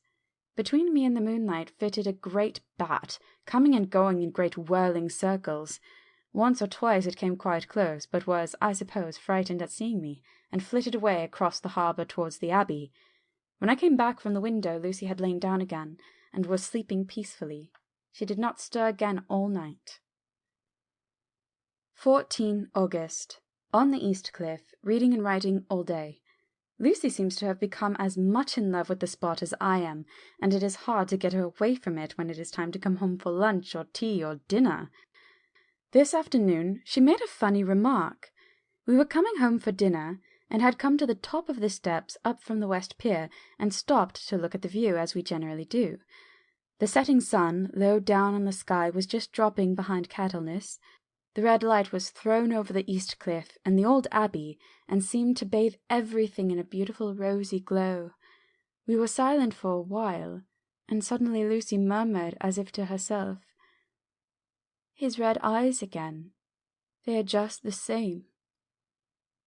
It was such an odd expression coming apropos of nothing that it quite startled me. I slewed around a little, so as to see Lucy well without seeming to stare at her, and saw that she was in a half-dreamy state, with an odd look on her face that I could not quite make out. So I said nothing, but followed her eyes. She appeared to be looking over at our own seat, whereon a dark figure, seated alone. I was a little startled myself, for it seemed for an instant as if the stranger had great eyes like burning flames. But a second look dispelled the illusion. The red sunlight was shining on the windows of St. Mary's Church behind our seat, and as the sun dipped there was just sufficient change in the refraction and reflection to make it appear as if the light moved. I called Lucy's attention to the particular effect, and she became herself with a start. But she looked sad all the same. It may have been that she was thinking of that terrible night up there. We never refer to it, so I said nothing, and we went home for dinner. Lucy had a headache and went early to bed. I saw her sleep and went out for a little stroll myself. I walked along the cliffs to the westward, and was full of sweet sadness, for I was thinking of Jonathan. When coming home, it was then bright moonlight, so bright that, though the front of our part of the crescent was in shadow, everything could be well seen. I threw a glance up at her window, and saw Lucy's head leaning out. I thought that perhaps she was looking out for me, so I opened my handkerchief and waved it. She did not notice or make any movement whatever. Just then the moonlight crept round an angle of the building, and the light fell on the window. There distinctly was Lucy with her head lying up against the side of the window-sill, and her eyes shut. She was fast asleep, and by her, seated on the window-sill, was something that looked like a good-sized bird. I was afraid she might get a chill, so I ran upstairs, but as I came into the room, she was moving back to her bed, fast asleep and breathing heavily. She was holding her hand to her throat, as though to protect it from cold. I did not wake her, but tucked her up warmly. I have taken care that the door is locked, and the window securely fastened. She looks so sweet as she sleeps, but she is paler than is her wont, and there is a drawn, haggard look under her eyes which I do not like. I fear she is fretting about something. I wish I could find out what it is. 15 August. Rose later than usual. Lucy was languid and tired, and slept on after we had been called. We had a happy surprise at breakfast. Arthur's father is better, and wants the marriage to come off soon. Lucy is full of quiet joy, and her mother is glad and sorry at once. Later on in the day she told me the cause. She is grieved to lose Lucy as her very own, but she is rejoiced that she is soon to have someone to protect her. Poor dear sweet lady! She confided to me that she has got a death warrant. She has not told Lucy, and made me promise secrecy. Her doctor told her that within a few months, at most, she must die, for her heart is weakening. At any time, even now, a sudden shock would be almost sure to kill her. Ah, we were wise to keep her from the affair of the dreadful night of Lucy's sleepwalking. 17 August. No diary for 2 whole days. I have not had the heart to write. Some sort of shadowy pall seems to be coming over our happiness. No news from Jonathan, and Lucy seems to be growing weaker, whilst her mother's hours are numbering to a close. I do not understand Lucy's fading away as she is doing. She eats well, and sleeps well, and enjoys the fresh air, but all the time the roses in her cheeks are fading, and she gets weaker and more languid day by day. At night I hear her gasping as if for air. I keep the key of our door always fastened to my wrist at night, but she gets up and walks about the room and sits at the open window. Last night I found her leaning out when I woke up, and when I tried to wake her, I could not. She was in a faint. When I managed to restore her, she was weak as water, and cried silently between long, painful struggles for breath. When I asked her how she came to be at the window, she shook her head and turned away. I trust her feeling ill may not be from that unlucky prick of the safety pin. I looked at her throat just now as she lay asleep, and the tiny wounds seemed not to have healed. They are still open, and if anything, larger than before, and the edges of them are faintly white. They are like little white dots with red centers. Unless they heal within a day or two, I shall insist the doctor seeing about them.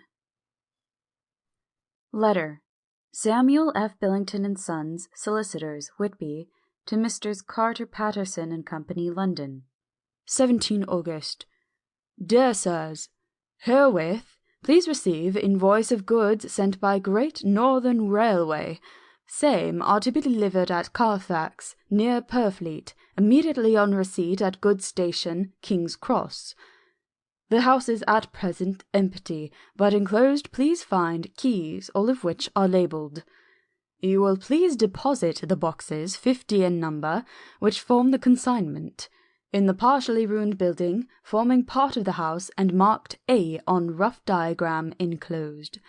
Your agent will easily recognize the locality, as it is the ancient chapel of the mansion. The goods leave by train at 9:30 tonight, and will be due at King's Cross at 4:30 tomorrow afternoon. As our client wishes the delivery made as soon as possible, we shall be obliged by your having teams ready at King's Cross at the time named, and forthwith conveying the goods to destination. In order to obviate any delays possible through any routine requirements as to payment in your departments, we enclose cheque herewith for £10, receipt of which please acknowledge. Should the charge be less than this amount, you can return balance. If greater, we shall at once send cheque for difference on hearing from you.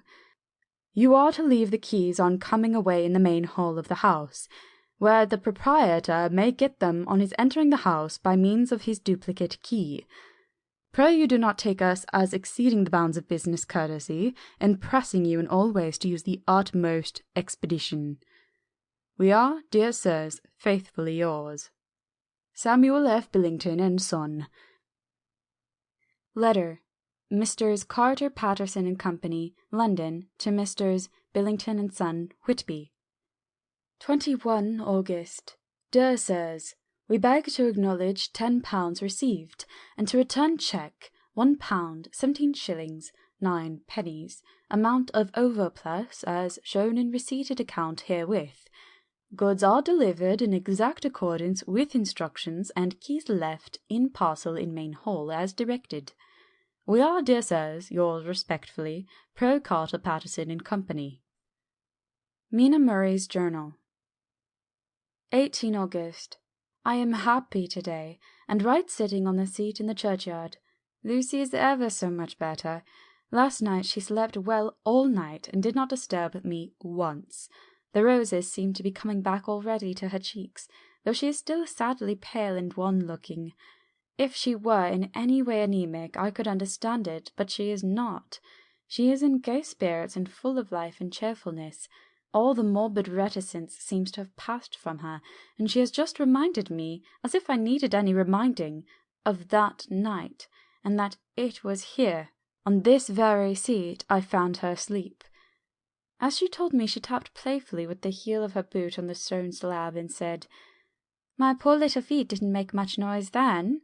I dare say poor old Mr. Swells would have told me that it was because I didn't want to wake up Geordie." As she was in such a communicative humour, I asked her if she had dreamed at all that night. Before she answered, that sweet puckered look came into her forehead which Arthur, I call him Arthur from her habit, says he loves, and indeed I don't wonder that he does. Then she went on in a half-dreaming kind of way, as if trying to recall it to herself. I didn't quite dream, but it all seemed to be real. I only wanted to be here, in this spot. I don't know why, for I was afraid of something. I don't know what. I remember, though, I suppose I was asleep, passing through the streets and over the bridge. A fish leapt as it went by, and I leaned over to look at it, and I heard a lot of dogs howling. The whole town seemed as if it must be full of dogs, all howling at once, as I went up the steps. Then I had a vague memory of something long and dark with red eyes, just as we saw in the sunset, and something very sweet and very bitter all around me at once. And then I seemed to be sinking into deep green water, and there was a singing in my ears, as I have heard there is to drowning men. And then everything seemed passing away from me. My soul seemed to go out from my body and float about the air. I seem to remember that once the West Lighthouse was right under me, and then there was a sort of agonizing feeling, as if I were in an earthquake, and I came back and found you shaking my body. I saw you do it before I felt you. Then she began to laugh. It seemed quite a little uncanny to me, and I listened to her breathlessly.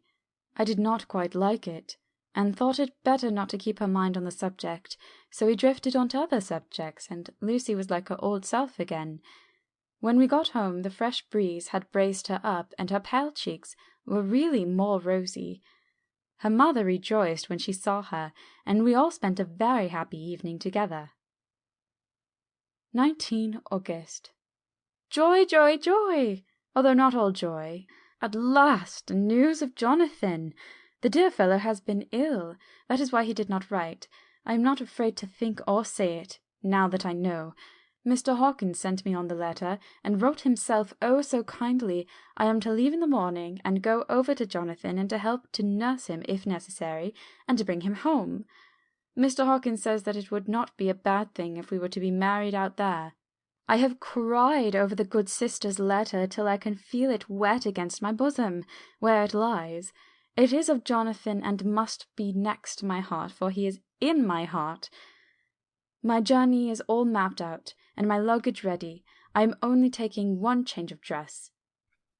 Lucy will bring my trunk to London, and keep it till I send for it may be that I must write no more. I must keep it to say to Jonathan, my husband.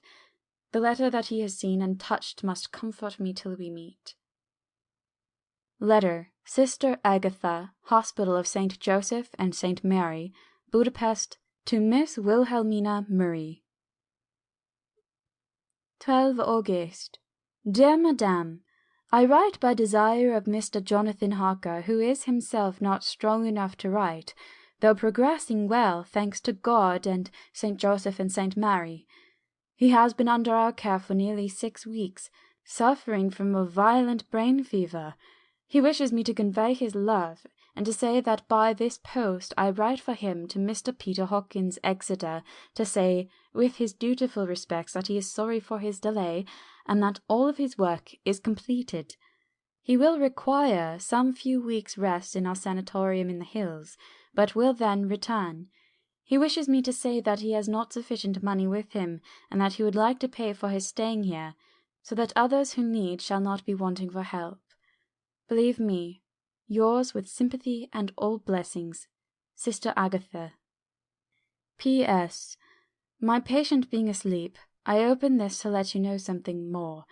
He has told me all about you, and that you are shortly to be his wife. All blessings to you both. He has had some fearful shock, so says our doctor, and in his delirium his ravings have been dreadful, of wolves and poison and blood, of ghosts and demons, and I fear to say of what. Be careful with him always, that there be nothing to excite him of this kind for a long time to come. The traces of such an illness as his do not lightly die away. We should have written long ago, but we knew nothing of his friends, and there was on him nothing that anyone could understand. He came in the train from Klausenberg, and the guard was told by the station master there that he rushed on to the station shouting for a ticket for home. Seeing from his violent demeanour that he was English, they gave him a ticket for the furthest station on the way thither that the train reached. Be assured that he is well cared for. He has won all hearts by his sweetness and gentleness. He is truly getting on well, and I have no doubt will in a few weeks be all himself. But be careful of him for safety's sake. There are, I pray God and St. Joseph and St. Mary, many, many, many happy years for you both. Dr. Seward's Diary. 19 August. Strange and sudden change in Renfield last night.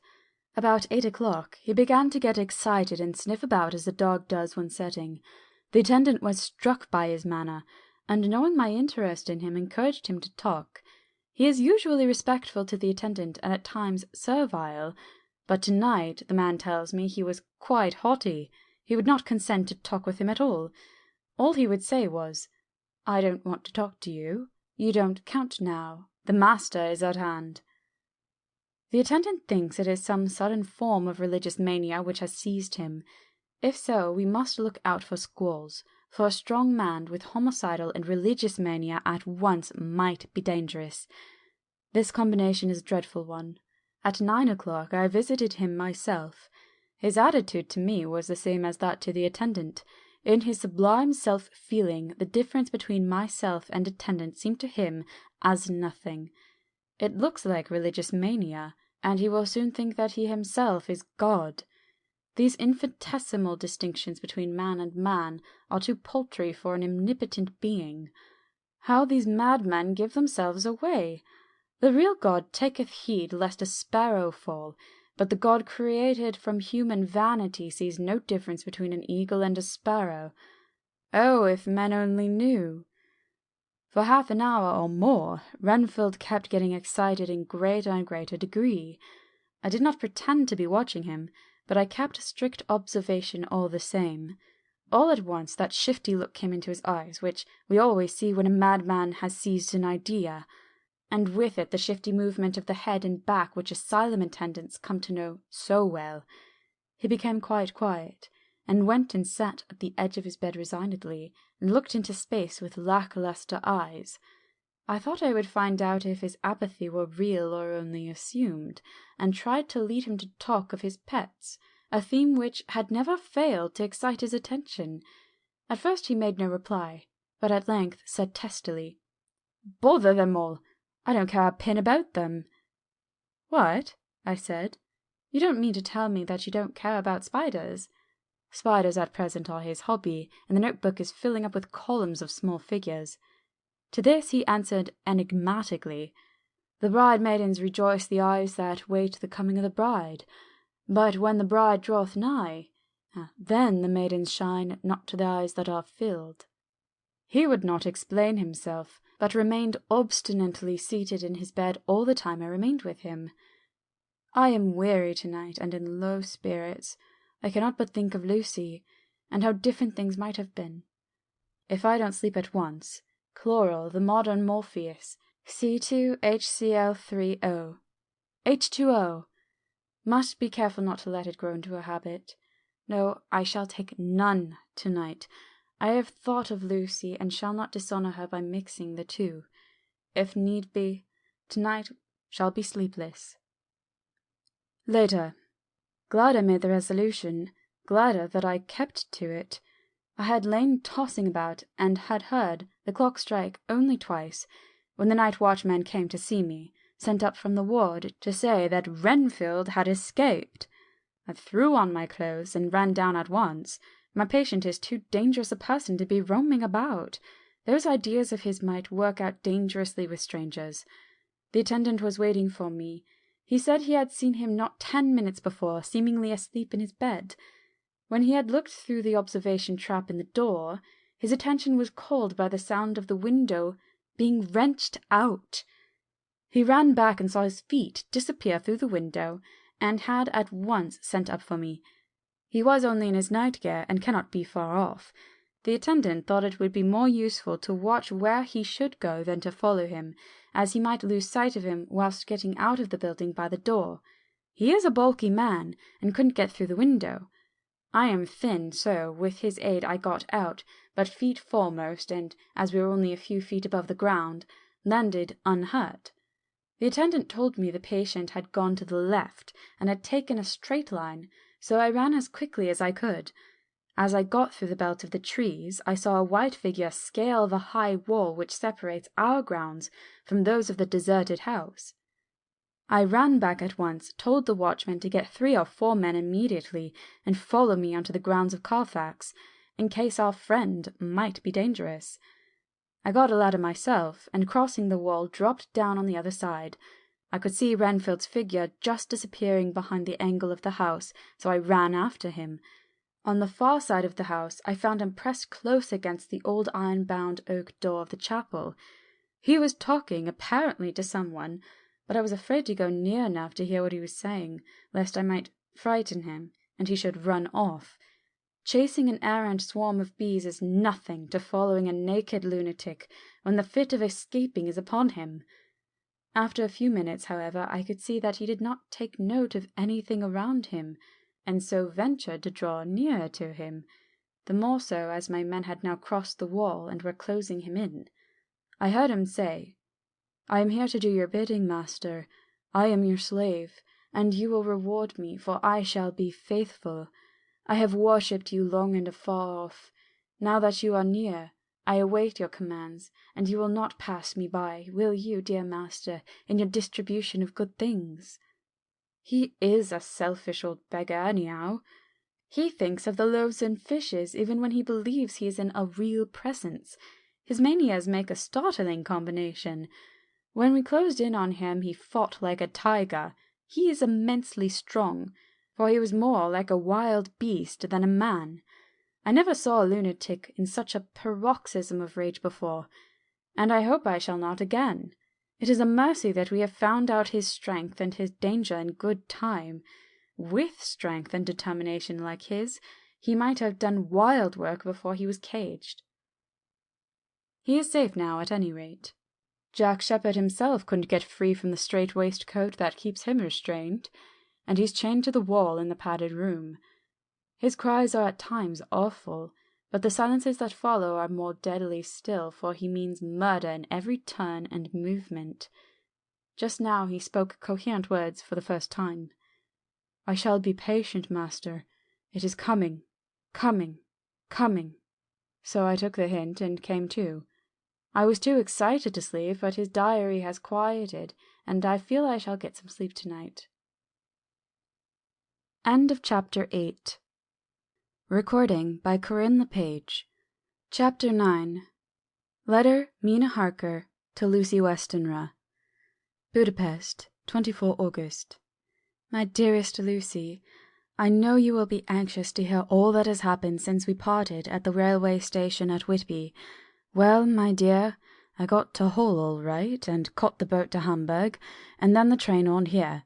I feel that I can hardly recall anything of the journey except that I knew I was coming to Jonathan, and that as I should have to do some nursing, I had better get all the sleep I could. I found my dear one, oh, so thin and pale and weak-looking. All the resolution has gone out of his dear eyes, and that quiet dignity which I told you was in his face has vanished. He is only a wreck of himself, and he does not remember anything that has happened to him for a long time past.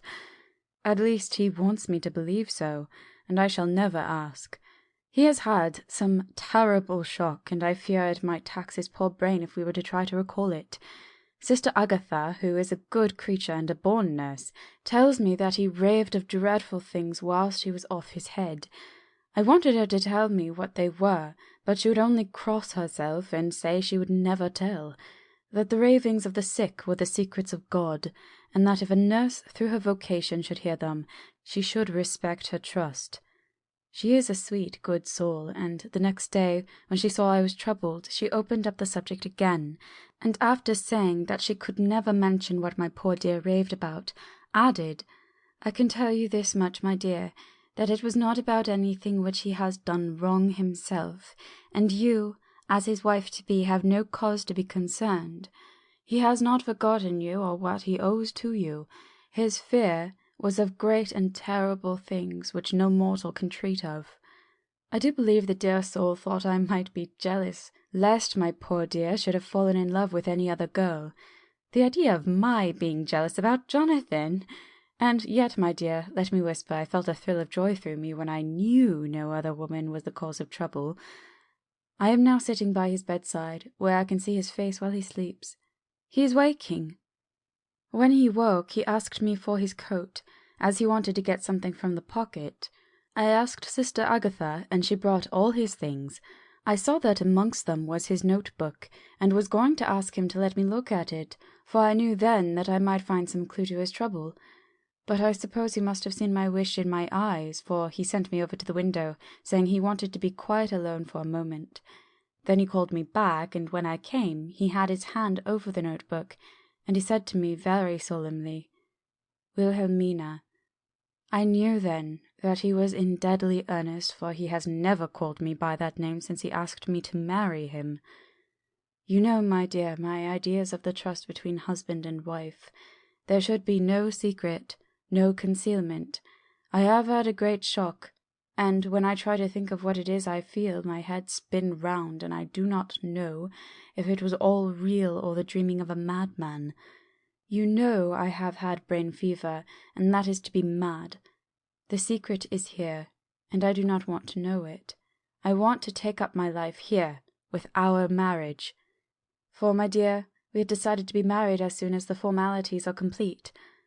Are you willing, Wilhelmina, to share my ignorance? Here is the book. Take it and keep it.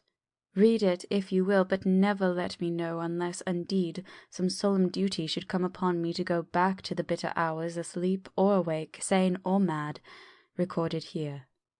He fell back exhausted, and I put the book under his pillow and kissed him. I have asked Sister Agatha to beg the Superior to let our wedding be this afternoon, and am waiting her reply. She has come and told me that the chaplain of the English Mission Church has been sent for. We are to be married in an hour, or as soon after as Jonathan wakes. Lucy, the time has come and gone. I feel very solemn, but very, very happy. Jonathan woke a little after the hour, and all was ready, and he sat up in bed propped up with pillows. He answered his "I will" firmly and strongly. I could hardly speak. My heart was so full that even those words seemed to choke me. My dear sisters were so kind. Please God, I shall never, never forget them, nor the grave and sweet responsibilities I have taken upon me. I must tell you of my wedding present. When the chaplain and the sisters had left me alone with my husband— oh, Lucy, it is the first time I have written the words "my husband" left me alone with my husband, I took the book from under his pillow and wrapped it up in white paper, and tied it with a little bit of pale blue ribbon which was around my neck, and sealed it over the knot with sealing wax, and for my seal I used my wedding ring. Then I kissed it, and showed it to my husband, and told him I would keep it so, and then it would be an outward and visible sign for us all our lives that we trusted each other, that I would never open it unless it were for his own dear sake and for the sake of some stern duty. Then he took my hand in his, and, oh, Lucy, it was the first time he took his wife's hand, and said that it was the dearest thing in all the wide world, and that he would go through all the past again to win it, if need be. The poor dear meant to have said part of the past, but he cannot think of time yet, and I shall not wonder if at first he mixes up not only the month but the year. Well, my dear, what could I say? I could only tell him that I was the happiest woman in all the wide world, and that I had nothing to give him except myself, my life, and my trust, and that with these went my love and duty for all the days of my life. And, my dear, when he kissed me and drew me to him with his poor, weak hands, it was like a very solemn pledge between us. Lucy, dear, do you know why I tell you all this? It is not only because it is all sweet to me, but because you have been, and are, very dear to me. It was my privilege to be your friend and guide when you came from the schoolroom to prepare for the world of life. I want you to see now, with the eyes of a very happy wife, whither duty has led me, so that in your own married life you too may be all happy as I am. My dear, please Almighty God, your life may be all it promises. A long day of sunshine with no harsh wind, no forgetting duty, no distrust. I must not wish you no pain, for that can never be, but I do hope you will be always as happy as I am now. Goodbye, my dear. I shall post this at once, and perhaps write you very soon again. I must stop, for Jonathan is waking. I must attend to my husband. Your ever-loving Mina Harker. Letter. Lucy Westenra to Mina Harker. Whitby, 30 August. My dearest Mina, oceans of love and millions of kisses, and may you soon be in your own home with your husband. I wish you could be coming home soon enough to stay with us here. The strong air would soon restore Jonathan. It has quite restored me. I have an appetite like a cormorant, am full of life, and sleep well. You will be glad to know that I have quite given up walking in my sleep. I think I have not stirred out of my bed for a week. That is, once I got into it at night. Arthur says I am getting fat. By the way, I forgot to tell you that Arthur is here. We have such walks and drives and rides and rowing and tennis and fishing together, and I love him more than ever. He tells me that he loves me more, but I doubt that, for at first he told me that he couldn't love me more than he did just then. But this is nonsense. There he is, calling to me, so no more just at present from your loving Lucy. P.S. Mother sends her love. She seems better, poor dear. P.P.S. We are to be married on 28 September. Dr. Seward's Diary. 20 August. The case of Renfield grows even more interesting. He has now so far quieted that there are spells of cessation from his passion. For the first week after his attack he was perpetually violent.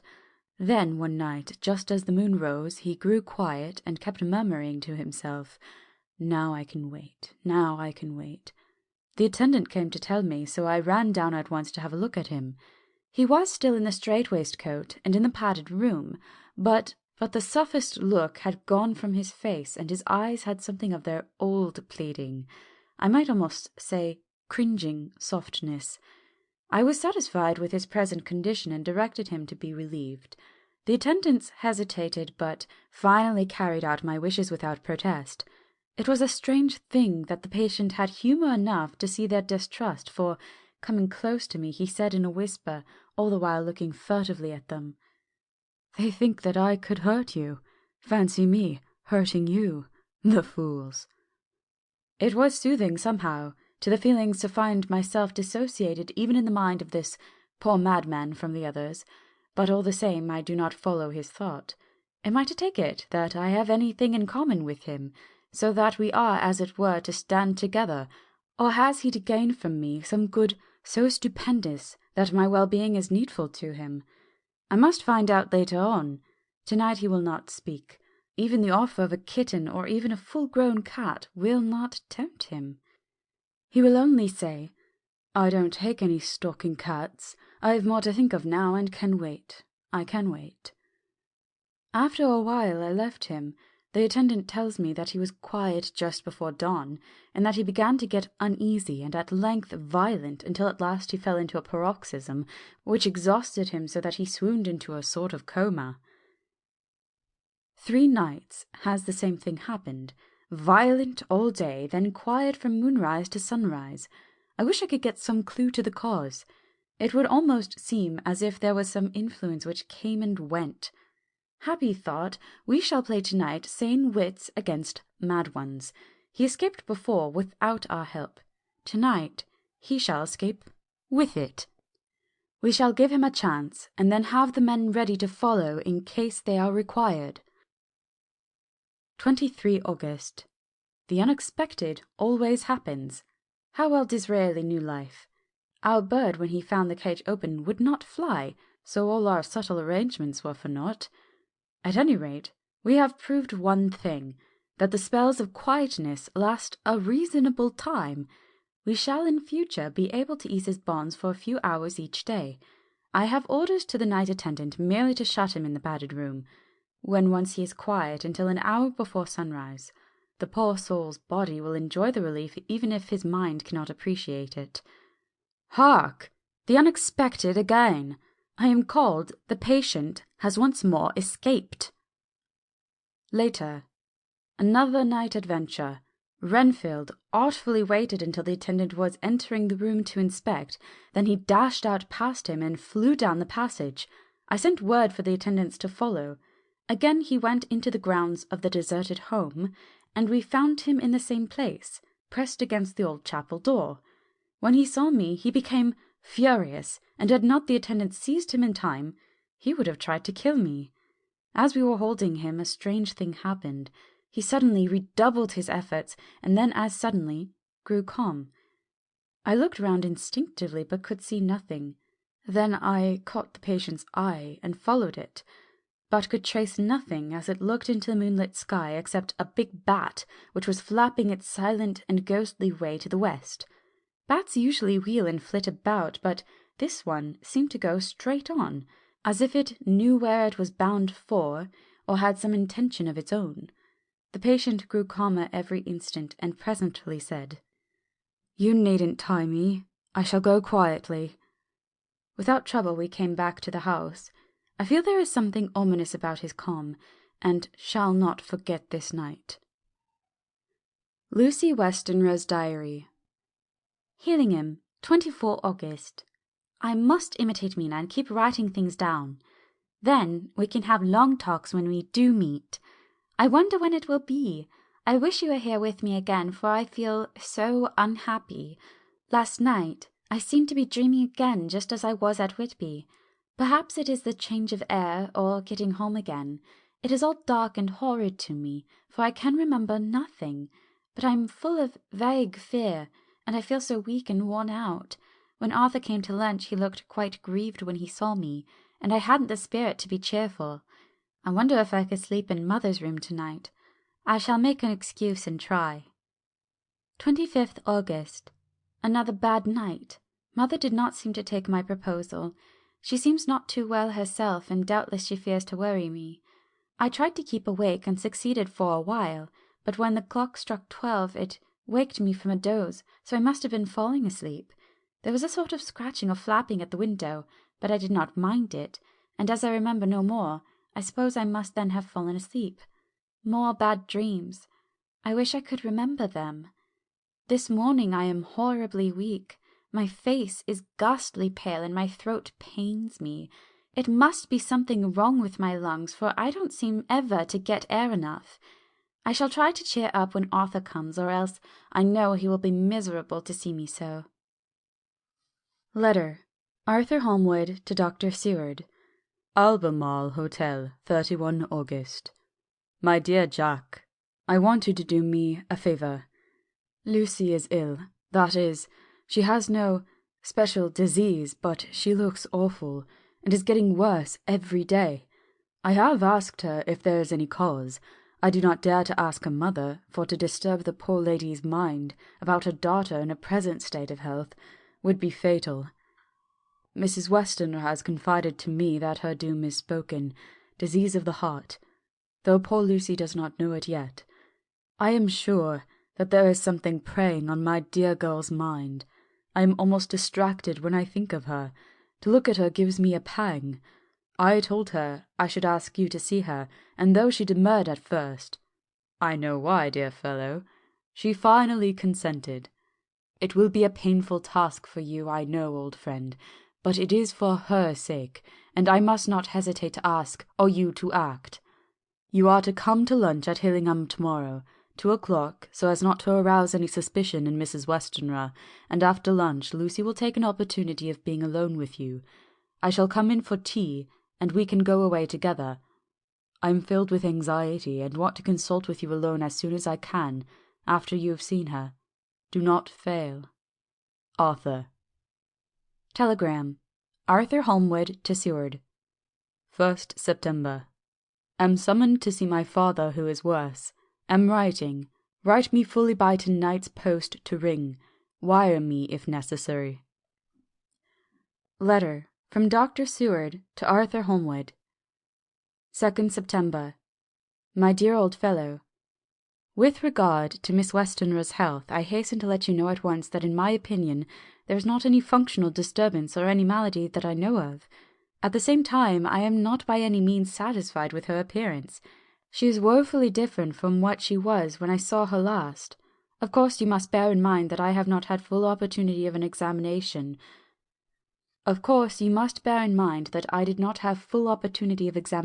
Such as I should wish. Our very friendship makes a little difficulty which not even medical science or custom can bridge over. I had better tell you exactly what happened, leaving you to draw in a measure your own conclusions. I shall then say what I have done and propose doing. I found Miss Westenra in seemingly gay spirits. Her mother was present, and in a few seconds I made up my mind that she was trying all she knew to mislead her mother and prevent her from being anxious. I have no doubt she guesses, if she does not know, what need of caution there is. We lunched alone, and as we all exerted ourselves to be cheerful, we got, as some kind of reward for our labours, some real cheerfulness among us. Then Miss Westenra went to lie down, and Lucy was left with me. We went to her boudoir, and till we got there her gaiety remained, for the servants were coming and going. As soon as the door was closed, however, the mask fell from her face, and she sank down into a chair with a great sigh, and hid her eyes with her hand. When I saw that her high spirits had failed, I at once took advantage of her reaction to make a diagnosis. She said to me very sweetly, "I cannot tell you how I loathe talking about myself." I reminded her that a doctor's confidence was sacred, but that you were grievously anxious about her. She caught on to my meaning at once, and settled that matter in a word. "Tell Arthur everything you choose. I do not care for myself, but all for him. So I am quite free." I could easily see that she is somewhat bloodless, but I could not see the usual anemic signs, and by a chance I was actually able to test the quality of her blood, for in opening a window which was stiff, a cord gave way, and she cut her hand slightly with broken glass. It was a slight matter in itself, but it gave me an evident chance, and I secured a few drops of the blood and have analyzed them. The qualitative analysis gives a quite normal condition, and shows, I should infer, in itself a vigorous state of health. In other physical matters I was quite satisfied that there is no need for anxiety, but as there must be a cause somewhere, I have come to the conclusion that it must be something mental. She complains of difficulty in breathing satisfactorily at times, and of heavy lethargic sleep, with dreams that frighten her, but regarding which she can remember nothing. She says that as a child she used to wake in her sleep, and that when in Whitby the habit came back, and that once she walked out in the night and went to East Cliff, where Miss Murray found her, but she assures me that of late the habit has not returned. I am in doubt, and so have done the best thing I know of. I have written to my old friend and master, Professor Van Helsing, of Amsterdam, who knows as much about obscure diseases as anyone in this world. I have asked him to come over, and as you told me that all things were to be at your charge, I have mentioned to him who you are and your relations to Miss Westenra. This, my dear fellow, is in obedience to your wishes, for I am only too proud and happy to do anything I can for her. Van Helsing would, I know, do anything for me for a personal reason, so, no matter on what grounds he comes, we must accept his wishes. He is a seemingly arbitrary man, but this is because he knows what he is talking about better than anyone else. He is a philosopher and a metaphysician, and one of the most advanced scientists of his day, and he has, I believe, an absolutely open mind.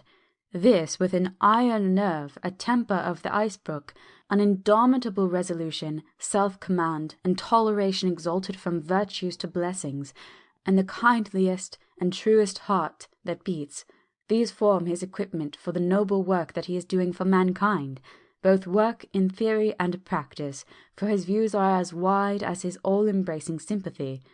I tell you these facts, that you may know why I have such confidence in him. I have asked him to come at once. I shall see Miss Westenra tomorrow again. She is to meet me at the stores, so I may not alarm her mother by too early a repetition of my call. Yours always, John Seward. Letter. Abraham Van Helsing, MDD, PhD, literary, etc., etc., to Dr. Seward. 2 September.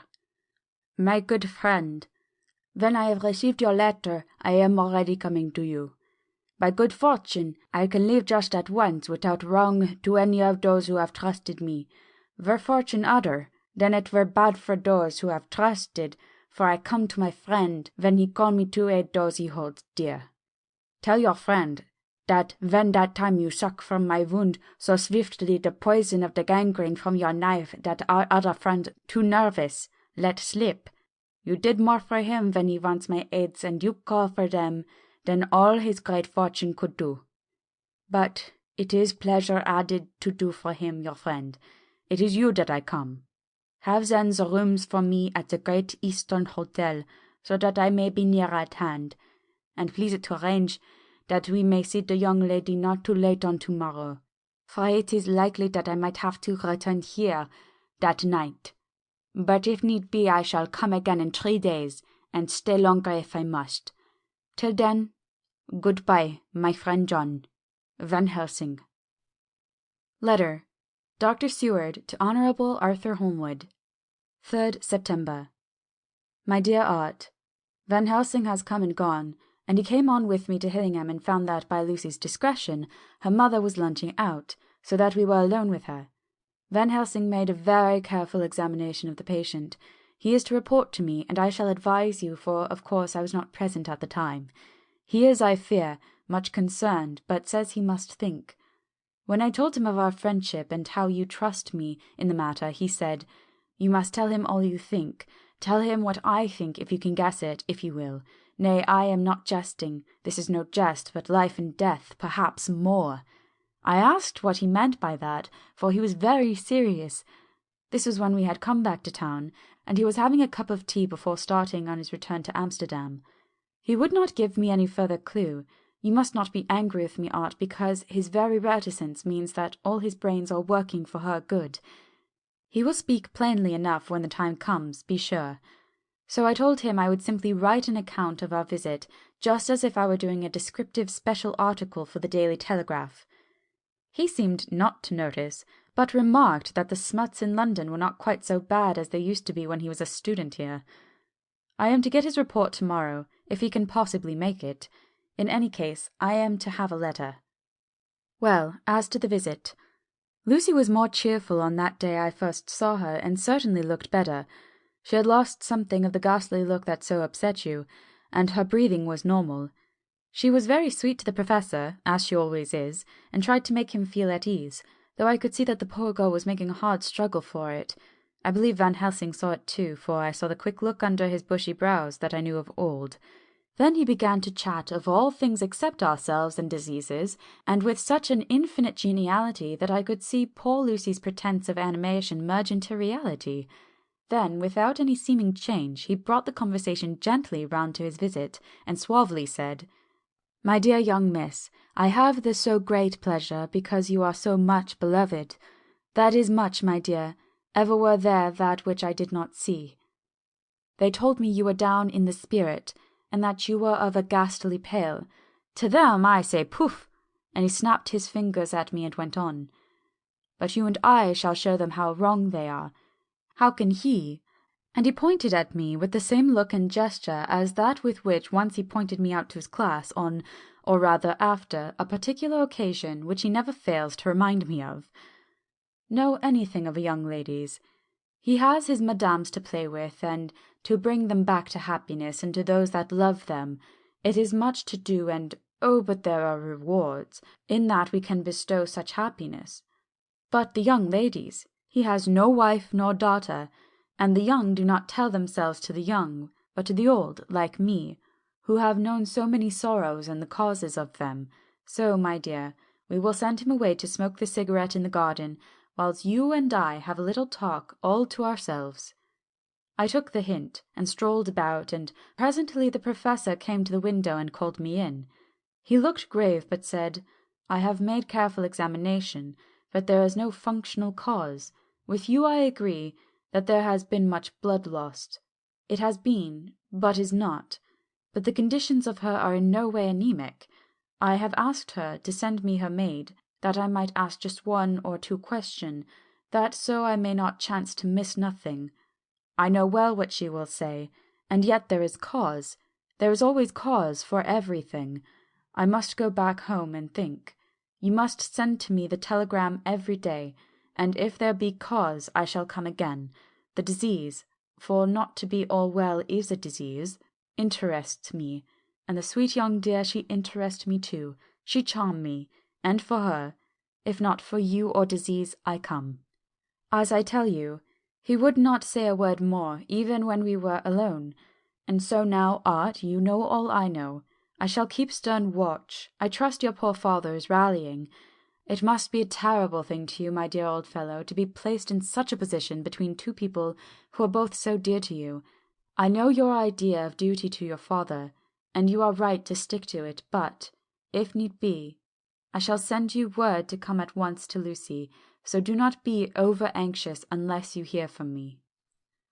Dr. Seward's Diary. 4 September. Zoophagous patient still keeps our interest in him. He had only 1 outburst, and that was yesterday at an unusual time. Just before the stroke of noon he began to grow restless. The attendant knew the symptoms, and at once summoned aid. Fortunately, the men came at a run, and were just in time, for at the stroke of noon he became so violent that it took all their strength to hold him. In about 5 minutes, however, he began to get more and more quiet, and finally sank into a sort of melancholy, in which state he has remained up to now. The attendant tells me that his screams whilst in the paroxysm were really appalling. I found my hands full when I got in, attending to some of the other patients who are frightened by him. Indeed, I can quite understand the effect, for the sounds disturbed even me, though I was some distance away. It is now after the dinner hour of the asylum, and as yet my patient sits in a corner brooding, with a dull, sullen, woe-begone look on his face, which seems rather to indicate than to show something directly. I cannot quite understand it. Later. Another change in my patient. At 5 o'clock I looked in on him and found him seemingly as happy and contented as he used to be. He was catching flies and eating them, and was keeping note of his capture by making nail marks on the edge of the door between the ridges of padding. When he saw me he came over and apologized for his bad conduct, and asked me in a very humble, cringing way to be led back to his own room and to have his notebook again. I thought it well to humour him, so he is now back in his room with the window open. He has the sugar of his tea spread out on the window-sill, and is reaping quite a harvest of flies. He is not now eating them, but putting them into a box as of old, and is already examining the corners of his room to find a spider. I tried to get him to talk about the past few days, for any clue to his thoughts would be of immense help to me, but he would not rise. For a moment or 2 he looked very sad, and said in a sort of far-away voice, as though saying it rather to himself than to me, all over, he has deserted me. No hope for me now unless I do it for myself."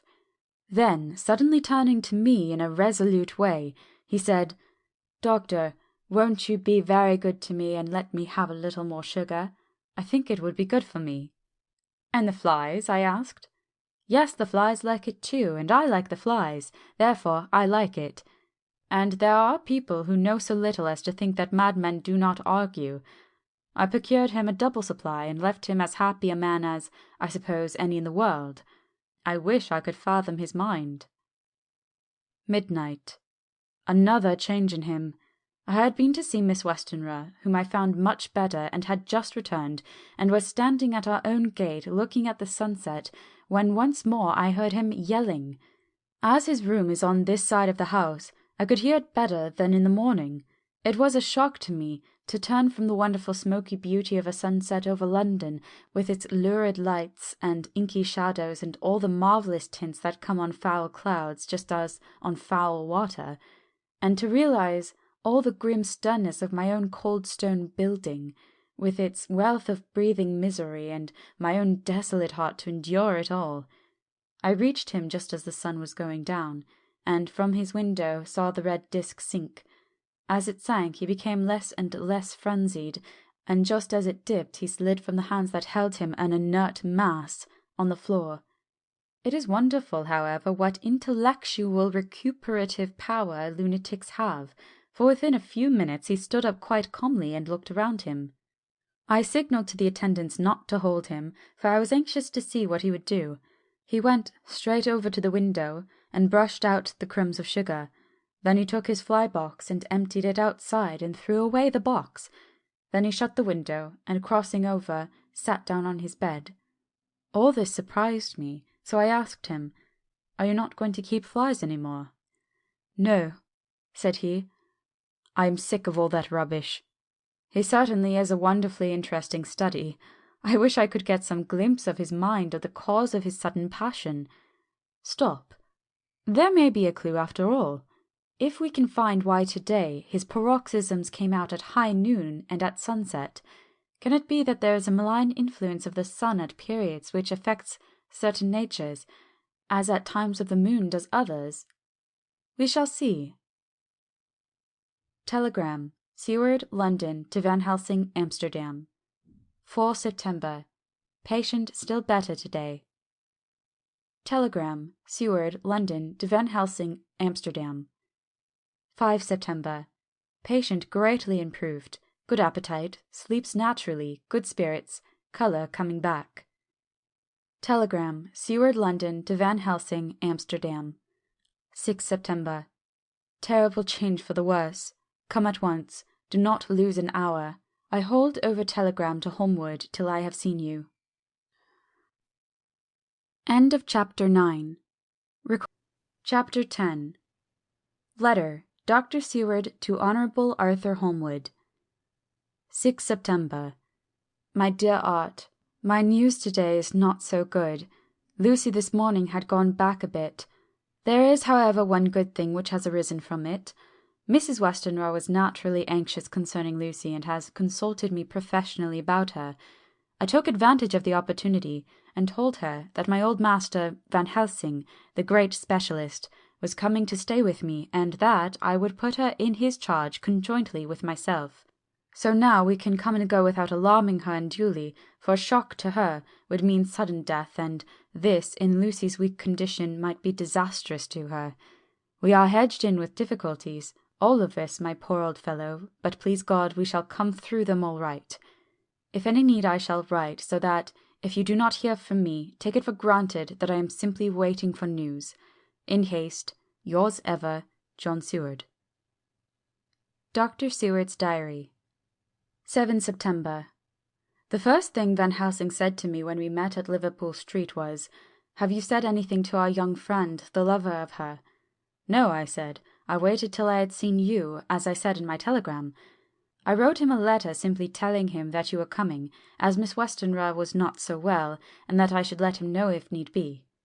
"Right, my friend," he said, "quite right. Better he not know as yet, perhaps he shall never know. I pray so, but if it be needed, then he shall know all, and my good friend John, let me caution you. You deal with the madmen. All men are mad in some way or the other, and inasmuch you deal discreetly with your madmen, so deal with God's madmen too, the rest of the world.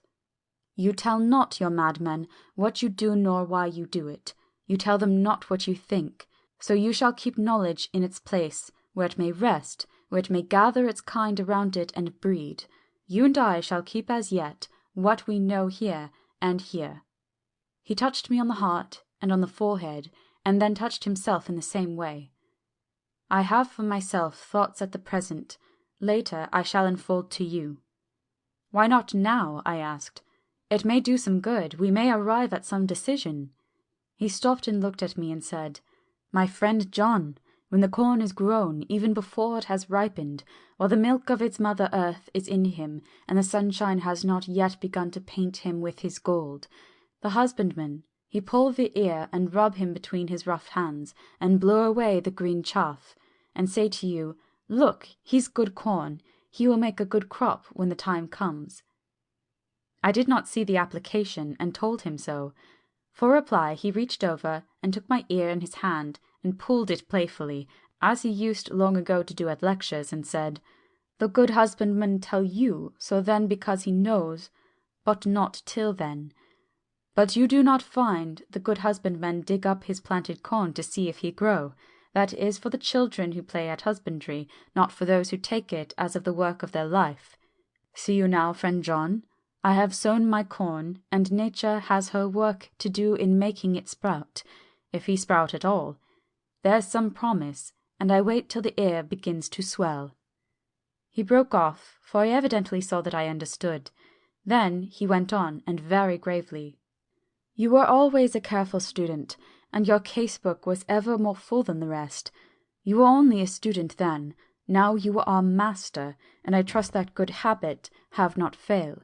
Remember, my friend, that knowledge is stronger than memory, and we should not trust the weaker. Even if you have not kept the good practice, let me tell you that this case of our dear Miss is one that may be, mind, I say may be, of such interest to us and others, that all the rest may not make him kick the beam, as your people say. Take then good note of it. Nothing is too small. I counsel you, put down in record even your doubts and surmises. Hereafter it may be of interest to you to see how true you guess. We learn from failure, not from success."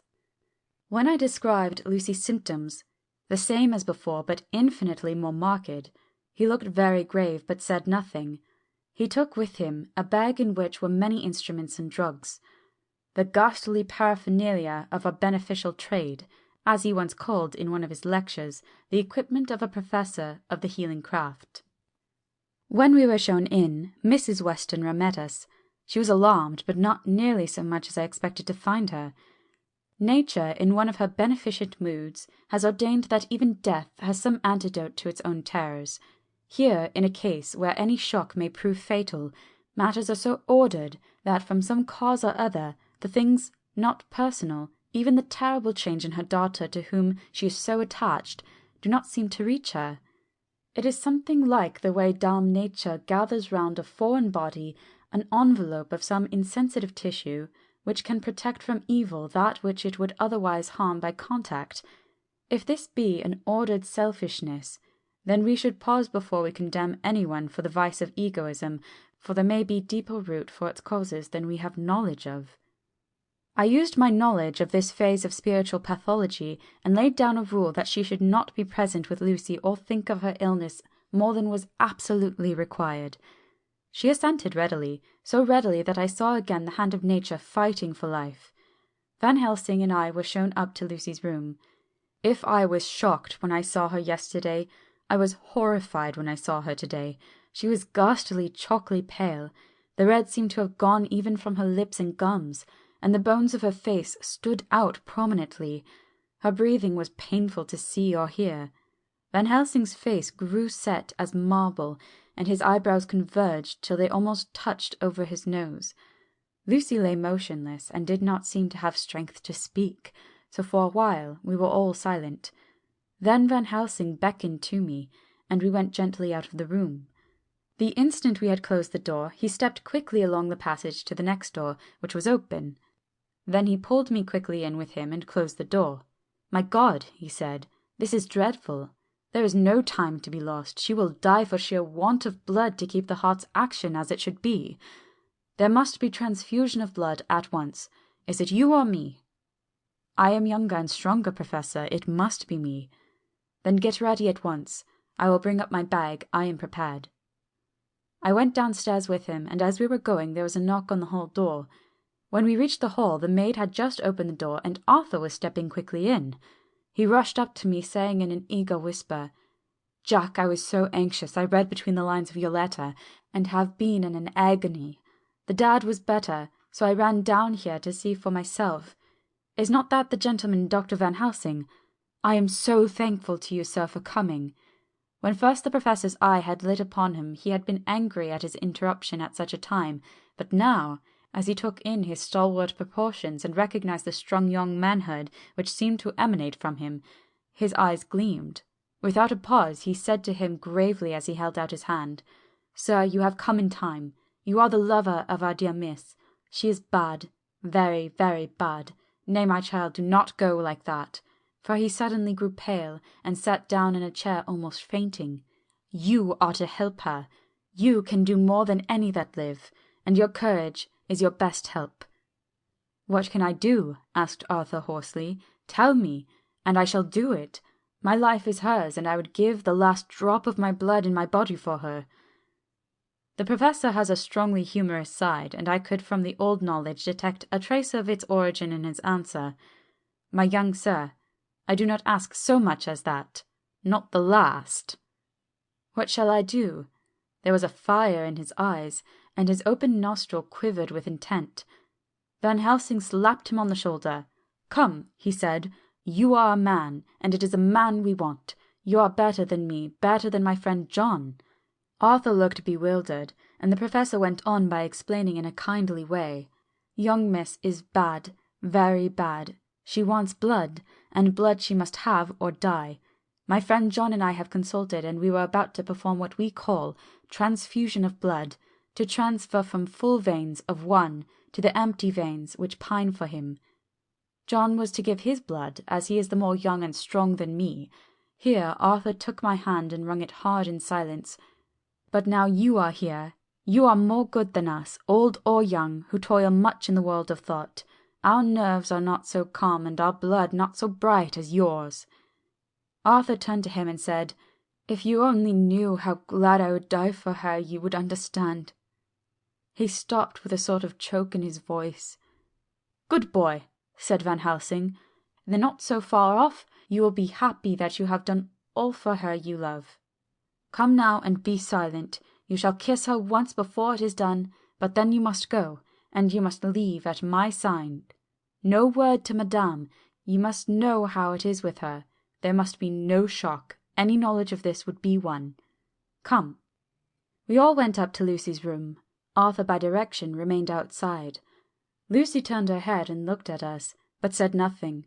She was not asleep, but she was simply too weak to make the effort. Her eyes spoke to us, that was all. Van Helsing took some things out of his bag and laid them out on a little table out of sight. Then he mixed a narcotic, and coming over to the bed, said cheerily, "Now, little miss, here is your medicine. Drink it off like a good child. See, I lift you so that to swallow is easy. Yes." She had made the effort with success. It astonished me how long the drug took to act. This, in fact, marked the extent of her weakness. The time seemed endless until sleep began to flicker in her eyelids. At last, however, the narcotic began to manifest its potency, and she fell into a deep sleep. When the professor was satisfied, he called Arthur into the room and bade him strip off his coat. Then he added, "You may take that one little kiss whiles I bring over the table. Friend John, help to me." So neither of us looked whilst he bent over her. Van Helsing, turning to me, said, "He is so young and strong and of blood so pure that we need not defibrinate it." Then with swiftness, but with absolute method, Van Helsing performed the operation. As the transfusion went on, something like life seemed to come back to poor Lucy's cheeks, and through Arthur's growing pallor the joy of his face seemed absolutely to shine. For a bit I began to grow anxious, for the loss of blood was telling on Arthur, strong man as he was. It gave me an idea of what a terrible strain Lucy's system must have undergone, that what weakened Arthur only partially restored her. But the professor's face was set, and he stood, watch in hand, and with his eyes fixed now on the patient and now on Arthur. I could hear my own heart beat. Presently he said in a soft voice, "Do not stir an instant. It is enough. You attend him, I will look to her." When all was over, I could see how much Arthur was weakened. I dressed the wound and took his arm to bring him away, when Van Helsing spoke without turning around. The man seems to have eyes in the back of his head. "The brave lover, I think, deserve another kiss, which he shall have presently." And as he had now finished his operation, he adjusted the pillow to the patient's head. As he did so, the narrow black velvet band, which she seems always to wear round her throat, buckled with an old diamond buckle which her lover had given her, was dragged a little up, and showed a red mark on her throat. Arthur did not notice it, but I could hear the deep hiss of indrawn breath, which is one of Van Helsing's ways of betraying emotion. He said nothing at the moment, but turned to me, saying, "Now take down our brave young lover, give him of the port wine, and let him lie down a while. He must then go home and rest. sleep much and eat much, that he may be recruited of what he has so given to his love. He must not stay here. Hold a moment. I may take it, sir, that you are anxious of result. Then bring it with you that in all ways the operation is successful. You have saved her life this time, and you can go home and rest easy in mind that all that can be is. I shall tell her all when she is well. She shall love you none the less for what you have done. Goodbye. When Arthur had gone, I went back to the room. Lucy was sleeping gently, but her breathing was stronger. I could see the counterpane move as her breast heaved. By the bedside sat Van Helsing, looking at her intently. The velvet band again covered the red mark. I asked the professor in a whisper, "What do you make of the mark on her throat?" "What do you make of it?" "I have not examined it yet," I answered, and then there proceeded to loose the band. Just over the external jugular vein there were 2 punctures, not large but not wholesome looking. There was no sign of disease, but the edges were white and worn-looking, as if by some trituration. It occurred to me that this wound, or whatever it was, might be the means of that manifest loss of blood, but I abandoned the idea as soon as formed, for such a thing could not be. The whole bed would have been drenched to a scarlet with the blood which the girl must have lost, to leave such a pallor as she had before the transfusion. "Well," said Van Helsing. "Well," said I can make nothing of it." The professor stood up. "I must go back to Amsterdam tonight," he said. "There are books and things there which I want. You must remain here all the night, and you must not let your sight pass from her." "Shall I have a nurse?" I asked. "We are the best nurses, you and I. You keep watch all night. See that she is well fed, and that nothing disturbs her. You must not sleep all the night. Later on we can sleep, you and I. I shall be back as soon as possible. Then we may begin." "May begin?" I said. "What on earth do you mean?" "We shall see," he answered as he hurried out. He came back a moment later and put his head inside the door and said with a warning finger held up, "Remember, she is in your charge. If you leave her, and harm befall, you shall not sleep easy hereafter." Dr. Seward's diary continued. 8 September. I sat up all night with Lucy. The opiate worked itself off towards dusk, and she waked naturally. She looked a different being from what she had been before the operation. Her spirits even were good, and she was full of a happy vivacity, but I could see evidences of the absolute prostration which she had undergone. When I told Mrs. Westenra that Dr. Van Helsing had directed that I should sit up with her, she almost pooh-poohed the idea, pointing out her daughter's renewed strength and excellent spirits. I was firm, however, and made preparations for my long vigil. When her maid had prepared her for the night, I came in, having in the meantime had supper, and took a seat by the bedside. She did not in any way make objection, but looked at me gratefully whenever I caught her eye. After a long spell she seemed sinking off to sleep, but with an effort seemed to pull herself together and shook it off. This was repeated several times, with greater effort and with shorter pauses as time moved on. It was apparent that she did not want to sleep, so I tackled the subject at once. "You do not want to go to sleep?" "No, I am afraid." "Afraid to go to sleep? Why so? It is the boon we all crave for." "Ah, not if you were like me. If sleep was to you a presage of horror." "A presage of horror? What on earth do you mean?" "I don't know. Oh, I don't know. And that is what is so terrible. All this weakness comes to me in sleep, until I dread the very thought." "But, my dear, you may sleep tonight. I am here watching you, and I can promise that nothing will happen." "Ah, I can trust you." I seized the opportunity and said, "I promise you that if I see any evidence of bad dreams, I will wake you at once." "You will? Oh, will you really? How good you are to me. Then I will sleep." And almost at the word, she gave a deep sigh of relief and sank back asleep. All night long I watched by her. She never stirred, but slept on in a deep, tranquil, life-giving, health-giving sleep. Her lips were slightly parted, and her breast rose and fell with the regularity of a pendulum. There was a smile on her face, and it was evident that no bad dreams had come to disturb her peace of mind. In the early morning her maid came, and I left her in her care and took myself back home, for I was anxious about many things. I sent short wire to Van Helsing and to Arthur, telling them the excellent result of the operation. My own work, with its manifold arrears, took me all day to clear off. It was dark when I was able to inquire about my zoophagus patient. The report was good. He had been quite quiet for the past day and night. A telegram came from Van Helsing at Amsterdam whilst I was at dinner, suggesting that I should be at Hillingham tonight, as it might be well to be at hand, and stating that he was leaving by the night mail and would join me early in the morning. 9 September. I was pretty tired and worn out when I got to Hillingham. For 2 nights I had hardly a wink of sleep, and my brain was beginning to feel that numbness which marks cerebral exhaustion. Lucy was up and in cheerful spirits. When she shook hands with me, she looked sharply in my face and said, "No sitting up tonight for you. You are worn out, and I am quite well again. Indeed I am. And if there is to be any sitting up, it is I who will sit up with you." I would not argue the point, but went and had my supper. Lucy came with me, and, enlivened by her charming presence, I made an excellent meal and a couple of glasses of the more than excellent port. Then Lucy took me upstairs and showed me a room next to her own, where a cosy fire was burning. "Now," she said, "you must stay here. I shall leave this door open and my door too. You can lie on the sofa, for I know that nothing would induce any of you doctors to go to bed whilst there is a patient above the horizon.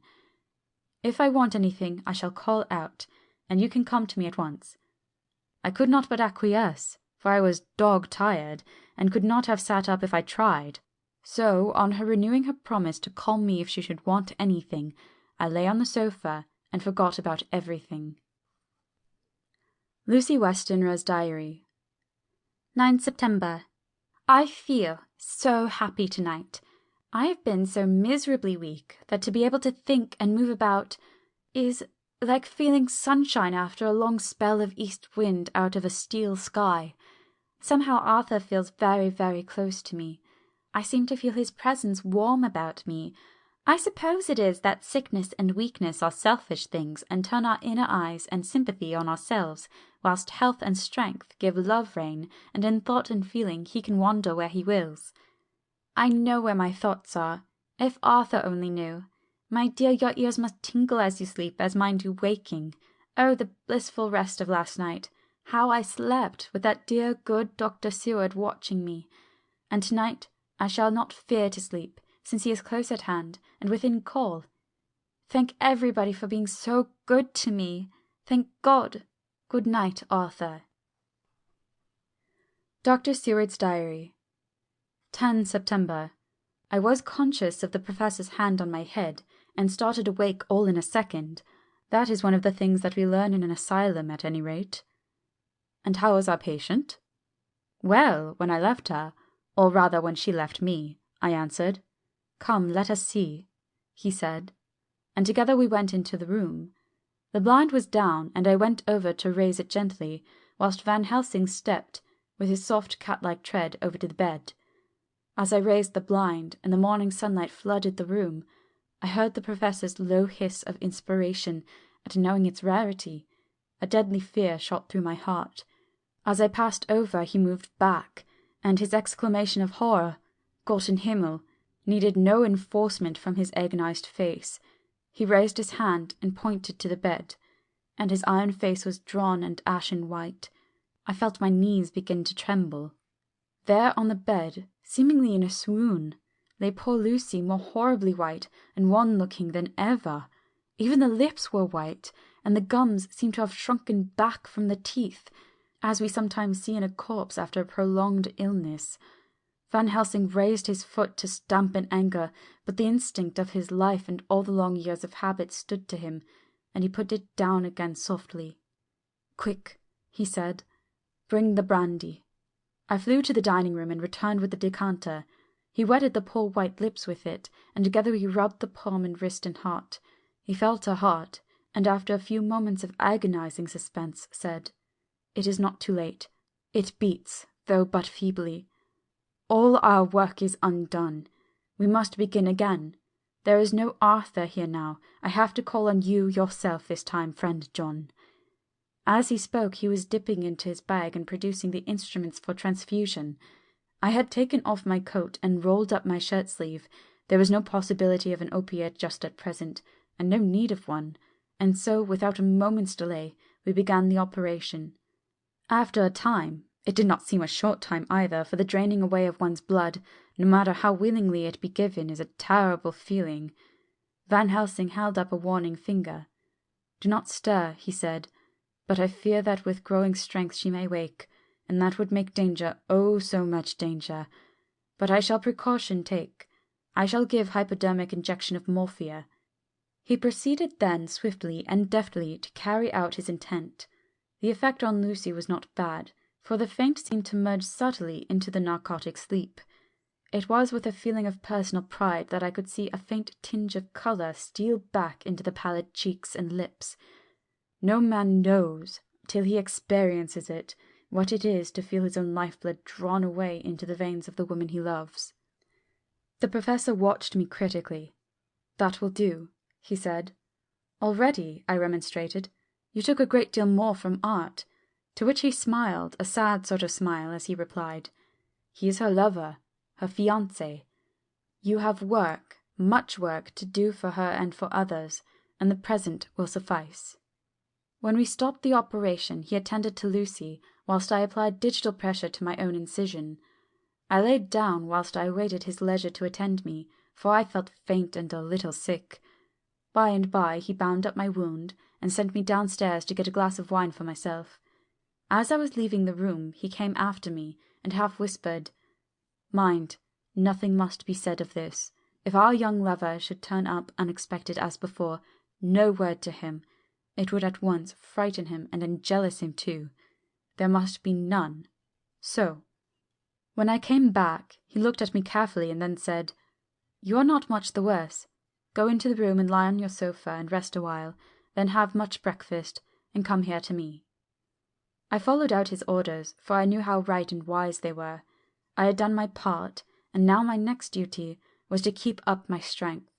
I felt very weak, and in the weakness lost something of the amazement at what had occurred. I fell asleep on the sofa, however, wondering over and over again how Lucy had made such a retrograde movement, and how she could have been drained of so much blood, with no sign anywhere to show for it. I think I must have continued my wonder in my dreams, for, sleeping and waking, my thoughts always came back to the little punctures in her throat and the ragged, exhausted appearance of their edges, tiny though they were. Lucy slept well into the day, and when she woke she was fairly well and strong, though not nearly so much as the day before. When Van Helsing had seen her, he went out for a walk, leaving me in charge with strict injunctions that I was not to leave her for a moment. I could hear his voice in the hall asking the way to the nearest telegraph office. Lucy chatted with me freely and seemed quite unconscious that anything had happened. I tried to keep her amused and interested. When her mother came up to see her, she did not seem to notice any change whatever, but said to me gratefully, "We owe you so much, Dr. Seward, for all you have done, but you really must now take care not to overwork yourself. You are looking pale yourself. You want a wife to nurse and to look after you a bit. That you do." As she spoke, Lucy turned crimson, though it was only momentarily, for her poor, wasted veins could not stand for long such an unwanted drain to the head. The reaction came in excessive pallor as she turned imploring eyes to me. I smiled and nodded, and laid my finger on my lips. With a sigh, she sank back amid her pillows. Van Helsing returned in a couple of hours, and presently said to me, "Now you go home, and eat much and drink enough. Make yourself strong. I stay here tonight, and I shall sit up with the little miss myself. You and I must watch the case, and we must have none other to know. I have grave reasons. No, do not ask them. Think what you will. Do not fear to think even the most not probable. Good night." In the hall, 2 of the maids came to me, and asked if they or either of them might not sit up with Miss Lucy. They implored me to let them, and when I said it was Dr. Van Helsing's wish that either he or I should sit up, they asked me quite piteously to intercede with the foreign gentlemen. I was much touched by their kindness, Perhaps it is because I am weak at present, and perhaps because it was on Lucy's account that the devotion was manifested, for over and over again I have seen similar instances of women's kindness. I got back here in time for a late dinner, went my rounds, all well, and set this down whilst waiting for sleep. It is coming. 11 September. This afternoon I went over to Hillingham, found Van Helsing in excellent spirits, and Lucy much better. Shortly after I had arrived, a big parcel from abroad came for the Professor. He opened it with much empressement, assumed of course, and showed a great bundle of white flowers. "These are for you, Miss Lucy," he said. "For me? Oh, Dr. Van Helsing." "Yes, my dear, but not for you to play with. These are medicines." Here Lucy made a wry face. "Nay, but they are not to take in decoction or nauseous form, so you need not to snub that so charming nose, or I shall point out to my friend Arthur what woes he might have to endure, seeing so much beauty that he so loves so much distort. Aha, my pretty miss, that brings the so nice nose all straight again. This is medicinal, but you do not know how. I put him in your window.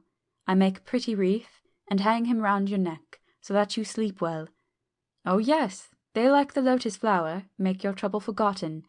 It smells so like the waters of Lethe, and of that fountain of youth that the conquistadors sought in the Floridas, and to find him all too late." Whilst he was speaking, Lucy had been examining the flowers and smelling them. Now she threw them down, saying with half laughter and half disgust, "Oh, Professor, I believe you are only putting up a joke on me. Why, these flowers are only common garlic." To my surprise, Van Helsing rose up and said with all his sternness, his iron jaw set, and his bushy eyebrows meeting, "No trifling with me. I never jest. There is a grim purpose in all I do, and I warn you that you do not thwart me. Take care, for the sake of others, if not for your own." Then, seeing poor Lucy scared, as she might well be, he went on more gently. "Oh, little miss, my dear, do not fear me. I only do for your good. But there is much virtue to you in those so common flowers. See, I placed them myself in your room. I make myself the wreath that you are to wear. But hush, no telling to others that make so inquisitive questions. We must obey, and silence is a part of obedience, and obedience is to bring you strong and well into loving arms that wait for you. Now sit a while. Come with me, friend John, and you shall help me deck the room with my garlic, which is all the way from Haarlem, where my friend Vanderpool raise herb in his glass houses all the year. I had to telegraph yesterday, or they would not have been here." We went into the room, taking the flowers with us. The Professor's actions were certainly odd, and not to be found in any pharmacopoeia that I ever heard of. First he fastened up the windows and latched them securely. Next, taking a handful of the flowers, he rubbed them all over the sashes, as though to ensure that every whiff of air that might get in would be laden with the garlic smell. Then, with the wisp, he rubbed all over the jamb of the door, above, below, and at each side, and round the fireplace in the same way. It all seemed grotesque to me, and presently I said, "Well, Professor, I know you always have a reason for what you do, but this certainly puzzles me. It is well that we have no skeptic here, or he would say that you are working some spell to keep out an evil spirit." "Perhaps I am," he answered quietly, as he began to make the wreath which Lucy was to wear round her neck. We then waited whilst Lucy made her toilet for the night, and when she was in bed, he came and himself fixed the wreath of garlic round her neck. The last words he said to her were, "Take care you do not disturb it, and even if the room feel closed, do not tonight open the window or the door." "I promise," said Lucy, "and thank you both 1,000 times for all your kindness to me. Oh, what have I done to be blessed with such friends?" As we left the house in my fly, which was waiting, Van Helsing said, "Tonight I can sleep in peace, and sleep I want. 2 nights of travel, much reading in the day between, and much anxiety on the day to follow, and a night to sit up without to wink. Tomorrow in the morning early you call for me, and we come together to see our pretty miss so much more strong for my spell which I have work. Ho ho! He seemed so confident that I, remembering my own confidence 2 nights before, and with the baneful result, felt awe and vague terror. It must have been my weakness that made me hesitate to tell it to my friend, but I felt it all the more, like unshed tears. End of Chapter 10. Chapter 11. Lucy Westenra's Diary. 12 September. How good they all are to me. I quite love that dear Dr. Van Helsing. I wonder why he was so anxious about these flowers. He positively frightened me. He was so fierce. And yet he must have been right, for I feel comfort from them already. Somehow I do not dread being alone tonight, and I can go to sleep without fear. I shall not mind any flapping outside the window. Oh, the terrible struggle that I have had against sleep so often of late. The pain of the sleeplessness, or the pain of the fear of sleep, with such unknown horrors as it has for me. How blessed are some people whose lives have no fears, no dreads, to whom sleep is a blessing that comes nightly and brings nothing but sweet dreams. Well, here I am tonight, hoping for sleep, and lying like Ophelia in the play with virgin crants and maid instruments. I never liked garlic before, but tonight it is delightful. There is peace in its smell. I feel sleep coming already. Good night, everybody. Dr. Seward's Diary. 13 September. Called at the Berkeley and found Van Helsing, as usual, up to time. The carriage ordered from the hotel was waiting. The professor took his bag, which he always brings with him now. Let's all be put down exactly. Van Helsing and I arrived at Hillingham at 8 o'clock. It was a lovely morning. The bright sunshine and the fresh feeling of early autumn seemed like a completion of nature's annual work. The leaves were turning to all kinds of beautiful colours, but had not yet begun to drop from the trees. When we entered, we met Mrs. Westenra coming out of the morning room. She is always an early riser. She greeted us warmly and said, "You will be glad to know that Lucy is better. The dear child is still asleep. I looked into her room and saw her, but did not go in lest I should disturb her." The professor smiled and looked quite jubilant. He rubbed his hands together and said, "Aha! I thought I had diagnosed the case. My treatment is working." To which she answered, "You must not take all the credit to yourself, doctor. Lucy's state this morning is due in part to me." "How do you mean, ma'am?" asked the professor. "Well, I was anxious about the dear child in the night, and went into her room. She was sleeping soundly, so soundly that even my coming did not wake her. But the room was awfully stuffy. There were a lot of those horrible strong-smelling flowers about everywhere, and she had actually a bunch of them around her neck. I feared that the heavy odour would be too much for the dear child in her weak state, so I took them all away and opened a bit of the window to let in a little fresh air. You will be pleased with her, I am sure."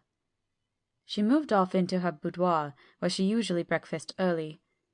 As she had spoken, I watched the professor's face and saw it turn ashen grey. He had been able to restrain his self-command whilst the poor lady was present, for he knew her state and how mischievous a shock would be. He actually smiled on her as he held the door open for her to pass into her room, but the instant she had disappeared he pulled me suddenly and forcibly into the dining room and closed the door. Then, for the first time in my life, I saw Van Helsing break down. He raised his hands over his head in some sort of mute despair and then beat his palms together in a helpless way. Finally he sat down on a chair, and putting his hands before his face began to sob with loud, dry sobs that seemed to come from the very racking of his heart. Then he raised his arms again, as though appealing to the whole universe.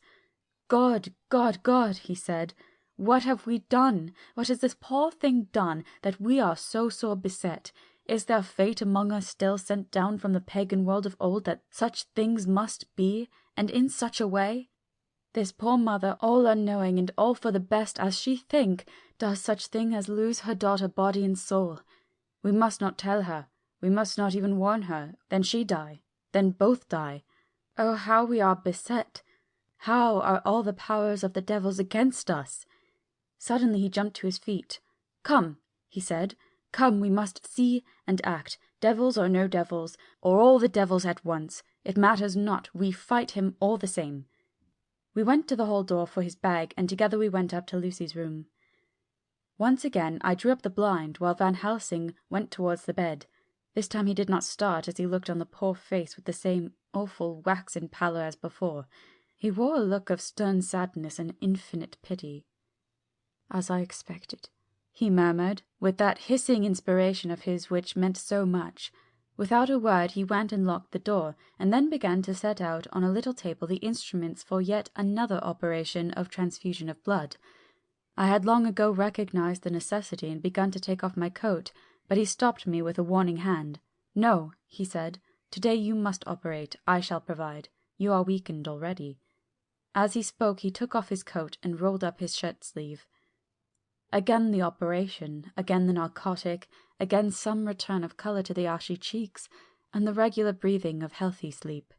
This time I watched whilst Van Helsing recruited himself and rested. Presently he took an opportunity of telling Mrs. Westenra that she must not remove anything from Lucy's room without consulting him, that the flowers were of medicinal value, and that the breathing of their odour was a part of the system of cure. Then he took over the care of the case himself, saying that he would watch this night and the next, and would send me word when to come. After another hour, Lucy waked from her sleep, fresh and bright and seemingly not much the worse for her terrible ordeal. What does it all mean? I am beginning to wonder if my long habit of life amongst the insane is beginning to tell upon my own brain. Lucy Westenra's Diary. 17 September. 4 days and nights of peace. I am getting so strong again that I hardly know myself. It is as if I passed through some long nightmare and had just awakened to see the beautiful sunshine and feel the fresh air of the morning around me. I have a dim half-remembrance of long, anxious times of waiting and fearing, darkness in which there was not even the pain of hope to make present distress more poignant, and then long spells of oblivion, and the rising back to life as a diver coming up through the great press of water. Since, however, Dr. Van Helsing has been with me, all this bad dreaming seems to have passed away. The noises that used to frighten me out of my wits, the flapping against the windows, the distant voices which seemed so close to me, the harsh sounds that came from I know not where, and commanded me to do I know not what, have all ceased. I go to bed now without any fear of sleep. I do not even try to keep awake. I have grown quite fond of the garlic, and a boxful arrives for me every day from Haarlem. Tonight Dr. Van Helsing is going away, as he has to be for a day in Amsterdam, but I need not be watched. I am well enough to be left alone. Thank God for mother's sake and dear Arthur's, for all our friends who have been so kind. I shall not even feel the change, for last night Dr. Van Helsing slept in his chair a lot of the time. I found him asleep twice when I awoke, but I did not fear to go to sleep again, although the boughs or bats or something napped almost angrily against the window panes. The Pall Mall Gazette, 18 September. The Escaped Wolf. Perilous adventure of our interviewer. Interview with the keeper in the Zoological Gardens. After many inquiries and almost as many refusals, and perpetually using the words Pall Mall Gazette as a sort of talisman, I managed to find the keeper of the section of the Zoological Gardens in which the wolf department is included. Thomas Bilder lives in one of the cottages in the enclosure behind the elephant house, and was just sitting down to his tea when I found him. Thomas and his wife are hospital folk, elderly, without children, and if the specimen I enjoyed of their hospitality be of the average kind, their lives must be pretty comfortable. The keeper would not enter on what he called business until the supper was over, and we were all satisfied. Then, when the table was cleared, and he had lit his pipe, he said, "Now, sir, you can go on and ask me what you want. You'll excuse me refusing to talk of professional subjects afore meals. I gives the wolves and the jackals and the hyenas in our section their tea before I begins to ask them questions." "How do you mean, ask them questions?" I queried, wishful to get him into a talkative humour. "Hitting them over the head with a pole is one way, scratching of their ears is another, when the gents is as flush as want a bit of show off to their gals. I don't much so mind the first, the hitting over the pole afore I chucks in their dinner. But I waits till they've had their sherry and coffee, so to speak, afore I tries the ear scratching, mind you," he added philosophically. "There's a deal of the same nature in us as in them dear animals. Here's you coming and arsking me a questions about my business, and I that grumpy like that only for your bloomin' £1/2. I'd ha' seen you blowed first afore I answer. Not even when you arsked me sarcastic like if I'd like you to arsk the superintendent if you might arsk me questions. Without offence, did I tell you to go to well? You did. And when you'd said you'd report me for using of obscene language that was hitting me over the head, but the earthquake made that all right. I weren't a-going to fight, so I waited for the food and did with my owl as the wolves and lions and tigers does. But, lor love your heart, now that the old ooman has stuck a chunk of her tea cake in me and rinsed me out with her bloomin' old teapot, and I've lit up, you may scratch my ears for all you're worth, and you won't get even a growl out of me. Drive along with your questions. I know what you're coming at, that dear escaped wolf. Exactly. I want you to give me your view of it. Just tell me how it happened, and when I know the facts, I'll get you to say what you consider was the cause of it, and how you think the whole affair will end. All right, Governor. This here is about the old story. That here wolf, what we called Berserker, was one of the 3 grey ones that came from Norway to Jamraks, which we bought off him 4 years ago. He was a nice, well-behaved wolf, that never gave no trouble to talk of. I'm more surprised at him wanting to get out, nor any other animal in the place. But there, you can't trust wolves no more, nor women. Don't you mind him, sir? Broke in Mrs. Tom with a cheery laugh. He's got minding the animals so long that bless if he ain't like no wolf hisself. But there ain't no harm in him. Well, sir, it was about 2 hours after feeding yesterday when I first heard my disturbance. I was making up a litter in a monkey house for a young puma which is ill, but when I heard the yelping and howling, I came away straight. There was Berserker a-tearing like a mad thing at the bars as if he wanted to get out. There wasn't much people about today, and close at hand there was only one man, a tall, thin chap with a hook nose and a pointed beard, with a few white hairs running through it. He had a hard cold look and red eyes, and I took a sort of mislike to him, for it seemed as if it was him, as they was irritated at. He had white kid gloves on his hands, and he pointed out the animals to me and says, "Keeper, these wolves seem upset at something." "Maybe it's you," says I, for I did not like the airs as he give himself. He didn't get angry as I hoped he would, but he smiled a kind of insolent smile, with a mouth full of white sharp teeth. "Oh no, they wouldn't like me," he says. "Oh yes, they would," says I, imitating of him. "They always likes a bone or two to clean their teeth about tea time, which you was a begful." Well, it was an odd thing, but when the animals see us a-talking, they laid down, and when I went over to Berserker, he let me stroke his ears same as ever. That there man came over, and bless but if he didn't put his hand and stroke old wolf's ears too. "Take care," says I. "Berserker is quick." "Never mind," he says, "I'm used to him." "Are you in the business yourself?" I says, taking up my hat, for a man who trades in wolves and etc. is a good friend to keepers. "No," says he, "not exactly in the business, but I have made pets of several." And with that he lifts his hat as polite as a lord, and walks away. Old Berserker kept a looking arter him after he was well out of sight, and then went to lay down in a corner, and wouldn't come out the whole evening. Well, last night, as soon as the moon was up, the wolves here all became howling. There weren't nothing for them to howl at. There weren't no one near, except someone that was evidently a-culling a dog somewheres out back the gardens on the Park Road. Once or twice I went out to see that all was right, and it was, and then the howling stopped. Just before 12 o'clock I just took a look around afore turning in, and bust me, but when I came opposite to old Berserker's cage I see the rails broken and twisted about and the cage empty. And that's all I know for certain. Did anyone else see anything? One of our gardeners was a-coming home about that time from Harmony, when he sees a big grey dog coming out through the garden edges.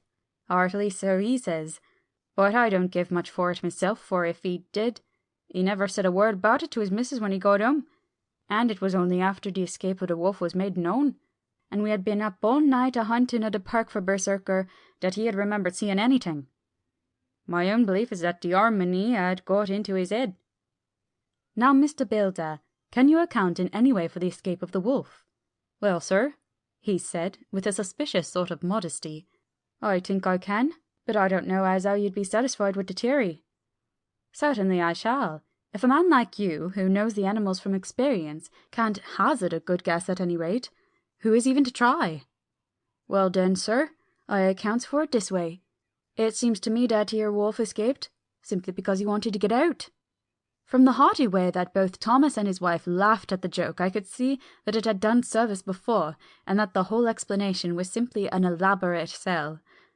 I couldn't cope in the badinage with the worthy Thomas, but I thought I knew a surer way to his heart, so I said, "Now, Mr. Bilter, we'll consider that first half-sovereign worked off, and this brother of his is waiting to be claimed when you've told me what you think will happen." "Right you are, sir," he said briskly. "You'll excuse me, I know, for a chaffing of ye, but the old woman here winked at me, which was as much as telling me to go on." "Then I never," said the old lady. "My opinion is this, that here wolf is a riding of somewheres. The gardener, what didn't remember, said he was a galloping northward faster than a horse could go, but I don't believe him, for you see, sir, wolves don't gallop no more nor dog does, they not being built that way. Wolves is fine things in a storybook, and I say, when they gets in packs and does be chivying something that's more afeard than they is, they can make a devil of a noise and chop it up, whatever it is.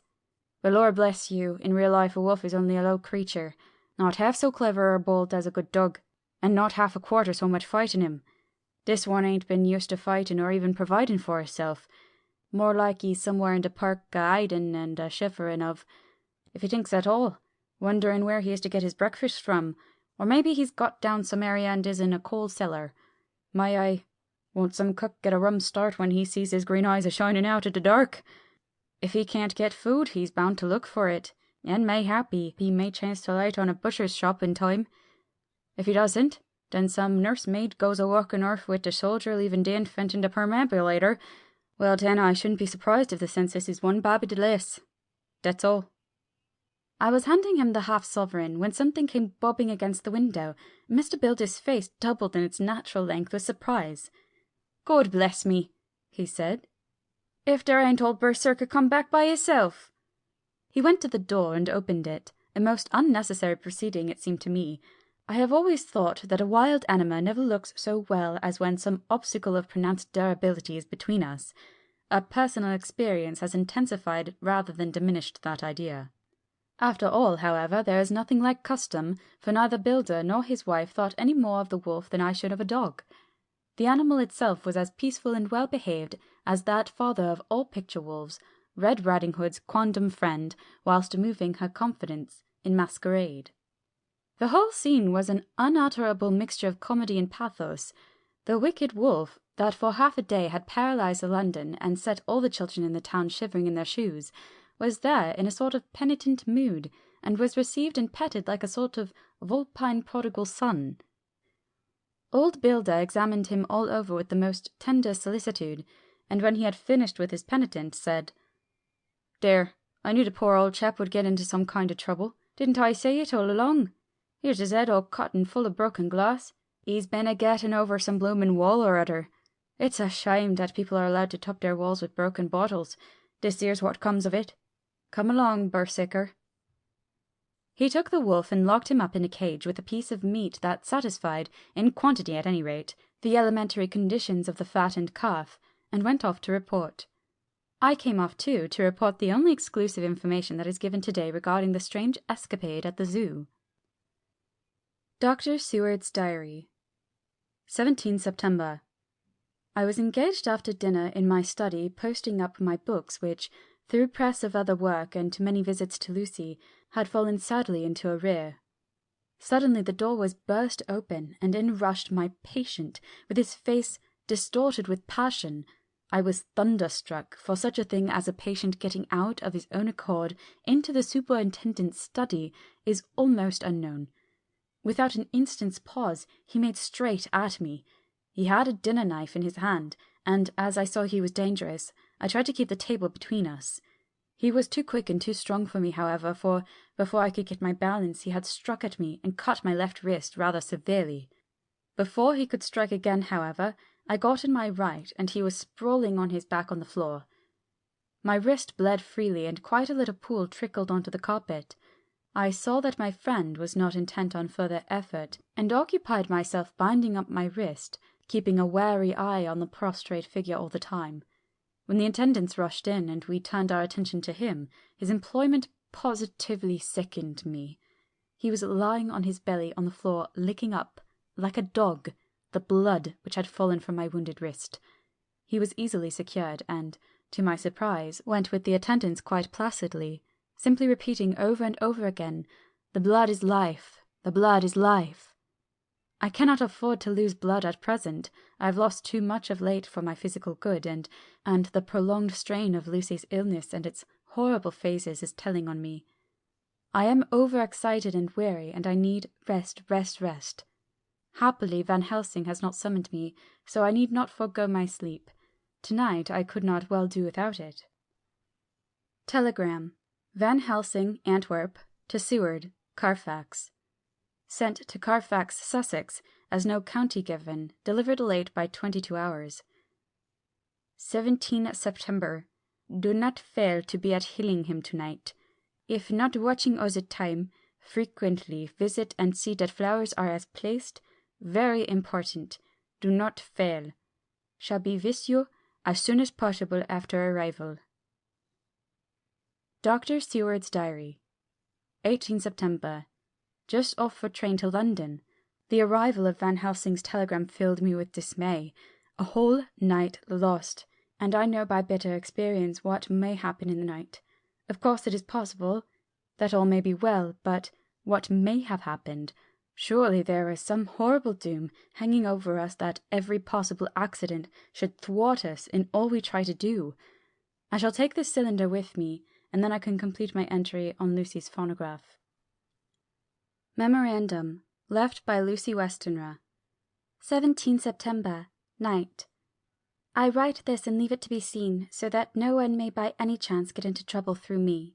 This is an exact record of what took place tonight. I feel I am dying of weakness, and have barely strength to write, but it must be done if I die in the doing. I went to bed as usual, taking care that the flowers were placed as Dr. Van Helsing directed, and soon fell asleep. I was waked by the flapping at the window, which had begun after that sleepwalking on the cliff at Whitby when Mina saved me, and which now I know so well.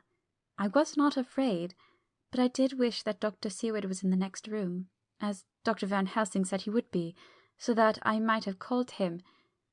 I tried to go to sleep, but could not. Then there came to me that old fear of sleep, and I determined to keep awake. Perversely, sleep would try to come when I did not want it, so, as I feared to be alone, I opened my door and called out, "Is there anybody there?" There was no answer. I was afraid to wake Mother, and so closed my door again. Then, outside in the shrubbery, I heard a sort of howl like a dog's, but more fierce and deeper. I went to the window and looked out, but could see nothing except a big bat which had evidently been buffeting its wings against the window. So I went back to bed again, but determined not to go to sleep. Presently the door opened, and Mother looked in. Seeing by my moving that I was not asleep, came in and sat by me. She said to me even more sweetly and softly than her wont, "I was uneasy about you, darling, and came in to see that you were all right." I feared she might catch cold sitting there, and asked her to come in and sleep with me, so she came into bed and lay down beside me. She did not take off her dressing gown, for she said she would only stay a while and then go back to her own bed. As she lay there in my arms, and I in hers, the flapping and buffeting came to the window again. She was startled and a little frightened, and cried out, "What is that?" I tried to pacify her, and at last succeeded, and she lay quiet, but I could hear her poor dear heart still beating terribly. After a while there was the low howl again, out in the shrubbery, and shortly after there was a crash at the window, and a lot of broken glass was hurled on the floor. The window blind blew back with the wind that rushed in, and in the aperture of the broken panes there was the head of a great, gaunt, grey wolf. Mother cried out in fright and struggled up into a sitting posture and clutched wildly at anything that would help her. Amongst the other things she clutched the wreath of flowers that Dr. Van Helsing insisted on my wearing around my neck, and tore it away from me. For a second or two she sat up, pointing at the wolf, and there was a strange and horrible gurgling in her throat. Then she fell over, as if struck with lightning, and her head hit my forehead and made me dizzy for a moment or two. The room and all around seemed to spin round. I kept my eyes fixed on the window, but the wolf drew his head back, and a whole myriad of little specks seemed to come blowing in through the broken window, and wheeling and circling round like the pillar of dust that travellers describe when there is a simoon in the desert. I tried to stir, but there was some spell upon me, and dear mother's poor body, which seemed to grow cold already, for her dear heart had ceased to beat, weighed me down, and I remembered no more for a while. The time did not seem long, but very, very awful, till I recovered consciousness again. Somewhere near, a passing bell was tolling, and the dogs all round the neighbourhood were howling, and in our shrubbery, seemingly just outside, a nightingale was singing. I was dazed and stupid with pain and terror and weakness, but the sound of the nightingale seemed like the voice of my dead mother come back to comfort me. The sound seemed to have awakened the maids too, for I could hear their bare feet pattering outside my door. I called to them and they came in, and when they saw what had happened, and what it was that lay over me on the bed, they screamed out. The wind rushed in through the broken window, and the door slammed to. They lifted off the body of my dear mother, and laid her covered up with a sheet on the bed after I had got up. They were all so frightened and nervous that I directed them to go to the dining room and have each a glass of wine. The door flew open for an instant and closed again. The maids shrieked, and then went in a body to the dining room, and when I laid what flowers I had on my dear mother's breast, when they were there, I remembered what Dr. Van Helsing had told me, but I didn't like to remove them. And, besides, I would have some of the servants to sit up with me now. I was surprised that the maids did not come back. I called them, but got no answer, so I went to the dining room to look for them. My heart sank when I saw what had happened. They all four lay helpless on the floor, breathing heavily. The decanter of sherry was on the table half full, but there was a queer acrid smell about. I was suspicious and examined the decanter. It smelt of laudanum, and looking on the sideboard I found that bottle which mother's doctor uses for her was empty. What am I to do? What am I to do? I am back in the room with mother. I cannot leave her, and I am alone save for the sleeping servants, whom someone has drugged. Alone with the dead. I dare not go out, for I can hear the low howl of the wolf through the broken window. The air seems full of specks floating and circling in the draught from the window, and the lights burn blue and dim. What am I to do? God shield me from the harm this night. I shall hide this paper in my breast, where they shall find it when they come to lay me out. My dear mother gone, it is time that I go too. Goodbye, dear Arthur, if I should not survive this night. God keep you, dear, and God help me. End of Chapter 11. Chapter 12. Dr. Seward's Diary. 18 September. I drove at once to Hillingham and arrived early. Keeping my cab at the gate, I went up the avenue alone. I knocked gently and rang as quietly as possible, for I feared to disturb Lucy or her mother, and hoped only to bring a servant to the door. After a while, finding no response, I knocked and rang again. Still no answer. I cursed the laziness of the servants that they should lie abed at such an hour, for it was now 10 o'clock, and so rang and knocked again, but more impatiently, but still without response. Hitherto I had blamed only the servants, but now a terrible fear began to assail me. Was this desolation but another link in the chain of doom which seemed drawing tight around us? Was it indeed a house of death which I had come too late? I knew that minutes, even seconds of delay might mean hours of danger to Lucy if she had had again one of those frightful relapses, and I went round the house to try if I could find by chance an entry anywhere. I could find no means of ingress. Every window and door was fastened and locked, and I returned baffled to the porch. As I did so, I heard the rapid pit-pat of a swiftly driven horse's feet. They stopped at the gate, and a few seconds later I met Van Helsing running up the avenue. When he saw me, he gasped out, "Then it was you, and just arrived. How is she? Are we too late? Did you not get my telegram?" I answered as quickly and coherently as I could that I had only got his telegram early in the morning, and had not lost a minute in coming here, and that I could not make anyone in the house hear me. He paused and raised his hat as he said solemnly, "Then I fear we are too late. God's will be done." With his usual recuperative energy, he went on, "Come, if there be no way open to get in, we must make one. Time is all in all to us now." We went round to the back of the house where there was a kitchen window.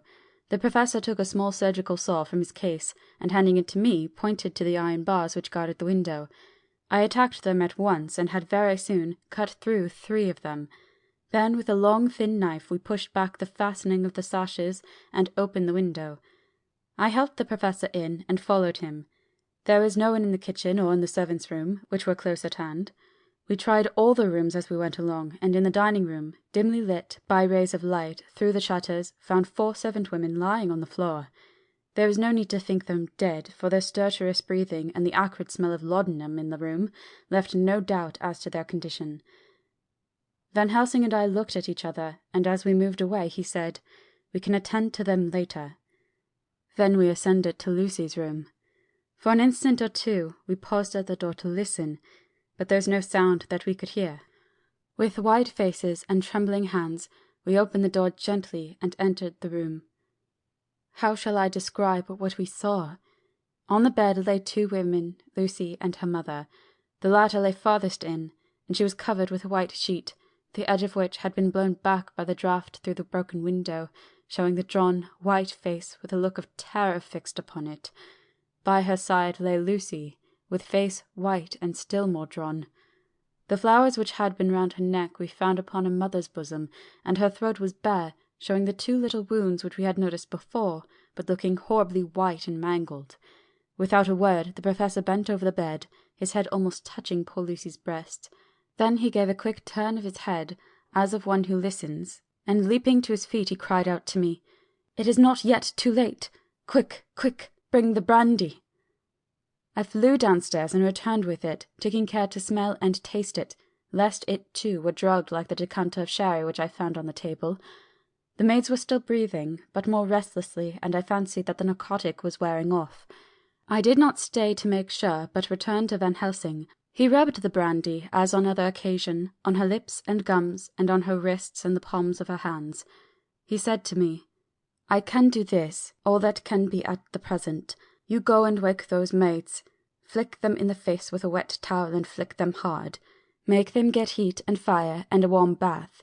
This poor soul is nearly as cold as that beside her. She will need to be heated before we can do anything more." I went at once, and found little difficulty in waking 3 of the women. The 4th was only a young girl, and the drug had evidently affected her more strongly, so I lifted her on the sofa and let her sleep. The others were dazed at first, but as remembrance came back to them, they cried and sobbed in an hysterical manner. I was stern with them, however, and would not let them talk. I told them that one life was bad enough to lose, and that if they delayed they would sacrifice Miss Lucy. So, sobbing and crying, they went about their way, half-clad as they were, and prepared fire and water. Fortunately, the kitchen and boiler fires were still alive, and there was no lack of hot water. We got a bath, and carried Lucy out as she was, and placed her in it. Whilst we were busy chafing her limbs, there was a knock at the hall door. One of the maids ran off, hurried on some more clothes, and opened it. Then she returned, and whispered to us that there was a gentleman who had come with a message from Mr. Holmwood. I bid her simply tell him that he must wait, for we could see no one now. She went away with the message, and, engrossed with our work, I clean forgot all about him. I never saw in all my experience the professor work in such a deadly earnest. I knew, as he knew, that it was a stand-up fight with death, and in a pause told him so. He answered me in a way that I did not understand, but with the sternest look that his face could wear. If that were all, I would stop here where we are now, and let her fade away into peace, for I see no light in life over her horizon. He went on with his work with, if possible, renewed and more frenzied vigour. Presently we both began to be conscious that the heat was beginning to be of some effect. Lucy's heart beat a trifle more audibly to the stethoscope, and her lungs had a perceptible movement. Van Helsing's face almost beamed. As we lifted her from the bath and rolled her in a hot sheet to dry her, he said to me, "The first gain is ours. Check to the king!" We took Lucy into another room, which had by now been prepared, and laid her in bed and forced a few drops of brandy down her throat. I noticed that Van Helsing tied a soft silk handkerchief around her throat. She was still unconscious, and was quite as bad as, if not worse than, we had ever seen her. Van Helsing called in one of the women and told her to stay with her, and not to take her eyes off her till we returned, and then beckoned me out of the room. "We must consult as to what is to be done," he said as we descended the stairs. In the hall he opened the dining-room door, and we passed in, he closing the door carefully behind him. The shutters had been opened, but the blinds were already down, without obedience to the etiquette of death, which the British women of the lower classes always rigidly observes. The room was, therefore, dimly dark. It was, however, light enough for our purposes. Van Helsing's sternness was somewhat relieved by a look of perplexity. He was evidently torturing his mind about something, so I waited for an instant, and he spoke.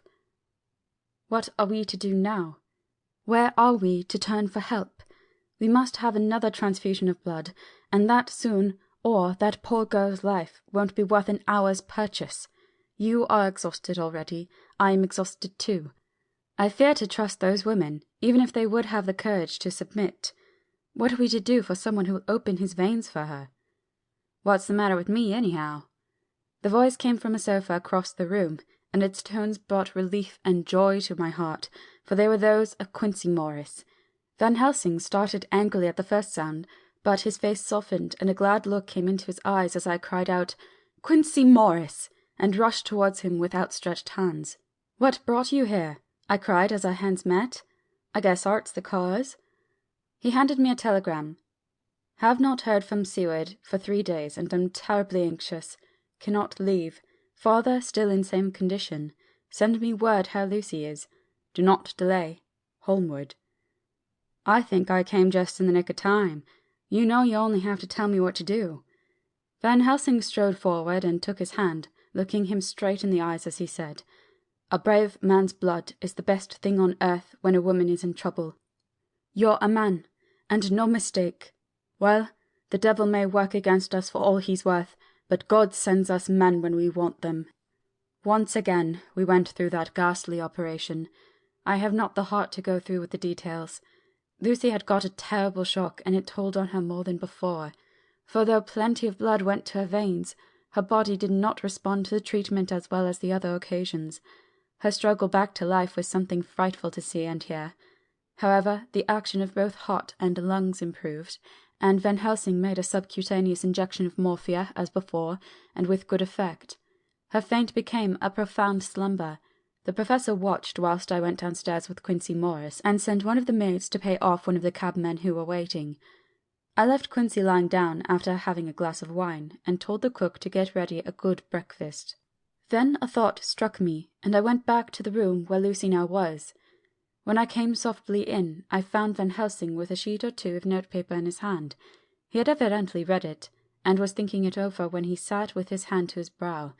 There was a look of grim satisfaction in his face, as of one who has had a doubt solved.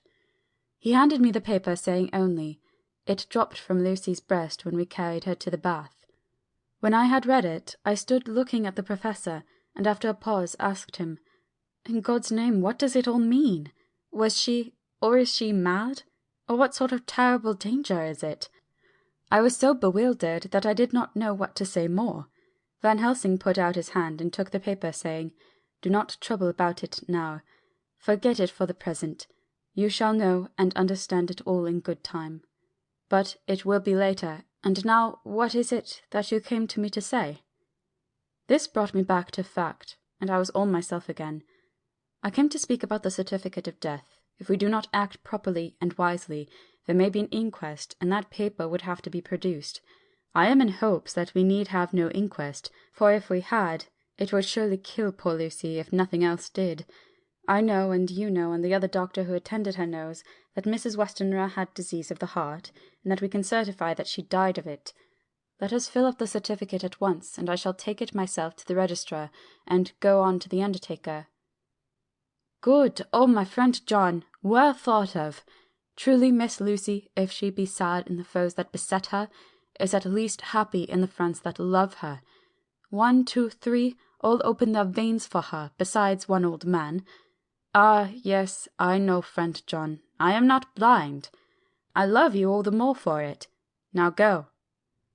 In the hall I met Quincy Morris with a telegram for Arthur telling him that Mrs. Westenra was dead, that Lucy also had been ill but was now going on better, and that Van Helsing and I were with her.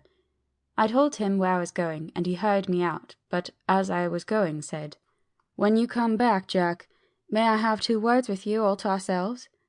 I nodded in reply and went out. I found no difficulty about the registration, and arranged with the local undertaker to come up in the evening to measure for the coffin and to make arrangements. When I got back, Quincy was waiting for me. I told him I would see him as soon as I knew about Lucy and went up to her room. She was still sleeping, and the professor seemingly had not moved from his seat at her side. From his putting his finger to his lips, I gathered that he expected her to wake before long and was afraid of forestalling nature.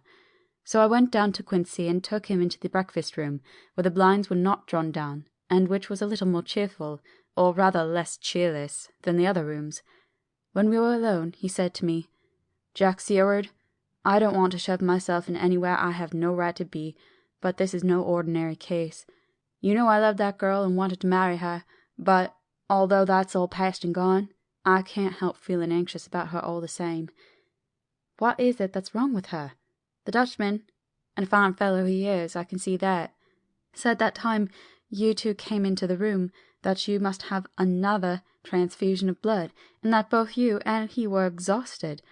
Now I know, well, that you medical men speak in camera, and that a man must not expect to know what they consult about in private. But this is no common matter, and, whatever it is, I have done my part. Is it not so?" "That's so," I said, and he went on. "I take it that both you and Van Helsing had done already what I did today. Is that not so?" "That's so." "And I guess Art was in it too. When I saw him 4 days ago, down at his own place, he looked queer. I've not seen anything pulled down so quick since I was on the pampas and had a mare that I was fond of go to grass all in a night. One of those big bats that they call vampires had got her in the night, and, what with this gorge and the vein left open, there wasn't enough blood in her to let her stand up, and I had to put a bullet through her as she lay. Jack, if you may tell me without betraying confidence, Arthur was the first. Is not that so?" As he spoke, the poor fellow looked terribly anxious. He was in a torture of suspense regarding the woman he loved, and his utter ignorance of the terrible mystery which seemed to surround her intensified his pain. His very heart was bleeding, and it took all the manhood of him, and there was a royal lot of it too, to keep him from breaking down. I paused before answering, for I felt that I must not betray anything which the professor wished kept secret, but already he knew so much, and guessed so much that there could be no reason for not answering, so I answered in the same phrase. "That's so. And how long has this been going on?" "About 10 days. 10 days! Then I guess, Jack Seward, that poor pretty creature that we all love has had put into her veins within that time the blood of 4 strong men. Man alive, her whole body wouldn't hold it." Then, coming close to me, he spoke in a fierce half-whisper. "What took it out?" I shook my head. "That," I said, "is the crux. Van Helsing is simply frantic about it, and I am at my wits' end. I can't even hazard a guess. There has been a series of little circumstances which have thrown out all our calculations as to Lucy being properly watched. But these shall not occur again. Here we stay until all be well, or ill." Quincy held out his hand. "Count me in," he said. "You and the Dutchman will tell me what to do and I'll do it." When she woke late in the afternoon, Lucy's first movement was to feel in her breast, and to my surprise produced the paper which Van Helsing had given me to read. The careful professor had replaced it where it had come from, lest on waking she should be alarmed. Her eye then lit on Van Helsing and on me too, and gladdened. Then she looked round the room, and seeing where she was, shuddered. She gave a loud cry, and put her poor thin hands before her pale face. We both understood what that meant, that she had realized to the full of her mother's death. So we tried what we could to comfort her. Doubtless sympathy eased her somewhat, but she was very low in thought and spirit and wept silently and weakly for a long time. We told her that either or both of us would now remain with her all the time, and that seemed to comfort her. Towards dusk she fell into a doze. Here a very odd thing occurred. Whilst still asleep, she took the paper from her breast and tore it in two. Van Helsing stepped over and took the pieces from her. All the same, however, she went on with the action of tearing, as though the material was still in her hands. Finally she lifted her hands and opened them as though scattering the fragments. Van Helsing seemed surprised, and his brows gathered as if in thought, but he said nothing. 19 September. All last night she slept fitfully, being always afraid to sleep, and something weaker when she woke from it. The Professor and I took it in turns to watch, and we never left her for a moment unattended. Quincy Morris said nothing about his intention, but I knew that all night long he patrolled round and round the house. When the day came, its searching light showed the ravages in poor Lucy's strength. She was hardly able to turn her head, and the little nourishment which she could take seemed to do her no good. At times she slept, and both Van Helsing and I noticed the difference in her between sleeping and waking. Whilst asleep, she looked stronger, although more haggard, and her breathing was softer. Her open mouth showed the pale gums drawn back from the teeth, which thus looked positively longer and sharper than usual. When she woke, the softness of her eyes evidently changed the expression, for she looked her own self, although a dying one. In the afternoon she asked for Arthur, and we telegraphed for him. Quincy went off to meet him at the station. When he arrived it was nearly 6 o'clock, and the sun was setting full and warm, and the red light streamed in through the window and gave more colour to the pale cheeks. When he saw her, Arthur was simply choking with emotion, and none of us could speak.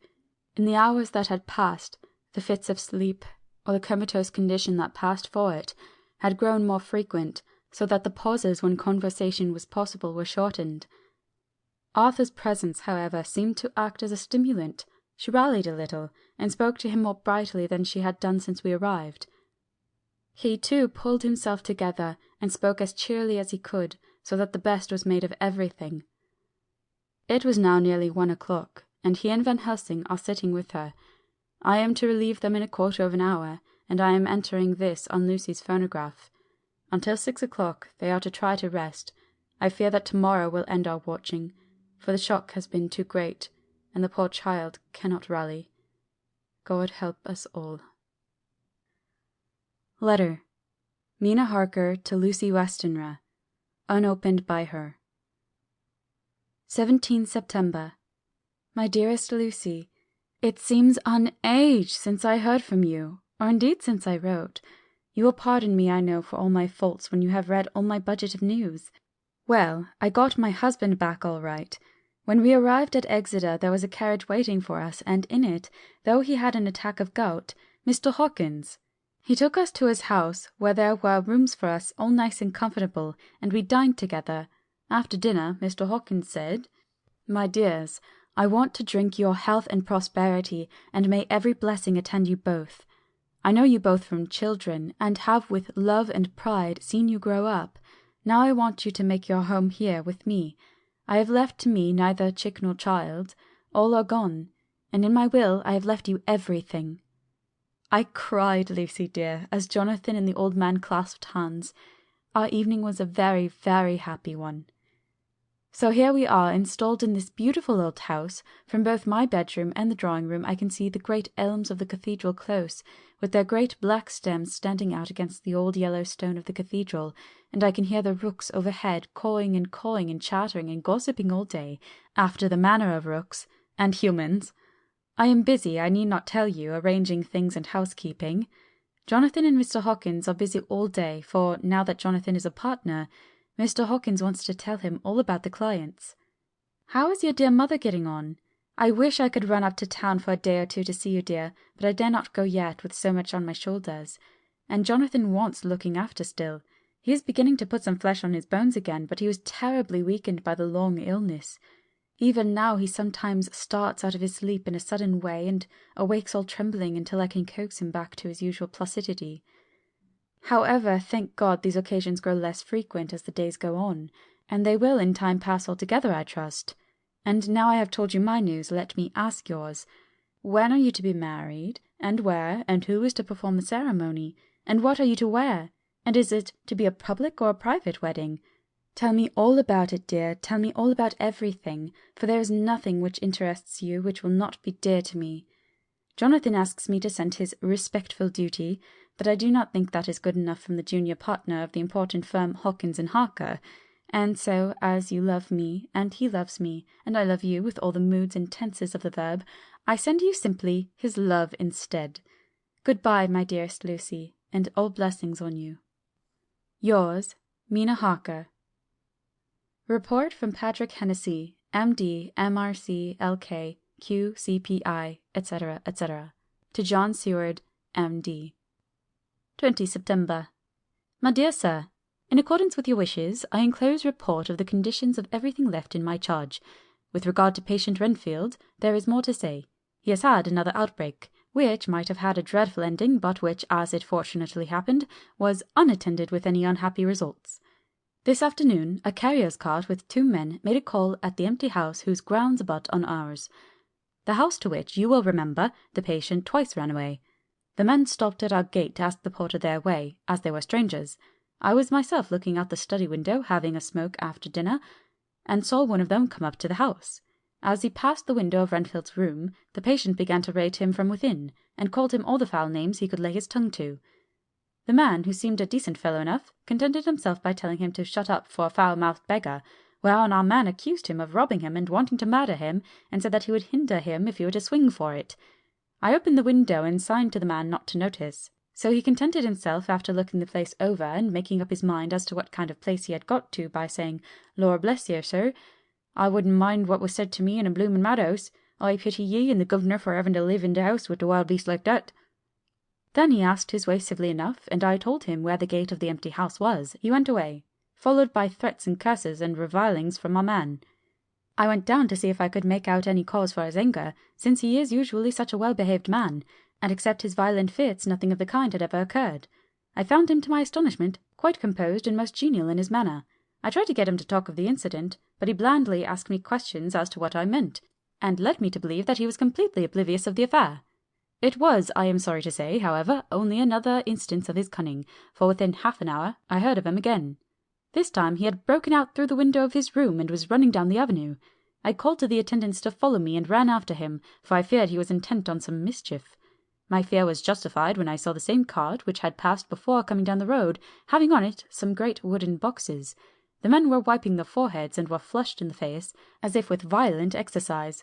Before I could get up to him, the patient rushed at them, and pulling one of them off the cart, began to knock his head against the ground. If I had not seized him just at the moment, I believe he would have killed the man there and then. The other fellow jumped down and struck him over the head with the butt end of his heavy whip. It was a terrible blow, but he did not seem to mind it, but seized him also, and struggled with the 3 of us, pulling us to and fro as if we were kittens. You know I am no lightweight, and the others were both burly men. At first he was silent in his fighting, but as we began to master him, and the attendants were putting a strait waistcoat on him, he began to shout, "I'll frustrate them! They shan't rob me! I'll frustrate them! They shan't murder me by inches! I'll fight for my lord and master!" and all sorts of similar incoherent ravings. It was with very considerable difficulty that they got him back to the house and put him in the powdered room. One of the attendants, Hardy, had a finger broken. However, I set it all right, and he is going on well. The 2 carriers were at first loud in their threats of actions for damages, and promised to rain all the penalties of the law on us. Their threats were, however, mingled with some sort of indirect apology for the defeat of the 2 of them by a feeble madman. They said that if it had not been for the way their strength had been spent in carrying and raising the heavy boxes to the cart, they would have made short work of him. They gave us another reason for their defeat, the extraordinary state of drouth to which they had been reduced by the dusty nature of their occupation, and the reprehensible distance from the scene of their labours of any place of public entertainment. I quite understood their drift, and after a stiff glass of grog, or rather more of the same, and with each a sovereign in hand, they made light of the attack, and swore that they would never encounter a worse madman any day for the pleasure of meeting so bloomin' good a bloke as your correspondent. I took their names and addresses in case they might be needed. They are as follows: Jack Smollett of Dudding's Rent, King George's Road, Great Walworth, and Thomas Snelling, Peter Farley's Row, Guide Court, Bethnal Green. They are both in the employment of Harris & Sons, Moving and Shipment Company, Orange Masters Yard, Soho. I shall report to you any matter of interest occurring here, and shall wire you at once if there is anything of importance. Believe me, dear sir, yours faithfully, Patrick Hennessy. Letter. Mina Harker to Lucy Westenra, unopened by her. 18 September. My dearest Lucy, such a sad blow has befallen us. Mr. Hawkins has died very suddenly. Some may not think it is so sad for us, but we had both come to so love him that it really seems as though we had lost a father. I never knew either father or mother, so that the dear old man's death is a real blow to me. Jonathan is greatly distressed.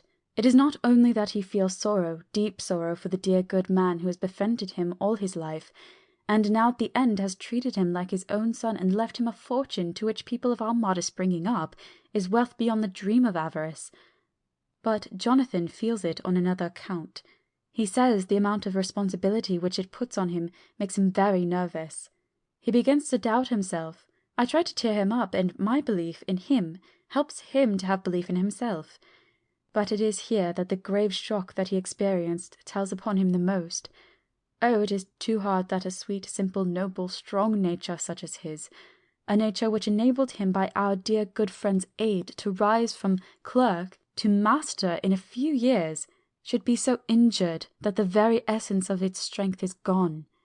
Forgive me, dear, if I worry you with my troubles in the midst of your own happiness, but, Lucy dear, I must tell someone, for the strain of keeping up a brave and cheerful appearance to Jonathan tries me, and I have no one here that I can confide in. I dread coming up to London, as we must do the day after tomorrow, for poor Mr. Hawkins left in his will that he was to be buried in the grave with his father. As there are no relations at all, Jonathan will have to be the chief mourner. I shall try to run over to see you, dearest, if only for a few minutes. Forgive me for troubling you, with all blessings. Your loving Mina Harker. Dr. Seward's Diary. 20 September. Only resolution and habit can make me make an entry tonight. I am too miserable, too low-spirited, too sick of the world and all in it, including life itself, that I would not care if I heard this moment the flapping of wings of the angel of death. And he has been flapping those grim wings to some purpose of late. Lucy's mother and Arthur's father, and now. Let me get on with my work. I duly relieved Van Helsing in his watch over Lucy. We wanted Arthur to go to rest also, but he refused at first. It was only when I told him that we should want him to help us during the day, and that we must not all break down for want of rest, lest Lucy should suffer, that he agreed to go. Van Helsing was very kind to him. "Come, my child," he said. "Come with me. You are sick and weak, and you have had much sorrow and much mental pain, as well as that tax on your strength that we know of. You must not be alone, for to be alone is to be full of fears and alarms. Come to the drawing-room, where there is a big fire, and there are 2 sofas. You shall lie on one, and I on the other, and our sympathy will be comfort to each other, even though we do not speak, and even if we sleep." Arthur went off with him, casting back a longing look on Lucy's face, which lay in her pillow, almost whiter than the lawn. She lay quite still, and I looked round the room to see that all was as it should be. I could see that the Professor had carried out in his room, as in the other, his purpose of using the garlic. The whole of the window sashes reeked with it, and round Lucy's neck, over the silk handkerchief which Van Helsing made her keep on, was a rough chaplet of the same odorous flowers. Lucy was breathing somewhat stertorously, and her face was at its worst, for the open mouth showed the pale gums. Her teeth, in the dim, uncertain light, seemed longer and sharper than they had been in the morning. In particular, by some trick of the light, the canine teeth looked longer and sharper than the rest. I sat down by her, and presently she moved uneasily. At the same moment there came a sort of dull flapping or buffeting at the window. I went over to it softly, and peeped out by the corner of the blind. There was a full moonlight, and I could see that the noise was made by a great bat which wheeled round, doubtless attracted by the light, although so dim, and every now and again struck the window with its wings. When I came back to my seat, I found that Lucy had moved slightly, and had torn away the garlic flowers from her throat. I replaced them as well as I could, and sat watching her. Presently she woke, and I gave her food, as Van Helsing had prescribed. She took but a little, and that languidly. There did not seem to be with her now the unconscious struggle for life and strength that hitherto so marked her illness. It struck me as curious that the moment she became conscious, she pressed the garlic flowers close to her. It was certainly odd that whenever she got into that lethargic state, with the stertorous breathing, she put the flowers from her, but that when she waked she clutched them close. There was no possibility of making any mistake about this, for in the long hours that followed, she had many spells of sleeping and waking and repeated both actions many times. At 6 o'clock, Van Helsing came to relieve me. Arthur had then fallen into a doze, and he mercifully let him sleep on. When he saw Lucy's face, I could hear the hissing indraw of his breath, and he said to me in a sharp whisper, "Draw up the blind, I want light." Then he bent down and, with his face almost touching Lucy's, examined her carefully. He removed the flowers and lifted the silk handkerchief from her throat. As he did so, he started back, and I could hear his ejaculation, "Mein Gott!" as it was smothered in his throat. I bent over and looked too, and as I noticed, some queer chill came over me. The wounds on the throat had absolutely disappeared. For fully 5 minutes Van Helsing stood looking at her, with his face at its sternest. Then he turned to me and said calmly, "She is dying. It will not be long now. It will be much difference, mark me, whether she dies conscious or in her sleep. Wake that poor boy and let him come and see the last. He trusts us, and we have promised him." I went to the dining room and waked him. He was dazed for a moment, but when he saw the sunlight streaming in through the edges of the shutters, he thought he was late and expressed his fear. I assured him that Lucy was still asleep, but told him as gently as I could that both Van Helsing and I feared that the end was near. He covered his face with his hands and slid down on his knees by the sofa, where he remained perhaps a minute, with his head buried, praying, whilst his shoulders shook with grief. I took him by the hand and raised him up. "Come," I said, "my dear old fellow, summon all your fortitude. It will be best and easiest for her." When we came to Lucy's room, I could see that Van Helsing had, with his usual forethought, been putting matters straight and making everything look as pleasing as possible. He had even brushed Lucy's hair so that it lay on the pillow in its usual sunny ripples.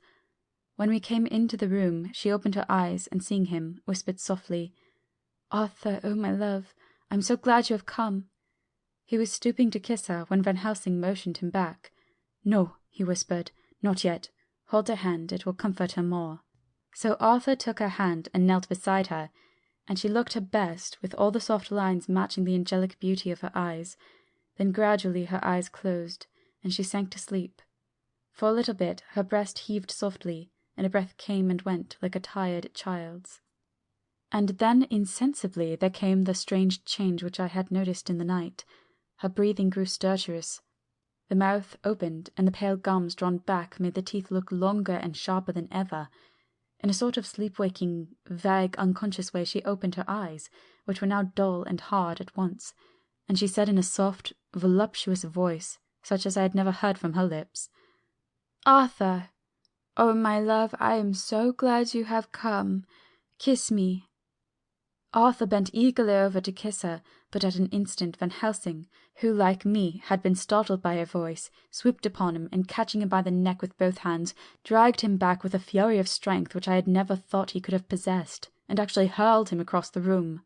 "Not for your life," he said, "not for your living souls and hers," and he stood between them like a lion at bay. Arthur was so taken aback that he did not for a moment know what to do or say, and before any impulse of violence could seize him, he realized the place and the occasion, and stood silent, waiting. I kept my eyes fixed on Lucy, as did Van Helsing, and we saw a spasm as of rage flit like a shadow over her face, and the sharp teeth champed together.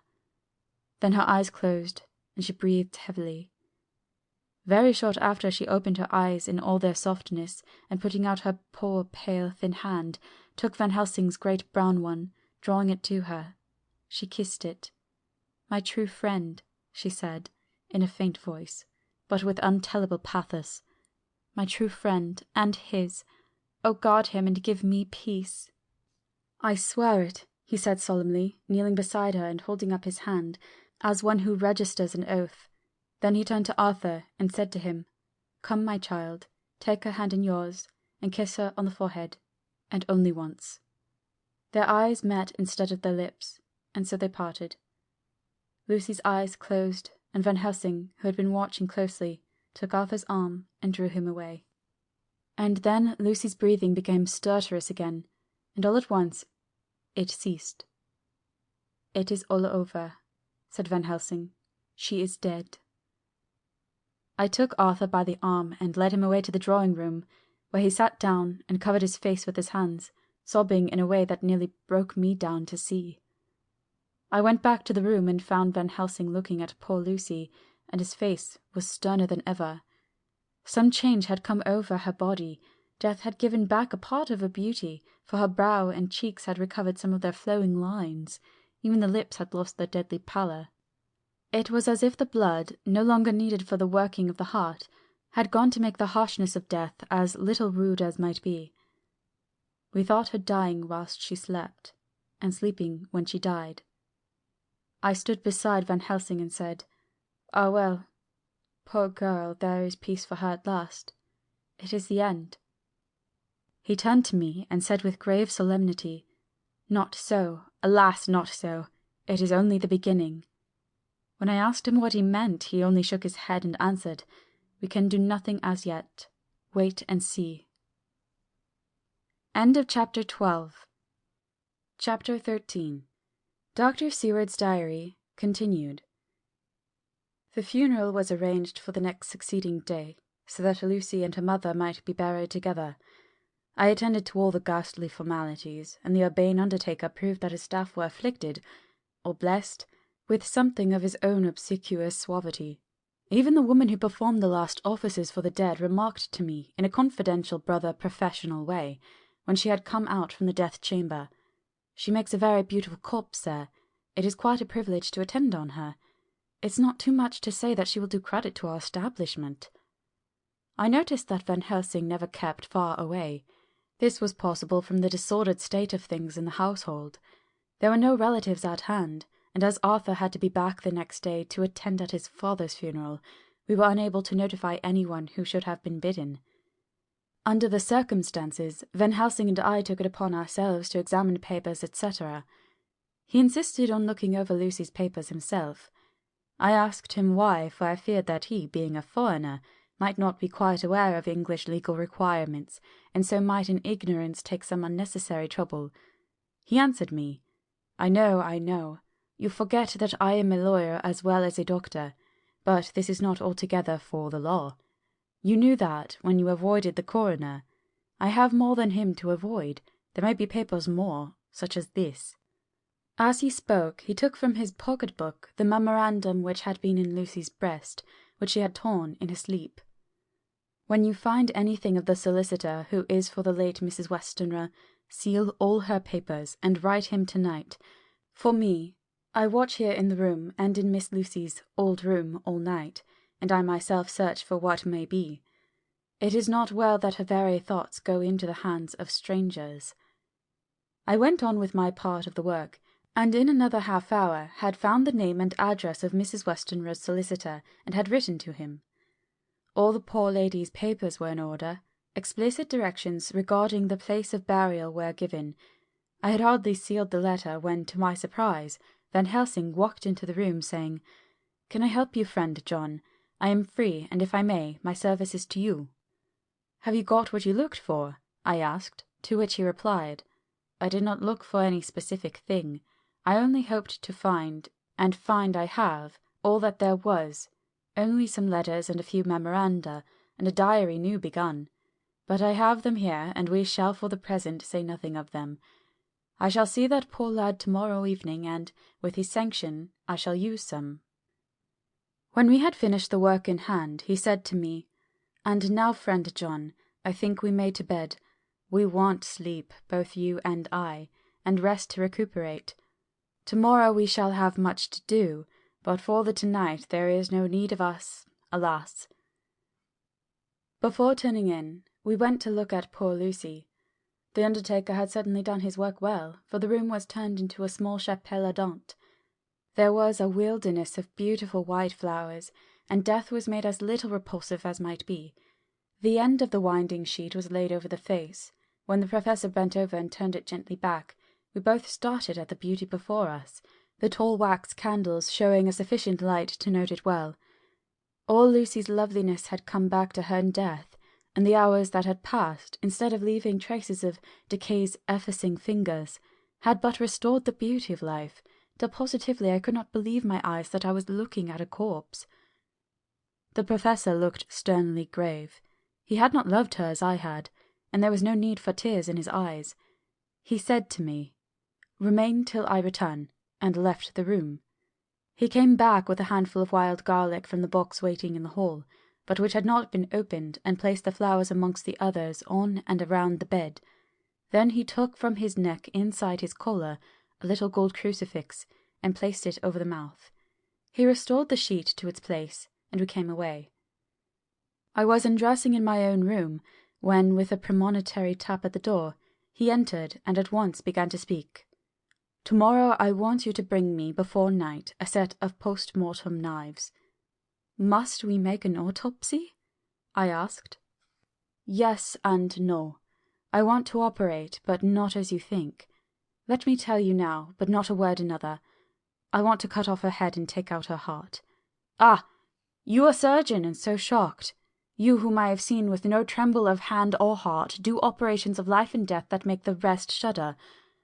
Oh, but I must not forget, my dear friend John, that you loved her, and I have not forgotten it, for it is that I shall operate, and you must only help.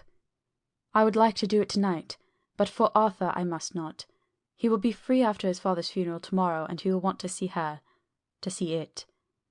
Then, when she is coffined ready for the next day, you and I shall come when all asleep. We shall unscrew the coffin lid, and do our operation, and then replace all so that none know save we alone." "But why do it at all? The girl is dead. Why mutilate her poor body without need? And if there is no necessity for a post-mortem, and nothing to gain by it, no good to her, to us, to science, to human knowledge, why do it? Without such it is monstrous."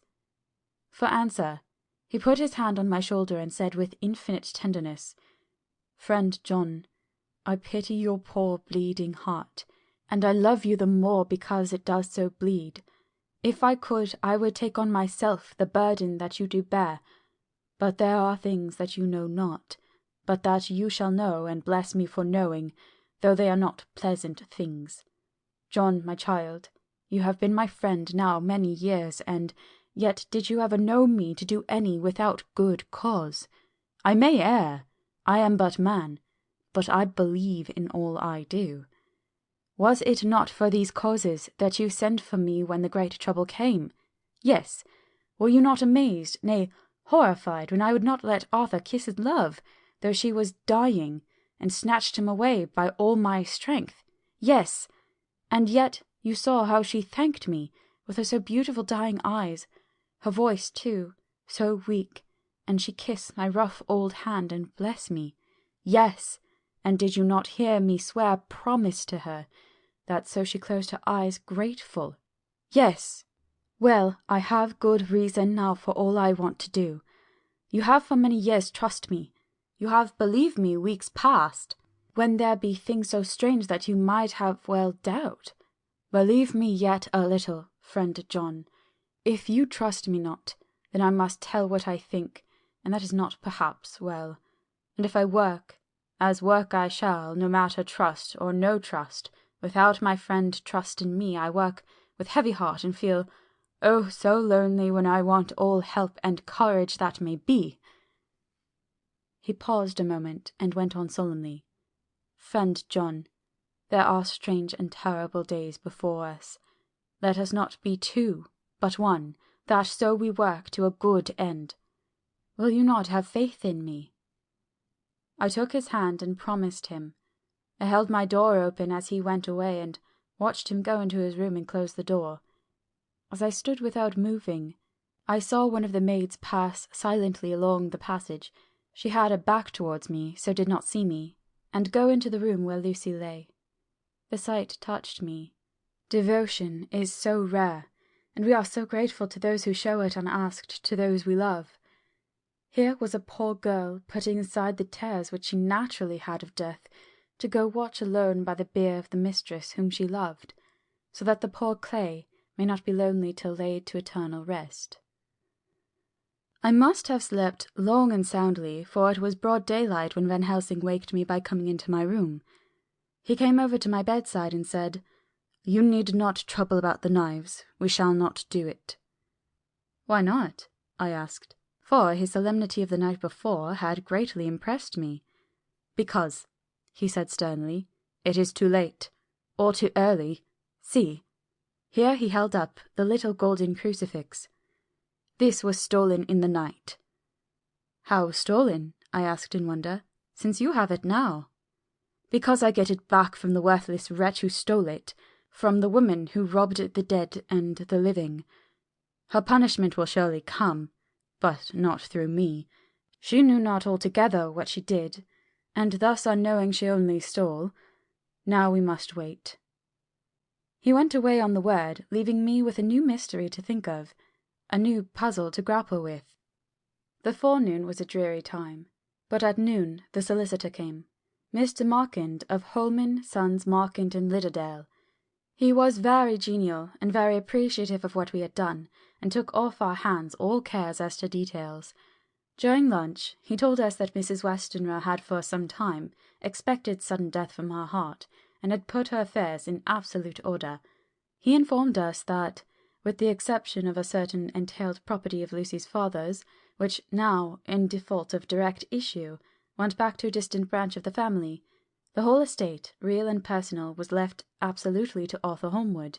When he had told us so much, he went on: "Frankly, we did our best to prevent such a testamentary disposition, and pointed out certain contingencies that might leave her daughter either penniless or not so free as she should be to act regarding a matrimonial alliance. Indeed, we pressed the matter so far that we almost came into collision, for she asked us if we were or were not prepared to carry out her wishes. Of course, we had then no alternative but to accept.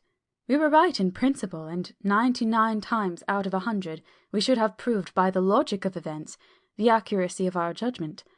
Frankly, however, I must admit that in this case any other form of disposition would have rendered impossible the carrying out of her wishes, for by her predeceasing her daughter, the latter would have come into possession of the property, and even had she only survived her mother by 5 minutes, her property would, in case there were no will, and a will was a practical impossibility in such a case, have been treated at her decease as under intestacy, in which case Lord Godalming, though so dear a friend, would have had no claim in the world, and the inheritors, being remote, would not be likely to abandon their just rights for sentimental reasons regarding an entire stranger.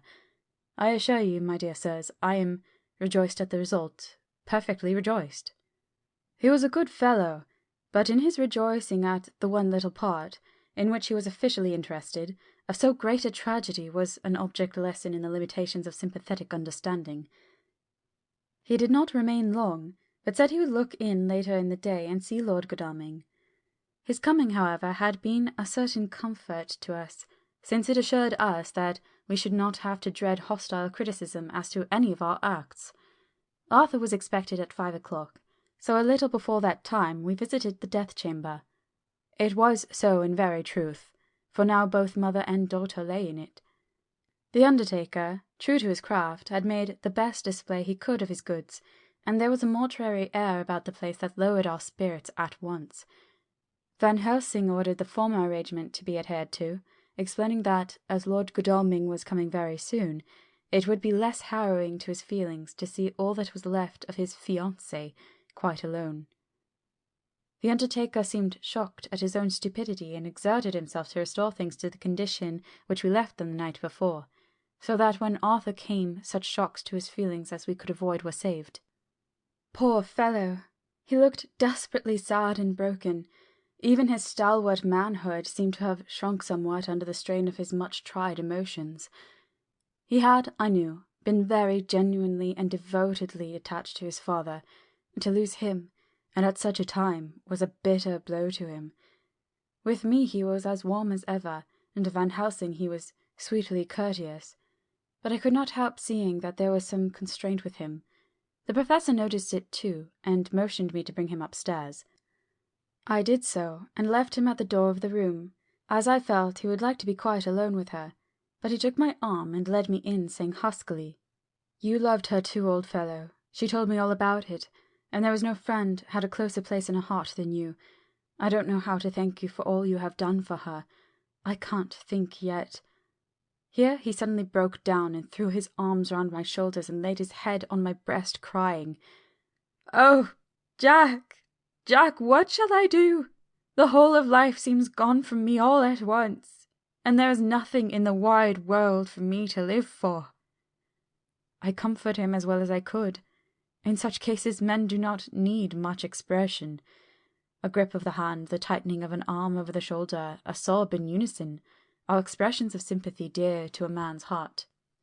I stood still and silent till his sobs died away, and then I said softly to him, "Come and look at her." Together we moved over to the bed, and I lifted the lawn from her face. God, how beautiful she was! Every hour seemed to be enhancing her loveliness. It frightened and amazed me somewhat. And as for Arthur, he fell a-trembling, and finally was shaken with doubt as with an ague. At last, after a long pause, he said to me in a faint whisper, "Jack, is she really dead?" I assured him sadly that it was so, and went on to suggest, for I felt that such a horrible doubt should not have life for a moment longer that I could help, that it often happened that after death faces became softened and even resolved into their youthful beauty, that this was especially so when death had been preceded by an acute or prolonged suffering. It seemed to quite do away with any doubt, and after kneeling beside the couch for a while and looking at her lovingly and long, he turned aside. I told him that must be goodbye, and as the coffin had to be prepared, so he went back and took her dead hand in his, and kissed it, and bent over and kissed her forehead. He came away fondly looking back over his shoulder at her as he came. I left him in the drawing-room, and told Van Helsing that he had said goodbye, so the latter went to the kitchen to tell the undertaker's men to proceed with the preparations and to screw up the coffin. When he came out of the room again, I told him of Arthur's question, and he replied, "I am not surprised. Just now I doubted for a moment myself." We all dined together, and I could see that poor Art was trying to make the best of things.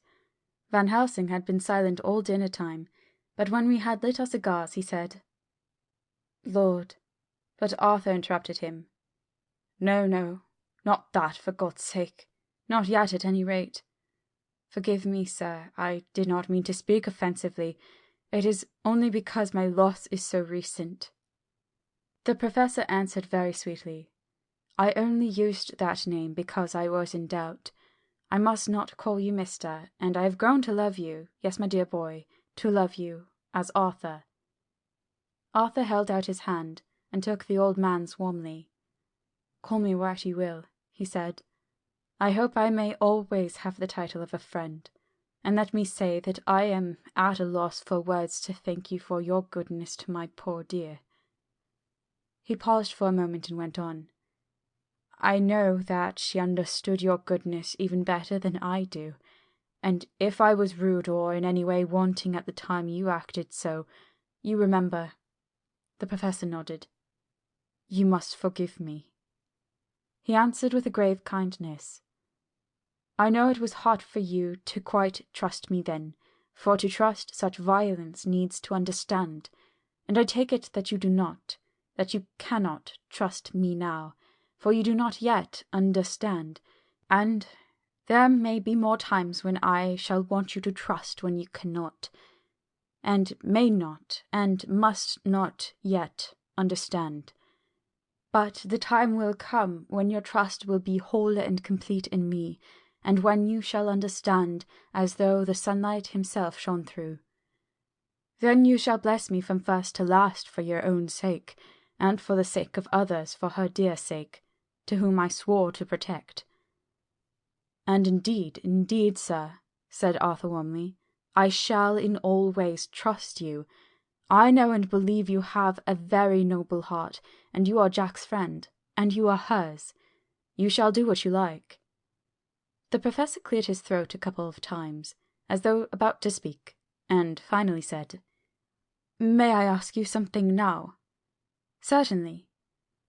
"You know that Mrs. Westenra left you all her property?" "No. Poor dear, I never thought of it." "As it is all yours, you have a right to deal with it as you will. I want you to give me permission to read all Miss Lucy's papers and letters. Believe me, it is no idle curiosity. I have a motive of which, be sure, she would have approved. I have them all here. I took them before we knew that all was yours, so that no strange hand might touch them, no strange eye look through words into her soul. I shall keep them if I may. Even you may not see them yet, but I shall keep them safe. No word shall be lost, and in good time I shall give them back to you. It's a hard thing I ask, but you will do it, will you not, for Lucy's sake?" Arthur spoke out heartily like his old self. "Dr. Van Helsing, you may do what you will. I feel that in saying this I am doing what my dear one would have approved. I shall not trouble you with questions till the time comes." The old professor stood up as he said solemnly, "And you are right. There will be pain for us all, but it will not be all pain, nor will this pain be the last. We and you too, you most of all, my dear boy, will have to pass through the bitter water before we reach the sweet. But we must be brave of heart and unselfish, and do our duty, and all will be well." I slept on a sofa in Arthur's room last night. Van Helsing did not go to bed at all. He went to and fro as if patrolling the house, and was never out of sight of the room where Lucy lay in her coffin, strewn with the wild garlic flowers which sent, through the odour of lily and rose, a heavy, overpowering smell into the night. Mina Harker's Journal. 22 September. In the train to Exeter. Jonathan sleeping. It seems only yesterday that the last entry was made, and yet how much between then, in Whitby, and all the world before me, Jonathan away and no news of him, and now married to Jonathan a solicitor, a partner, rich, master of his business, Mr. Hawkins dead and buried, and Jonathan with another attack that may harm him. Some day he may ask me about it. Down it all goes. I am rusty in my shorthand. See what unexpected prosperity does for us. So it may be as well to freshen it up again with an exercise anyhow. The service was very simple and very solemn. There were only ourselves and the servants there, one or two old friends of his from Exeter, his London agent, and a gentleman representing Sir John Paxton, the president of the Incorporated Law Society. Jonathan and I stood hand in hand, and we felt that our best and dearest friend was gone from us. We came back to town quietly, taking a bus to Hyde Park Corner. Jonathan thought it would interest me to go into the Row for a while, so we sat down, but there were very few people there, and it was sad-looking and desolate to see so many empty chairs. It made us think of the empty chair at home, so we got up and walked down Piccadilly. Jonathan was holding me by the arm, the way he used to in the old days before I went to school. I felt it very improper, for you can't go on for some years teaching etiquette and decorum to other girls without the pedantry of it biting into yourself a bit. But it was Jonathan, and he was my husband, and we didn't know anybody who saw us, and we didn't care if they did. So on we walked. I was looking at a very beautiful girl in a big cartwheel hat, sitting in a victoria outside Grilloners, when I felt Jonathan clutch my arm so tight that he hurt me, and that he said under his breath, "My God!" I am always so anxious about Jonathan, for I fear that some nervous fit may upset him again, and I turned to him quickly and asked him what it was that disturbed him. He was very pale, and his eyes seemed bulging out as, half in terror and half in amazement, he gazed at a tall, thin man with a beaky nose and a black moustache and a pointed beard, who was also observing the pretty girl. He was looking at her so hard that he did not see either of us, and so I had a good view of him. His face was not a good face. It was hard and cruel and sensual, and his big white teeth, that looked all the whiter because his lips were so red, were pointed like an animal's. Jonathan kept staring at him till I was afraid he would notice. I feared that he might take it ill. He looked so fierce and nasty. I asked Jonathan why he was disturbed, and he answered, evidently thinking I knew as much about it as he did. "Do you not see who it is?" "No, dear," I said, "I don't know him. Who is it?" His answer seemed to shock and thrill me, for it was said as if he did not know that it was to me, Mina, to whom he was speaking. "It is the man himself." The poor dear was evidently terrified at something, very greatly terrified. I do believe that if he had not had me to lean on and to support him, he would have sunk down. He kept staring. A man came out of the shop with a small parcel and gave it to the lady, who then drove off.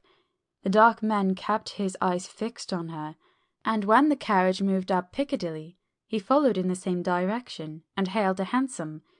Jonathan kept looking after him and said, as if to himself, "I believe it is the Count, but he has grown young. My God, if this be so! Oh, my God, if I only knew, if I only knew!"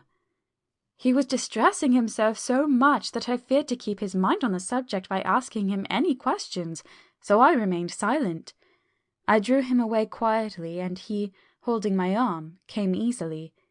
We walked a little further, and then went in and sat for a while in the Green Park. It was a hot day for autumn, and there was a comfortable seat in a shady place. After a few minutes staring at nothing, Jonathan's eyes closed, and he went quietly into his sleep, with his head on my shoulder. I thought it was the best thing for him, so did not disturb him. In about 20 minutes he woke up and said to me quite cheerfully, "Why, Mina, I have been asleep. Oh, do forgive me for being so rude. Come, and we'll have a cup of tea somewhere." He had evidently forgotten all about the dark stranger. As in his illness, he had forgotten all that this episode had reminded him of. I don't like this lapsing into forgetfulness. It may make or continue some injury to the brain. I must not ask him for fear I shall do more harm than good, but I must somehow learn the facts of his journey abroad. The time is come, I fear, when I must open that parcel, and know what is written. Oh, Jonathan, you will, I know, forgive me if I do wrong, but it is for your own dear sake. Later. A sad homecoming in every way. The house empty of the dear soul who was so good to us. Jonathan still pale and dizzy under a slight relapse of his malady, and now a telegram from Van Helsing, whoever he may be. "You will be grieved to hear that Mrs. Westenra died 5 days ago, and that Lucy died the day before yesterday. They were both buried today." Oh, what a wealth of sorrow in a few words! Poor Mrs. Westenra! Poor Lucy! Gone never to return to us! And poor Arthur, to have lost such sweetness out of his life! God help us all to bear our troubles. Dr. Seward's Diary. 22 September. It is all over. Arthur has gone back to Ring, and has taken Quincy Morris with him. What a fine fellow is Quincy! I believe in my heart of hearts that he suffered as much about Lucy's death as any of us, but he bore himself through it like a moral Viking. If America can go on breeding men like that, she'll be a power in the world indeed. Van Helsing is lying down, having a rest preparatory to his journey. He goes over to Amsterdam tonight, but says he returns tomorrow night, that he only wants to make some arrangements which can only be made personally. He is to stop with me then, if he can. He says he has work to do in London, which may take him some time. Poor old fellow! I fear that the strain in the past week has broken down even his iron strength. All the time of the burial he was, I could see, putting some terrible restraint on himself. When it was all over, we were standing beside Arthur, who, poor fellow, was speaking of his part in the operation where his blood had been transfused to his Lucy's veins. I could see Van Helsing's face grow white and purple by turns. Arthur was saying that he felt since then as if the two had been really married, and that she was his wife in the sight of God. None of us had said a word of the other operations, and none of us ever shall. Arthur and Quincy went away together to the station, and Van Helsing and I came on here. The moment we were alone in the carriage, he gave way to a regular fit of hysterics. He has denied to me since that it was hysterics, and insisted that it was only his sense of humour asserting itself under very terrible conditions. He laughed till he cried, and had to draw down the blinds lest anyone should see us and misjudge.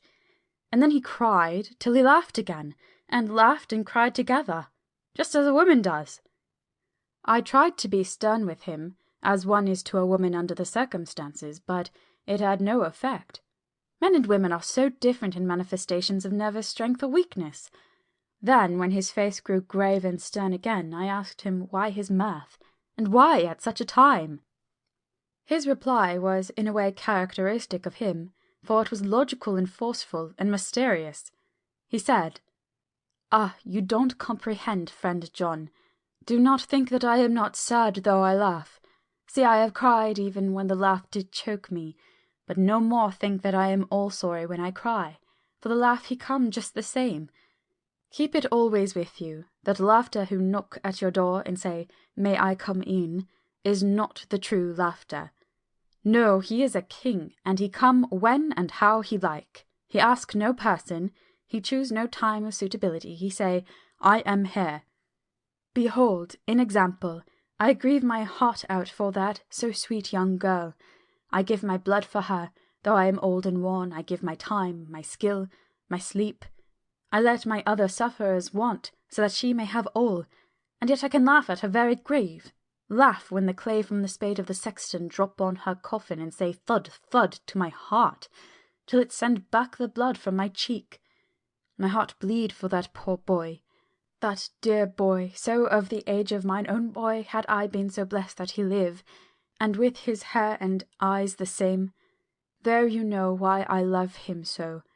And yet, when he say things that touch my husband heart to the quick, and make my father heart yearn to him as no other man, not even you, friend John, for we are more level in experiences than father and son, yet even at such moment king laugh, he come to me, and shout and bellow in my ear, here I am, till the blood come, dance back and bring some of the sunshine that we carry with him to my cheek.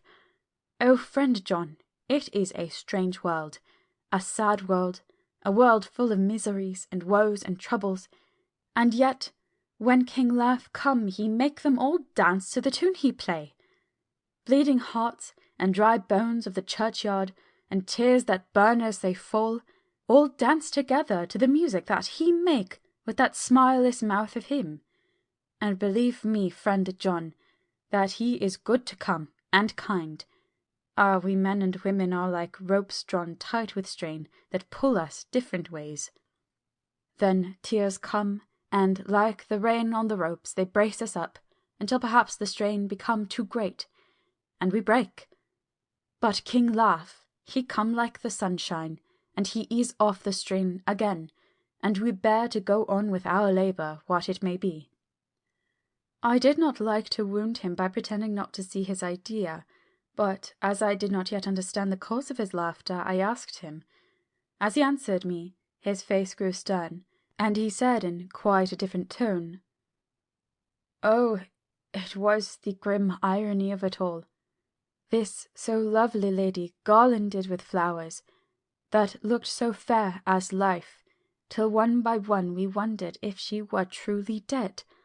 She laid in that so fine marble house, in that lonely churchyard, where rest so many of her kin, laid there with the mother who loved her, and whom she loved, and that sacred bell going, toll, toll, toll, so sad and slow, and those holy men, with the white garments of the angel, pretending to read books, and yet all the time their eyes never on the page, and all of us with the bowed head, and all for what? She is dead. So, is it not?" "Well, for the life of me, Professor," I said, "I can't see anything to laugh in all that, while your explanation makes it a harder puzzle than before. But even if the burial service was comic, what about poor Art and his trouble? Why, his heart was simply breaking." "Just so. Said he not that the transfusion of his blood to her veins had made her truly his bride?" "Yes, and it was a sweet and comforting idea for him." "Quite so. But there was a difficulty, friend John. If so that, then what about the others? Oh, then this so sweet bride is a polyandrist, and me, with my poor wife dead to me, but alive by church's law, though no wits all gone, even I, who am faithful husband to his now no wife, am bigamist." "I don't see where the joke comes in there either," I said, and I did not feel particularly pleased with him for saying such things. He laid his hand on my arm and said, "Friend John, forgive me if I pain. I showed not my feeling to others when it would wound, but only to you, my old friend, whom I can trust.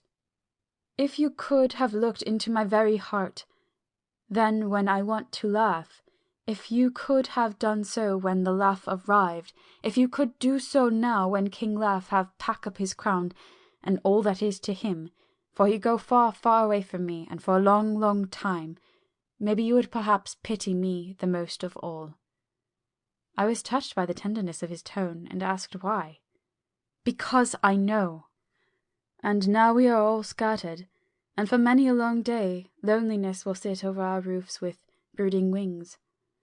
Lucy lies in the tomb of her kin, a lordly death-house in a lonely churchyard, away from teeming London, where the air is fresh and the sun rises over Hampstead Hill, and where the wildflowers grow of their own accord. So I can finish this diary, and God only knows if I shall ever begin another. If I do, or even if I open this again, it will be to deal with different people and different themes. For here at the end, where the romance of my life is told, ere I go back to take up the thread of my life work, I say sadly and without hope, Fini. The Westminster Gazette, 25 September. A Hampstead Mystery. The neighbourhood of Hampstead is just at present exercised with a series of events which seem to run on lines parallel to those of what was known to the writers of headlines as the Kensington Horror, or the Stabbing Woman, or the Woman in Black. During the past 2 or 3 days, several cases have occurred of young children straying from home or neglecting to return from their playing on the heath. In all these cases, the children were too young to give any properly intelligible account of themselves, but the consensus of their excuses is that they had been with a blue-fur lady.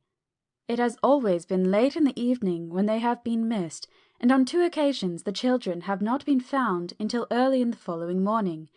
It is generally supposed in the neighbourhood that, as the first child missed gave as his reason for being away that a blue-fur lady had asked him to come for a walk, the others had picked up the phrase and used it as occasion served. This is the more natural, as the favourite game of the little ones at present is luring each other away by wiles. A correspondent writes us that to see some of the tiny tots pretending to be the blue-fur lady is supremely funny. Some of our caricaturists might, he says, take a lesson in the irony of grotesque by comparing the reality and the picture. It is only by accordance with general principles of human nature that the blue-fur lady should be the popular role at these alfresco performances. Our correspondent naively says that even Ellen Terry would not be so winningly attractive as some of these grubby-faced little children pretend, and even imagine themselves to be. There is, however, possibly a serious side to the question, for some of the children, indeed all who have been missed at night, have been slightly torn or wounded in the throat. The wounds seem such as might be made by a rat or a small dog, and although of not much importance individually, would tend to show that whatever animal inflicts them has a system or method of its own. The police of the division have been instructed to keep a sharp lookout for straying children, especially when very young, in and around Hampstead Heath, and for any stray dog which may be about. The Westminster Gazette, 25 September. Extra Special. The Hampstead Horror. Another child injured. The blue-fur lady. We have just received intelligence that another child, missed last night, was only discovered late in the morning under a furze bush at the Shooter's Hill side of the Hampstead Heath, which is, perhaps, less frequented than other parts. It has the same tiny wound in the throat as has been noticed in other cases. It was terribly weak. It looked quite emaciated. It, too, when partially restored, had the common story to tell of being lured away by the blue-fur lady. End of Chapter 13. Chapter 14. Mina Harker's Journal. 23 September. Jonathan is better after a bad night. I am so glad that he has plenty of work to do, for that keeps his mind off the terrible things. And oh, I am rejoiced that he is not now weighed down with the responsibility of his new position. I knew he would be true to himself, and now how proud I am to see my Jonathan rising to the height of his advancement, and keeping pace in all ways with the duties that come upon him. He will be away all day till 8, for he said he could not lunch at home. My household work is done, so I shall take his foreign journal, and lock myself up in my room and read it. 24 September. I hadn't the heart to write last night. That terrible record of Jonathan's upset me so. Poor dear! How he must have suffered! Whether it be true or only imagination, I wonder if there is any truth in it at all. Did he get his brain fever and then write all those terrible things, or had he some cause for it all? I suppose I shall never know, for I dare not open the subject to him. And yet that man we saw yesterday, he seemed quite certain of him. Poor fellow! I suppose it was the funeral upset him and sent his mind back on some train of thought. He believes it all himself. I remember how on our wedding day he said, unless some solemn duty come upon me to go back to the bitter hours, asleep or awake, mad or sane, there seems to be through it all some thread of continuity. That fearful Count was coming to London. If it should be, and he came to London with his teeming millions, there may be a solemn duty, and if it come, we must not shrink from it. I shall be prepared. I shall get my typewriter this very hour and begin transcribing.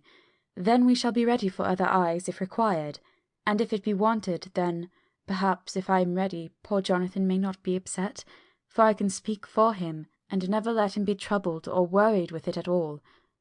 If ever Jonathan quite gets over the nervousness, he may want to tell me of it all, and I can ask him questions and find out things, and see how I may comfort him. Letter Van Helsing to Mrs. Harker. 24 September. Confidence. Dear Madame, I pray you to pardon my writing, in that I am so far friend, as that I sent to you sad news of Miss Lucy Westenra's death. By the kindness of Lord Godalming I am empowered to read her letters and papers, for I am deeply concerned about certain matters vitally important. In them I find some letters from you, which show how great friends you were, and how you love her. Oh, Madame Mina, by that love I implore you, help me. It is for others' good that I ask to redress great wrong, and to lift much and terrible troubles that may be more great than you know. May it be that I see you. You can trust me. I am friend of Dr. John Seward and of Lord Godalming, that was Arthur of Miss Lucy. I must keep it private for the present from all. I should come to Exeter to see you at once, if you tell me I am privileged to come, and where and when.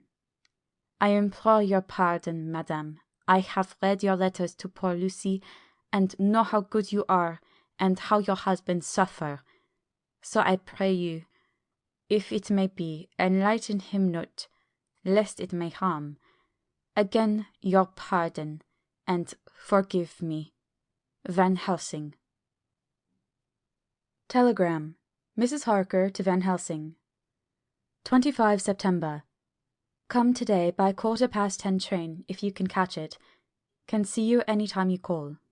Wilhelmina Harker. Mina Harker's Journal. 25 September. I cannot help feeling terribly excited as the time draws near for the visit of Dr. Van Helsing, for somehow I expect that it will throw some light upon Jonathan's sad experience, and as he attended poor dear Lucy in her last illness, he can tell me about her. That is the reason of his coming. It is concerning Lucy and her sleepwalking, and not about Jonathan. Then I shall never know the real reason now. How silly I am! That awful journal gets hold of my imagination and tinges everything with something of its own colour. Of course it is about Lucy. That habit came back to the poor dear, and that awful night on the cliff must have made her ill. I had almost forgotten in my own affairs how ill she was afterwards. She must have told him of her sleepwalking adventure on the cliff, and that I knew all about it, and now he wants me to tell him what she knows, so that he may understand. I hope I did right in not saying anything of it to Mrs. Westenra. I should never forgive myself if any act of mine, were it even a negative one, brought harm on poor dear Lucy. I hope, too, Dr. Van Helsing will not blame me. I have had so much trouble and anxiety of late that I feel I cannot bear more just at present. I suppose a cry does us all good at times, clears the air as other rain does. Perhaps it was reading the journal yesterday that upset me, And then Jonathan went away this morning to stay away from me a whole day and night, the first time we had been parted since our marriage. I do hope the dear fellow will take care of himself, and that nothing will occur to upset him. It is 2 o'clock, and the doctor will be here soon now. I shall say nothing of Jonathan's journal unless he asks me. I am so glad I have typewritten out my own journal, so that, in case he asks about Lucy, I can hand it to him. It will save much questioning. Later. He has come and gone. Oh, what a strange meeting, and how it all makes my head whirl round. I feel like one in a dream. Can it be all possible, or even a part of it? If I had not read Jonathan's journal first, I should never have accepted even a possibility. Poor dear Jonathan! How he must have suffered! Please the good God all this may not upset him again. I shall try to save him from it, but it may be even a consolation and a help to him, terrible though it be and awful in its consequences, to know for certain that his eyes and ears and brain did not deceive him, and that it is all true. It may be that it is the doubt which haunts him, that when the doubt is removed, no matter which, waking or dreaming, may prove the truth, he will be more satisfied and better able to bear the shock. Dr. Van Helsing must be a good man as well as a clever one if he is Arthur's friend, and Dr. Seward's, and if they brought him all the way from Holland to look after Lucy. I feel from having seen him that he is good and kind and of a noble nature. When he comes tomorrow, I shall ask him about Jonathan, and then, please God, all this sorrow and anxiety may lead to a good end. I used to think that I would like to practice interviewing. Jonathan's friend on the Exeter News told him that memory was everything in such work, that you must be able to put down exactly almost every word spoken, even if you had to refine some of it afterwards. Here was a rare interview. I shall try to record it verbatim. It was 2:30 when the knock came. I took my courage à deux mains and waited. In a few minutes Mary opened the door and announced Dr. Van Helsing. I rose and bowed, and he came towards me, a man of medium weight, strongly built, with his shoulders set back over a broad, deep chest, and a neck well balanced on the trunk as the head is on the neck. The poise of the head strikes one at once as indicative of thought and power. The head is noble, well-sized, broad, and large behind the ears. The face, clean-shaven, shows a hard, square chin, a large, resolute, mobile mouth, a good-sized nose, rather straight, but with quick, sensitive nostrils that seem to broaden as the big bushy brows come down and the mouth tightens. The forehead is broad and fine, raising at first almost straight, and then sloping back above 2 bumps or ridges wide apart. Such a forehead that the reddish hair cannot possibly tumble over it, but falls naturally back and to the sides. Big, dark blue eyes are set widely apart, and are quick and tender or stern with the man's moods. He said to me, "Mrs. Harker, is it not?" I bowed assent. "That was Miss Mina Murray?" Again I assented. "It is Mina Murray that I came to see, that was friend of that poor dear child, Lucy Westenra. Madam Mina, it is on account of the dead I come." "Sir," I said, "you could have no better claim on me than you are a friend and helper of Lucy Westenra." And I held out my hand. He took it and said tenderly, "Oh, Madam Mina, I knew that the friend of that poor Lily girl must be good, but I had yet to learn." He finished his speech with a courtly bow. I asked him what it was that he wanted to see me about, so he at once began. "I have read your letter to Miss Lucy. Forgive me, but I had to begin to inquire somewhere, and there was none to ask. I know that you were with her at Whitby. She sometimes kept a diary. You need not look surprised, Madame Mina, it was begun after you had left, and was in imitation of you, and in that diary she traces by inference certain things to sleepwalking, in which she puts down that you saved her. In great perplexity, then, I come to you, and ask you out of your so much kindness to tell me all of it that you can remember." "I can tell you, I think, Dr. Van Helsing, all about it." "Ah, then you have good memory for facts, for details. It is not always so with young ladies." "No, doctor, but I wrote it down at the time. I can show it to you if you like." "Oh, Madame Mina, I will be grateful. You will do me much favour." I could not resist the temptation of mystifying him a bit. I suppose it is some of the taste of the original apple that remains still in our mouths, so I handed him the shorthand diary. He took it with a grateful bow and said, "May I read it?" "If you wish," I answered as demurely as I could.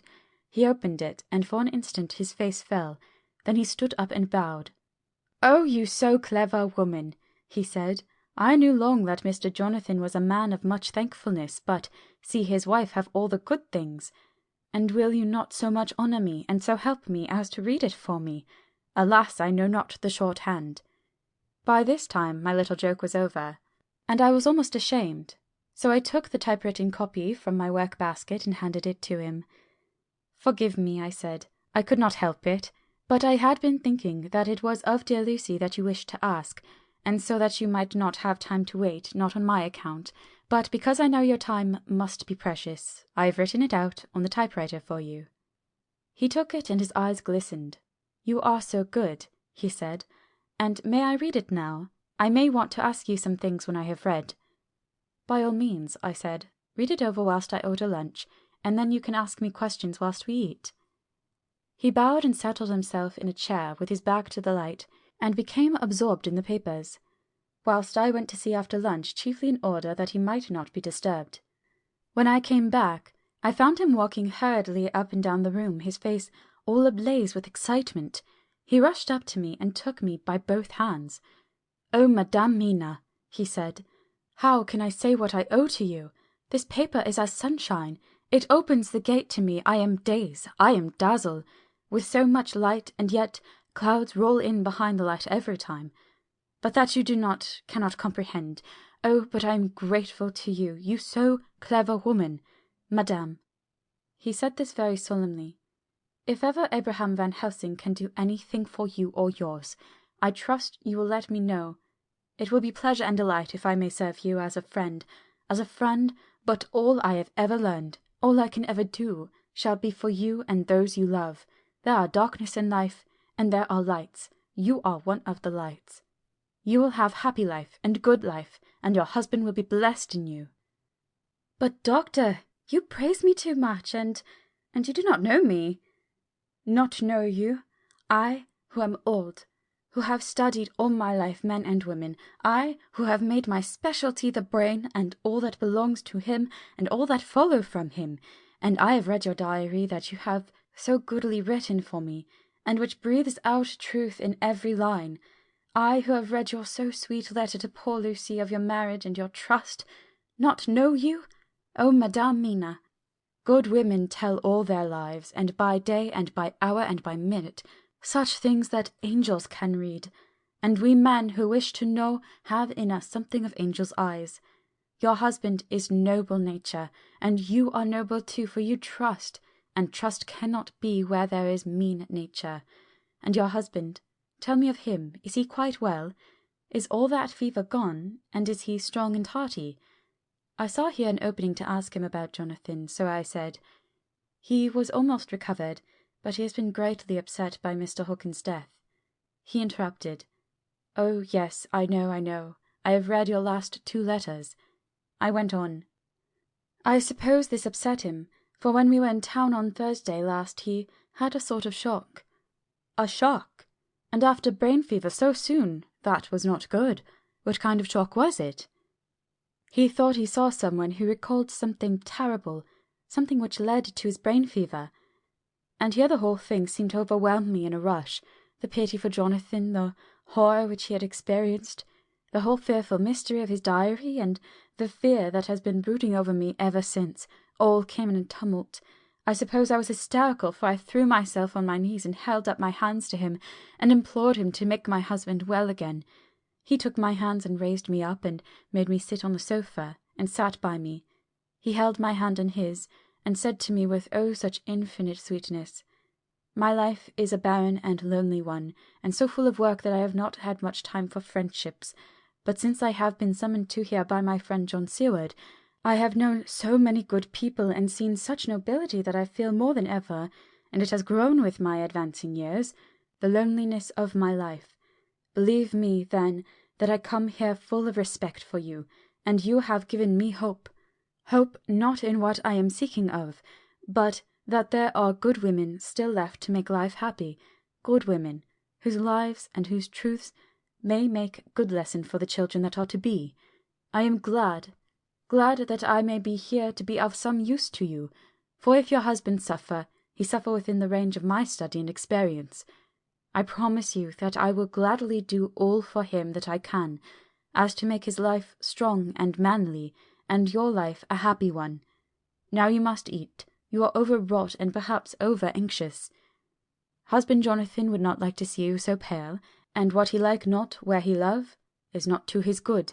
Therefore, for his sake you must eat and smile. You have told me all about Lucy, and so now we shall not speak of it, lest it distress.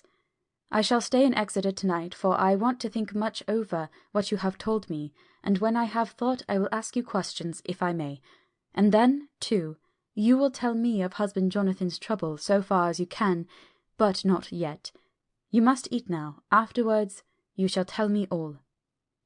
After lunch, when we came back to the drawing-room, he said to me, "And now tell me all about him." When it came to speaking to this great learned man, I began to fear that he would think me a weak fool, and Jonathan a madman. That journal is all so strange, and I hesitated to go on.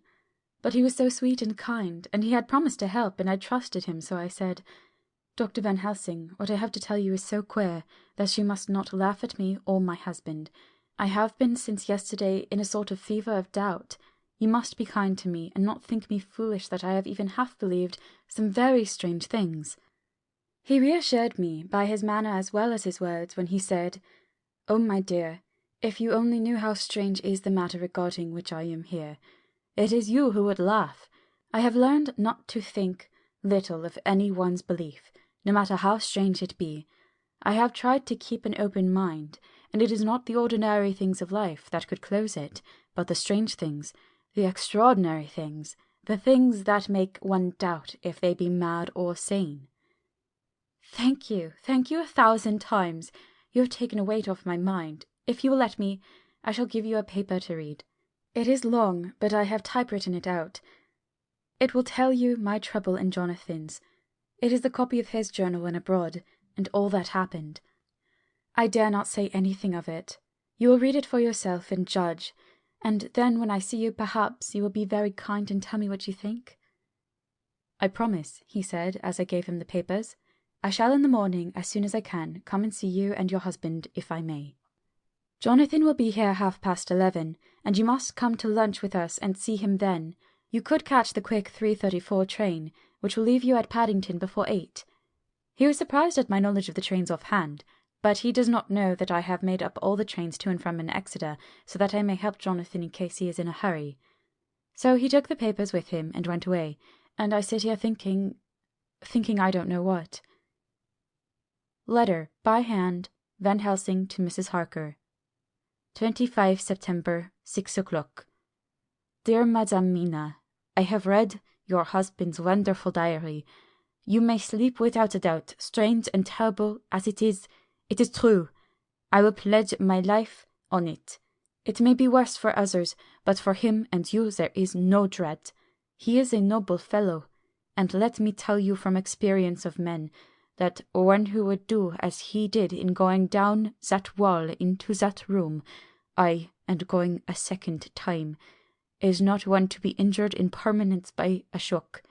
His brain and his heart are all right, this I swear. Before I have even seen him, so be at rest. I shall have much to ask him of other things. I am blessed that today I come to see you, for I have learned all at once, so much that again I am dazzled more than ever, and I must think. Yours and most faithful, Abraham Van Helsing. Letter, Mrs. Harker to Van Helsing. 25 September, 6:30 p.m. My dear Dr. Van Helsing, 1,000 thanks for your kind letter, which has taken a great weight off my mind, and yet, if it be true, what terrible things there are in the world, and what an awful thing if that man, that monster, be really in London? I fear to think.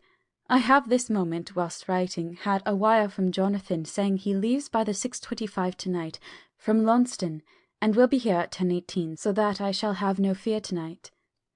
Will you, therefore, instead of lunching with us, please come to breakfast at 8 o'clock, if this be not too early for you? You can get away, if you are in a hurry, by the 10:30 train, which will bring you to Paddington by 2:35. Do not answer this, as I shall take it that if I do not hear, you will come to breakfast. Believe me, your faithful and grateful friend, Mina Harker. Jonathan Harker's Journal. 26 September.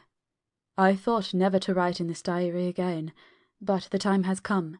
When I got home last night, Mina had supper ready, and when we had supped, she told me of Van Helsing's visit, and of her having given him the 2 diaries copied out, and of how anxious she has been about me. She showed me in the doctor's letter that all I wrote down was true. It seems to have made a new man of me. It was the doubt as to the reality of the whole thing that knocked me over. I felt impotent and in the dark and distrustful, but now that I know, I am not afraid, even of the Count. He has succeeded after all, then, in his design in getting to London, and it was he I saw. He has gotten younger, and how? Van Helsing is the man to unmask him and hunt him out, if he is anything like what Mina says. We sat late and talked it all over. Mina is dressing, and I shall call at the hotel in a few minutes and bring him over. He was, I think, surprised to see me. When I came into the room where he was and introduced myself, he took me by the shoulder and turned my face round to the light and said, after a sharp scrutiny, "But Madame Mina told me you were ill, that you had had a shock." It was so funny to hear my wife called Madame Mina by this kindly, strong-faced old man. I smiled and said, "I was ill. I have had a shock, but you have cured me already." "And how?" "By your letter to Mina last night. I was in doubt, and then everything took a hue of unreality, and I did not know what to trust, even the evidence of my own senses. Not knowing what to trust, I did not know what to do, and so had only to keep on working what had hitherto been the groove of my life. The groove ceased to avail me, and I mistrusted myself. Doctor, you don't know what it is to doubt everything, even yourself. No, you don't. You couldn't with eyebrows like yours." He seemed pleased and laughed as he said, "So, you are physiognomist. I learn more here with each hour. I am with so much pleasure coming to you to breakfast. And oh, sir, you will pardon praise from an old man, but you are blessed in your wife." I would listen to him go on praising Mina for a day, so I simply nodded and stood silent. She is one of God's women, fashioned by his own hand, to show us men and other women that there is a heaven where we can enter, and that its light can be here on earth. So true, so sweet, so noble, so little an egoist, and that, let me tell you, is much in this age, so sceptical and selfish. And you, sir, I have read all the letters to poor Miss Lucy, and some of them speak of you. So I know you since some days from the knowing of others, but I have seen your true self since last night. You will give me your hand, will you not? And let us be friends for all our lives." We shook hands, and he was so earnest and so kind that it made me quite choky. "And now," he said, "may I ask you for some more help? I have a great task to do, and at the beginning it is to know. You can help me here. Can you tell me what went before your going to Transylvania? Later on I may ask more help, and of a different kind, but at first this will do." "Look here, sir," I said, "does what you have to do concern the Count?" "It does," he said solemnly. "Then I am with you heart and soul. As you go by the 10:30 train, you will not have time to read them, but I shall get the bundle of papers. You can take them with you and read them on the train." After breakfast, I saw him to the station. When we were parting, he said, "Perhaps you will come to town if I send you, and take Madame Mina too." "We shall both come when you will," I said. I had got him the morning papers and the London papers of the previous night, and while we were talking at the carriage window, waiting for the train to start, he was turning them over. His eyes suddenly seemed to catch something in one of them. The Westminster Gazette. I knew it by the colour, and he grew quite white. He read something intently, groaning to himself. Mein Gott, so soon! So soon! I do not think he remembered me at the moment. Just then the whistle blew, and the train moved off. This recalled him to himself, and he leaned out the window and waved his hand, calling out, "Love to Madame Mina. I shall write so soon as ever I can." Dr. Seward's Diary, 26 September. Truly there is no such thing as finality. Not a week since I said fini, and yet here I am, starting fresh again, or rather, going on with the same record. Until this afternoon I had no cause to think of what is done. Renfield had become to all intents as sane as he ever was. He was already well ahead with his fly business, and he had just started in the spider line also, so he had not been of any trouble to me. I had a letter from Arthur written on Sunday, and from it I gather that he is bearing up wonderfully well. Quincy Morris is with him, and that is much of a help, for he himself is a bubbling well of good spirits.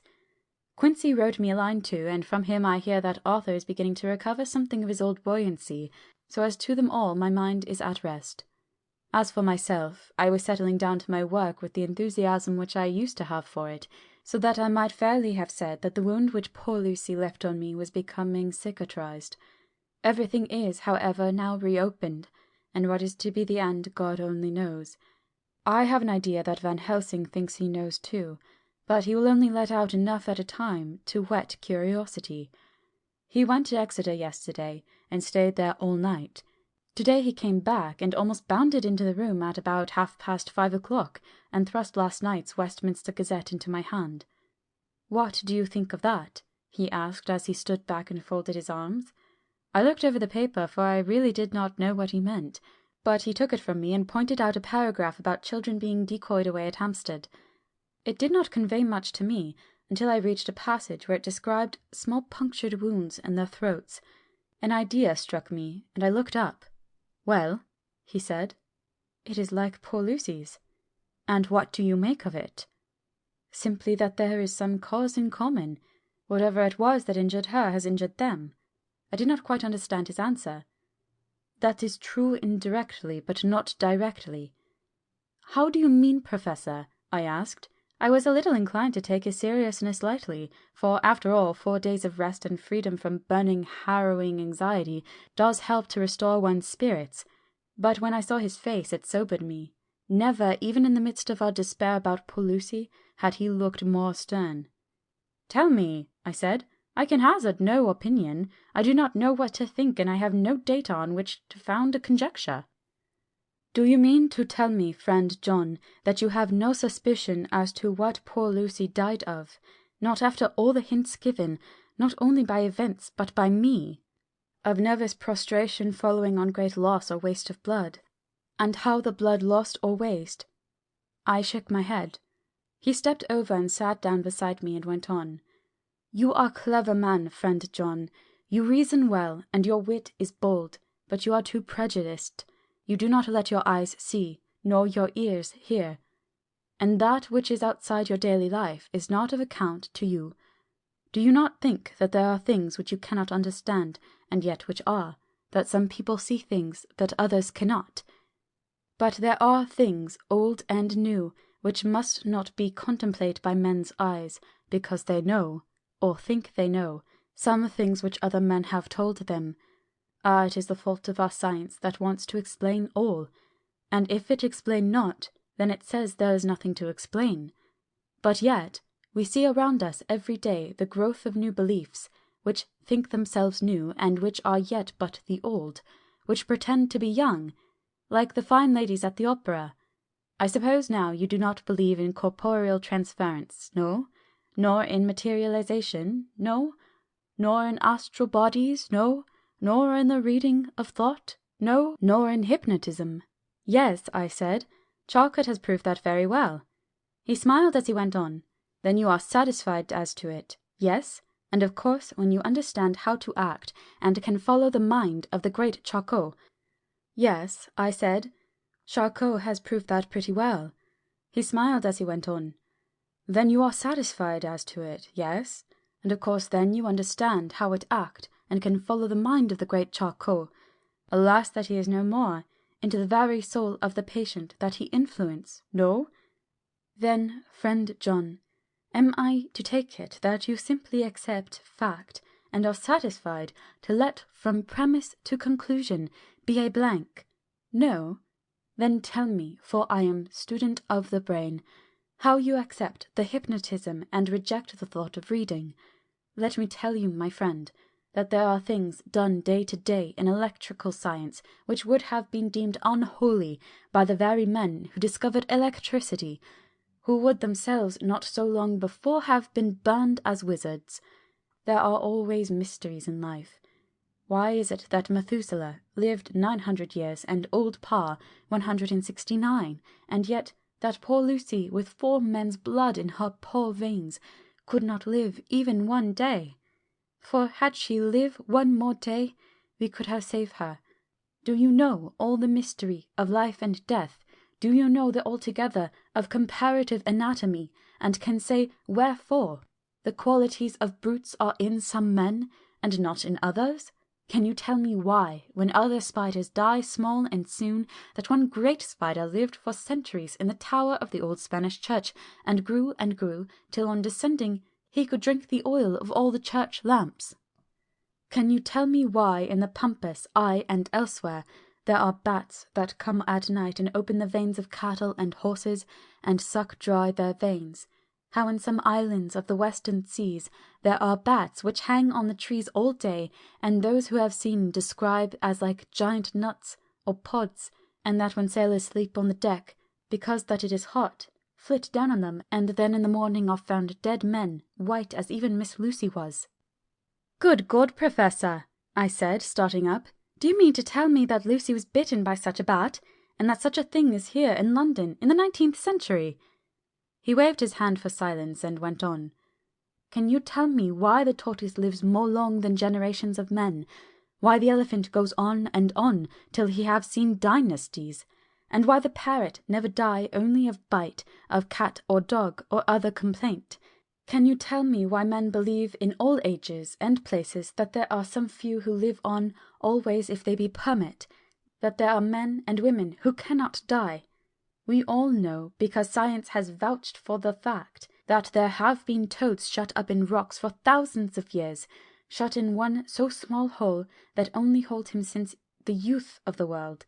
Can you tell me how the Indian fakir can make himself to die, and have been buried, and his grave sealed and corn sowed on it, that the corn reaped and be cut and sown and reaped again, and then men come and take away the unbroken seal, and that there lie the Indian fakir, not dead, but that rise up and walk amongst them as before?" Here I interrupted him.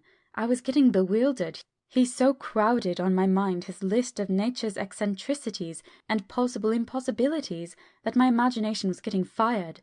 I had a dim idea that he was teaching me some lesson, as long ago he used to do in his study at Amsterdam, but he used to then tell me the thing, so that I could have the object of thought in my mind all the time. But now I was without this help. Yet I wanted to follow him, so I said, "Professor, let me be your student again. Tell me the thesis, so that I may apply your knowledge as you go on. At present I am going in my mind from point to point as a madman, and not a sane one follows an idea. I feel like a novice lumbering through a bog in a mist, jumping from one tussock to another in the mere blind effort to move on without knowing where I am going." "That is good image," he said. "Well, I shall tell you. My thesis is this. I want you to believe." "To believe what?" "To believe in things that you cannot. Let me illustrate. I heard once of an American who so defined faith, that faculty which enables us to believe things which we know to be untrue. For one, I follow that man. He meant that we shall have an open mind, and not let a little bit of truth check the rush of a big truth, like a small rock does a railway truck. We get the small truth first, good. We keep him, and we value him, but all the same we must not let him think himself all the truth in the universe." "Then you want me not to let some previous conviction injure the receptivity of my mind with regard to some strange matter. Do I read your lesson aright?" "Ah, you are my favourite pupil still. It is worth to teach you. Now that you are willing to understand, you have taken the first step to understand. You think, then, that those so small holes in the children's throats were made by the same that made the hole in Miss Lucy? I suppose so. He stood up and said solemnly, Then you are wrong. Oh, would it were so!